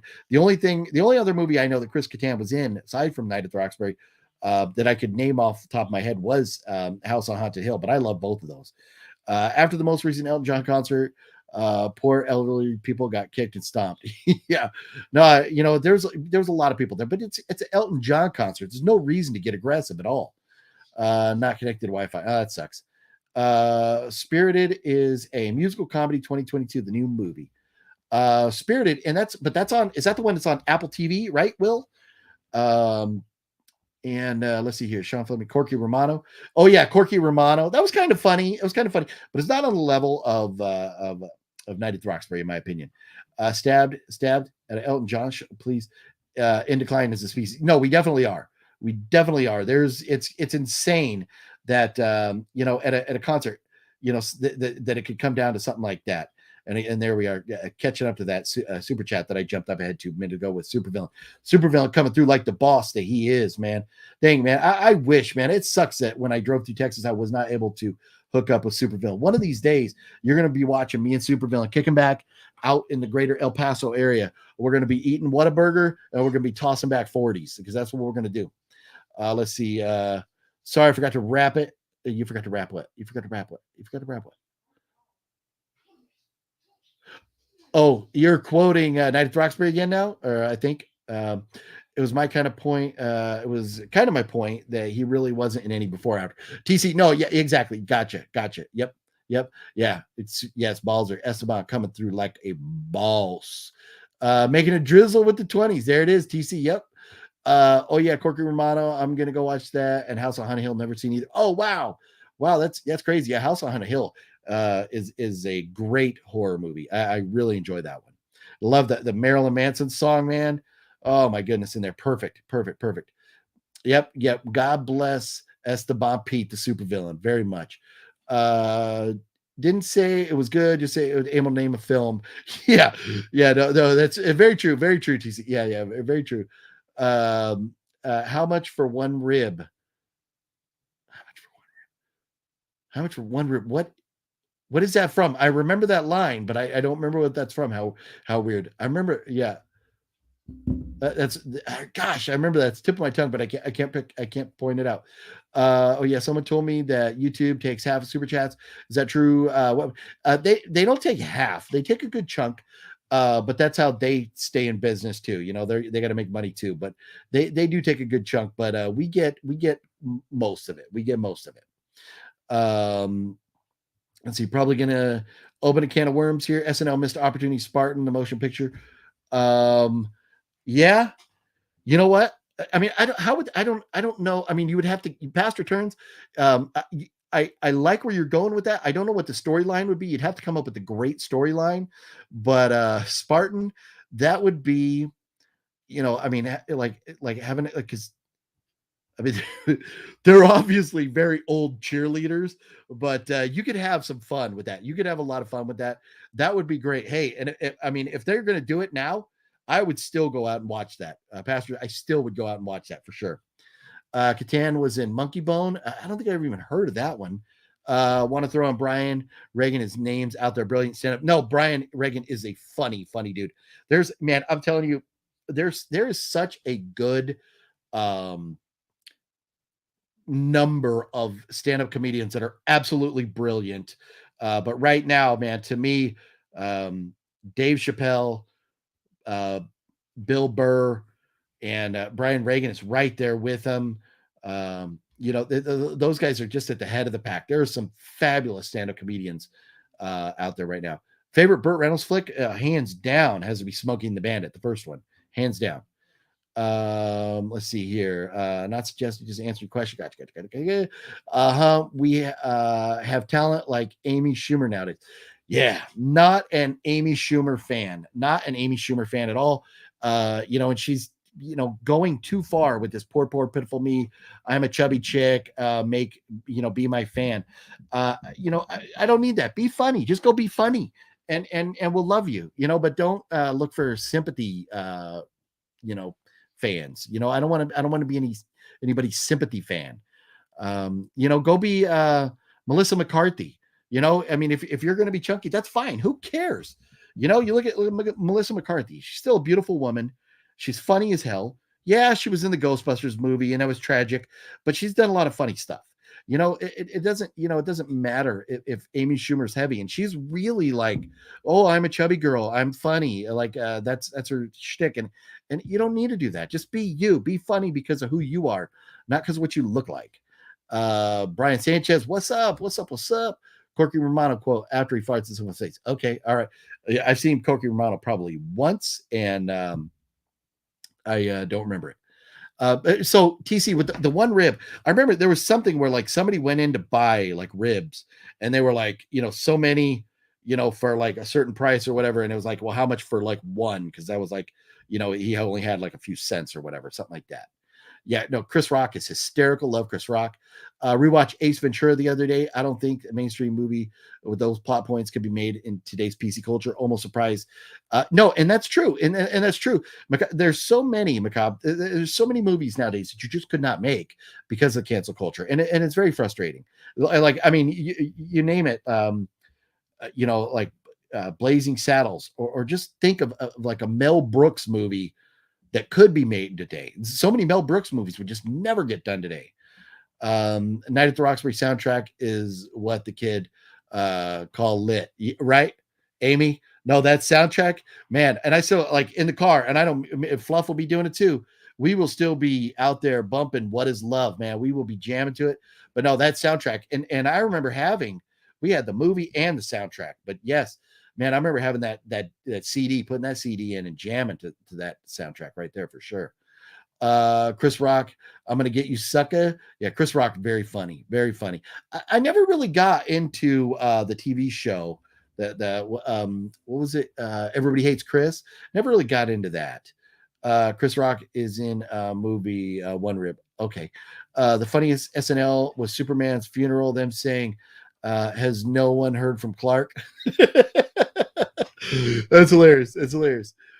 I don't think Tim H. I don't think I saw that, but that's hysterical. So nice, and we'll stop in and answer questions. Right? No, exactly. TC. Right? Yeah, Will Ferrell hanging out with us, talking about his favorite movies. Yeah. I'm gonna get you second 1998 One Rib Chris Rock. Okay. Movie Tomahawk Bone was really good. Kurt Russell. Right on. Corky Romano is your. Oh, look at that. Will Ferrell's favorite movie is Corky Romano. Awesome.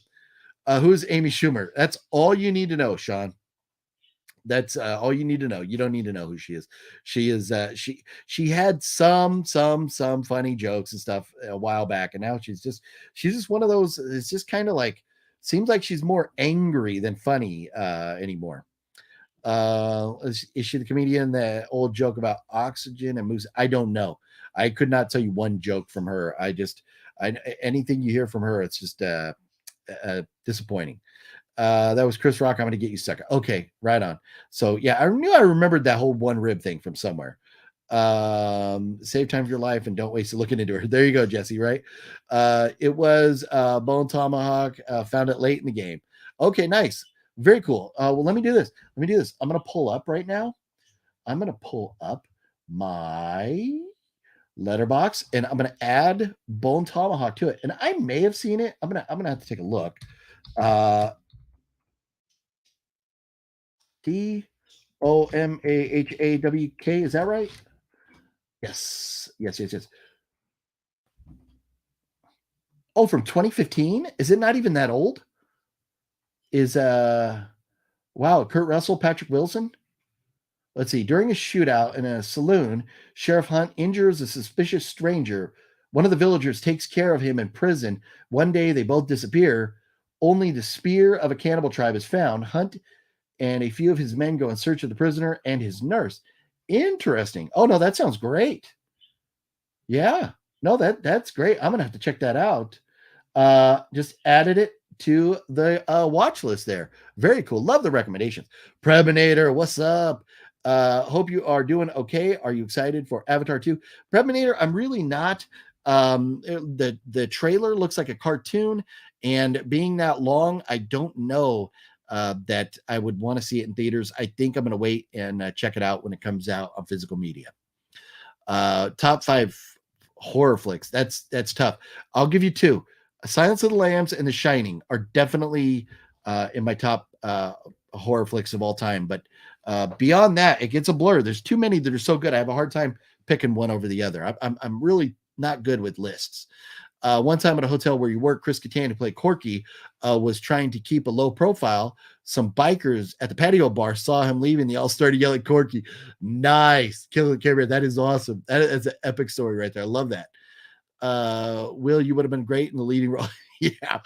Amy Schumer is terrible, but not as bad as Lily Singh. I don't know Lily Singh. Absolute worst ever. If you don't know who she is, don't waste your time. All right. I won't. It sure ain't you. Okay. Yeah, no. It's definitely not xAmyCakeyx. Yeah. The old joke about oxen and moosin and popsicle. I was talking about O'Brien Reagan. Okay. I would have to go back and see. I don't remember that joke at all. Yeah. Bone Tomahawk was crazy movie, freaking gross. Okay, nice. Very cool. I'm gonna have to check that out. Look, oh my goodness. Am I caught up? Are we caught up with comments? What? That's cool. Yeah, it's a 3-hour film. Yeah, it's very long. It is very long. Yeah, Tubi is your favorite go-to for movies. Tim H was Bone Tomahawk. Bone was sick. Okay, nice. Yeah, no, Tubi is where it's at. It is where it is at. Yeah, free movies. You gotta love it. Look at that. We have hit the 4-hour mark. Drinking Old Milwaukee. Decent. That sounds like something Will Ferrell. Frank the Tank would be, or Hank the Tank. Was it Frank the Tank? Hank the Tank. How am I drawing a blank? Will Ferrell's name in oh my goodness. Frank or Hank? Was it Frank the Tank or Hank in Old School? Where's Old School? When did Old School come out? Let's see. Old School. Yeah, Frank the Tank. Yeah, why was I thinking Hank? Uncle Hank, probably thinking, but let's see here. You put Amy Schumer in the same boat as Sarah Silverman and Whitney Cummings that I'm supposed to think they're funny because they're female. Yeah. Whitney Cummings, there's sometimes she has some funny jokes, but I'm with you. Sarah Silverman, Whitney Cummings, and Amy Schumer, they do have that like aggressive feminine kind of stuff that makes it tough to watch when you're looking to laugh. You don't want politics thrown in your face. You don't want PC cancel culture thrown in your face. You just want to laugh. Tell me jokes. I don't care. Make fun of the president, but make it funny. Don't make it angry. Don't make it aggressive. And they kind of get like that. So it's tough. It is tough. Have you seen Nope? I want to, but I watched a scene and it looks disgusting. Tim H, Nope. I have not seen Nope, and I have no desire to see Nope. It from what I learned about it, it just doesn't. It looks like it's going to be hokey as shit, and I have not heard anything good. Yeah, Frank the Tank. Yeah, we're going streaking. Yep, Frank the Tank, man. Gotta love that. Yeah, everyone follow me to the quad. Exactly. Also opened the door for Ray Liotta at a hotel. Oh, nice.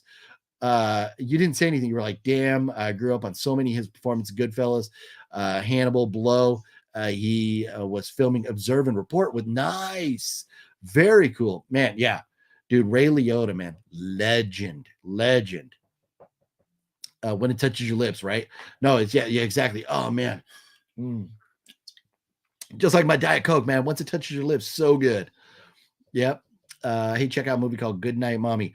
Yeah, no, I think I got that on the list to check out. Amy, she's a joke stealer. Oh man, I didn't know that. I had not heard that. That's comedians that steal jokes, man. Yeah. I had lunch next to Ike Turner once. No way.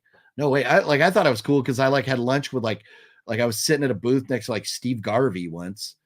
I don't know if you know, but he was like in a little movie called like Ice Cream Man or something, right? I think it was like Ice Cream Man or something like that. But did anyone watch Studio 666? Just watch it. It was pretty funny. I have not yet, Amy. That's one of those ones that I was like, I'm needing to get to, just haven't got to it yet. I wanted to wait till I could stream it or whatever. And I haven't got around to it yet, but that is good to know. I'm glad that you liked it. I'm going to have to definitely check that out. Nope for Nope. And I don't even know. Let me check and see if on my letterbox, if Studio 666 is on there. Let's see here. Let me go. I'm going to pull up. Yeah, that's exactly, Jessie. I was thinking the Carlos Mencia of comedy. Yeah. Okay. So share screen and let's see here. Letterbox. So pulling up my letterbox. So here's let's see. Let's look at my watch list. This is what I got on the watch list right here. But let's see. No, I don't have. I'm going to add Studio 666 in here real quick. I always forget. I'll like sit down and go like, oh, I'm going to watch a movie. And then I'm like, oh, what do I want to watch? Okay. So add to watch list. Okay. So that's in there. And so now let's go back to watch list. So let's see here. You thought Steve Garvey was a Hall of Fame baseball player. No, Sean, he was. He was, but he was also like made like a cameo in like a Ice Cream Man movie. Check out the movie The Children, sick flick. I've heard about The Children. And is that on here? It might be on here.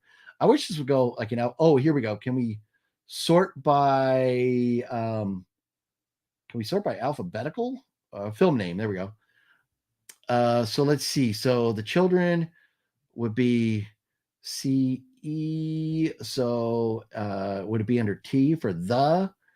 And most of these movies in here are a lot of things that you have you as you know, like that I've gotten from viewers as far as things that I should check out. Idle Hands, yeah, that's definitely, I own it now, but I just haven't seen it yet. But so movies, some of which you have recommended, some of which just I've kind of wanted to watch.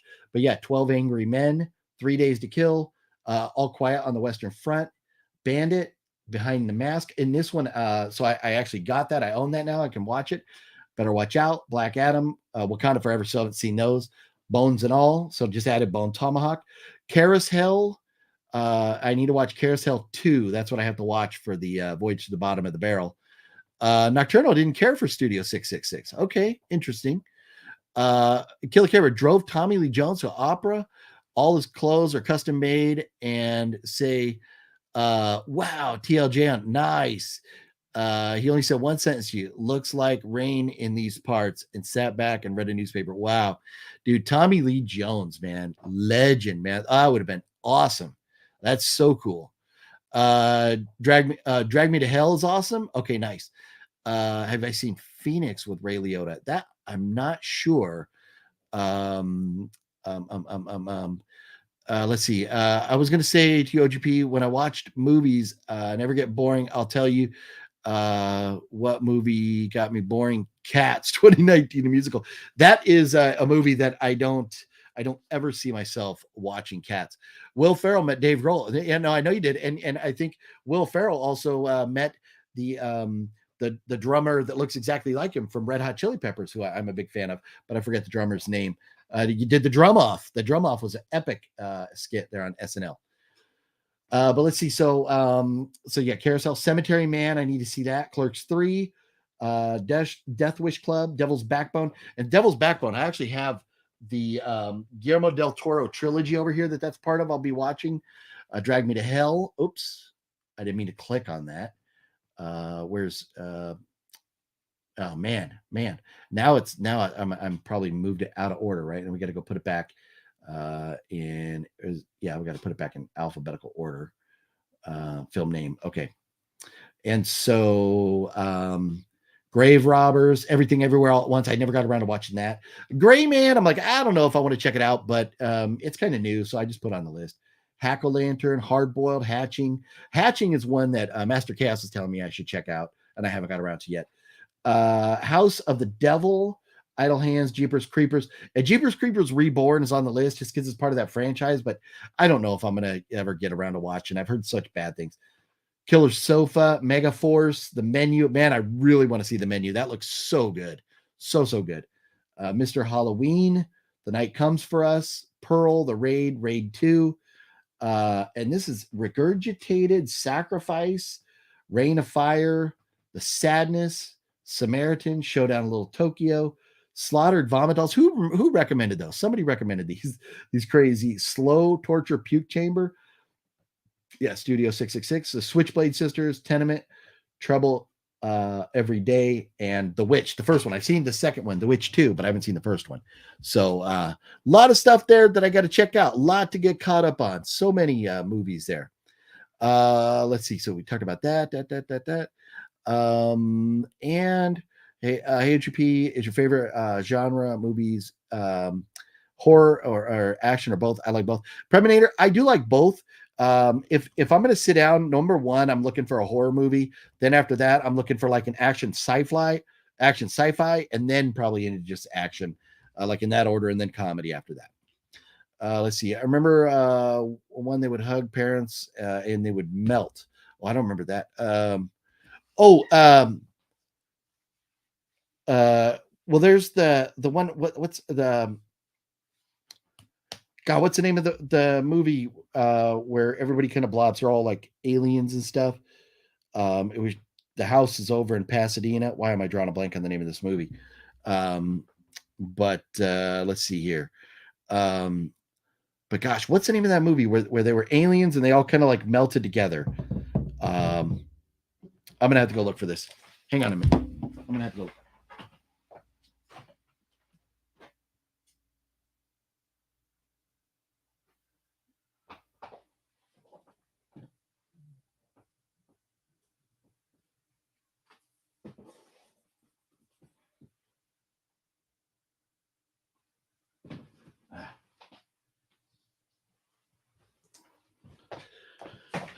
Yeah, I can't find it. And I don't know why I was still wearing headphones. With Wet Movie 1 on there, don't really need the headphones. But man, why am I drawing a blank on the name of that movie? Such a good movie. Death Wish Club is good one. Society, thank you, Steven. Thank you. Society is such a good movie. Love that one. Last one, I took the lead singer of the band Train. Oh, no way. To a sweet and electric gem cart, and I was trying not to laugh. He is so short. Oh, wow. That's funny. That is hilarious. Yeah, Jeopardy music. Where'd OGP go? He's looking for a movie that he doesn't know the hell the name of. Your sis went to a comic book store downtown. She asked to look at a figurine and out popped Seth Green. No way. Wow, that's cool. Yeah, you gotta love it when you go to a convention. You expect to see celebrities. We know they're going to be there, but when you're just out in public and you run into a celebrity, that is so cool. It is so cool to actually just run into somebody famous like that. But anyways, I'll tell you what, everybody, I do plan on winding this stream down now. We've been 4 hours and I'm getting hungry. I'm getting very, very, very hungry. Have not had dinner yet, and it is 9:17 here. So I think I'm going to go and grab a bite to eat. But man, I just absolutely have had a blast tonight. This has been so much fun. Thank you all for hanging out here. Again, Super Villain, thanks for the super chats, brother. Absolutely love you. It means the world to me that you would dig in your pockets to support the channel like that. Absolutely love you. Thank you very much for everybody for hanging out. It's been a blast. If you haven't yet on the way out the door, hit that thumbs up button. I would appreciate it. Really, really would. It helps the algorithms. A chicken sandwich, man. I could totally do a chicken sandwich right now. Totally could. Maybe I'll go over to Jack in the Box, grab a chicken sandwich, and get some of that Frank's Red Hot sauce put on it. That is like for like less than $2. That's the way to go, man. You get a great chicken sandwich. Have you ever seen the One Not Wonder Tom Green? I mean, I've seen movies Tom Green's in and stuff, but I've never seen in person. Or is there a movie called One Not Wonder? I don't know. Rob, brother, thanks for hanging out with us so long tonight. I know it's getting late back there in Long Island, but hey, if you're out there working in this cold weather and stuff, stay safe out there, man. And everybody, thank you very much, everybody, for watching. I had White Castle. No. Do the White Castle chicken sandwiches. Dude, the White Castle chicken sandwiches are bomb. The onions, man, I do not like onions. And Amy, bye. Looking forward. I cannot wait for Creepie to be able to meet you over there. It's going to be a lot of fun. We're going to do it up over there. It's going to be great. Take care, everyone. Yes, Prebinator. Thank you, everybody. All right. Hopefully, if I haven't said goodbye to you, everybody, please just know that I appreciate you. It's been so much fun. And hopefully you all have a great night. And I'll see you very, very soon. Got a lot of content coming up. It's going to be a lot of fun. Take care, everybody. See you soon. Bye-bye.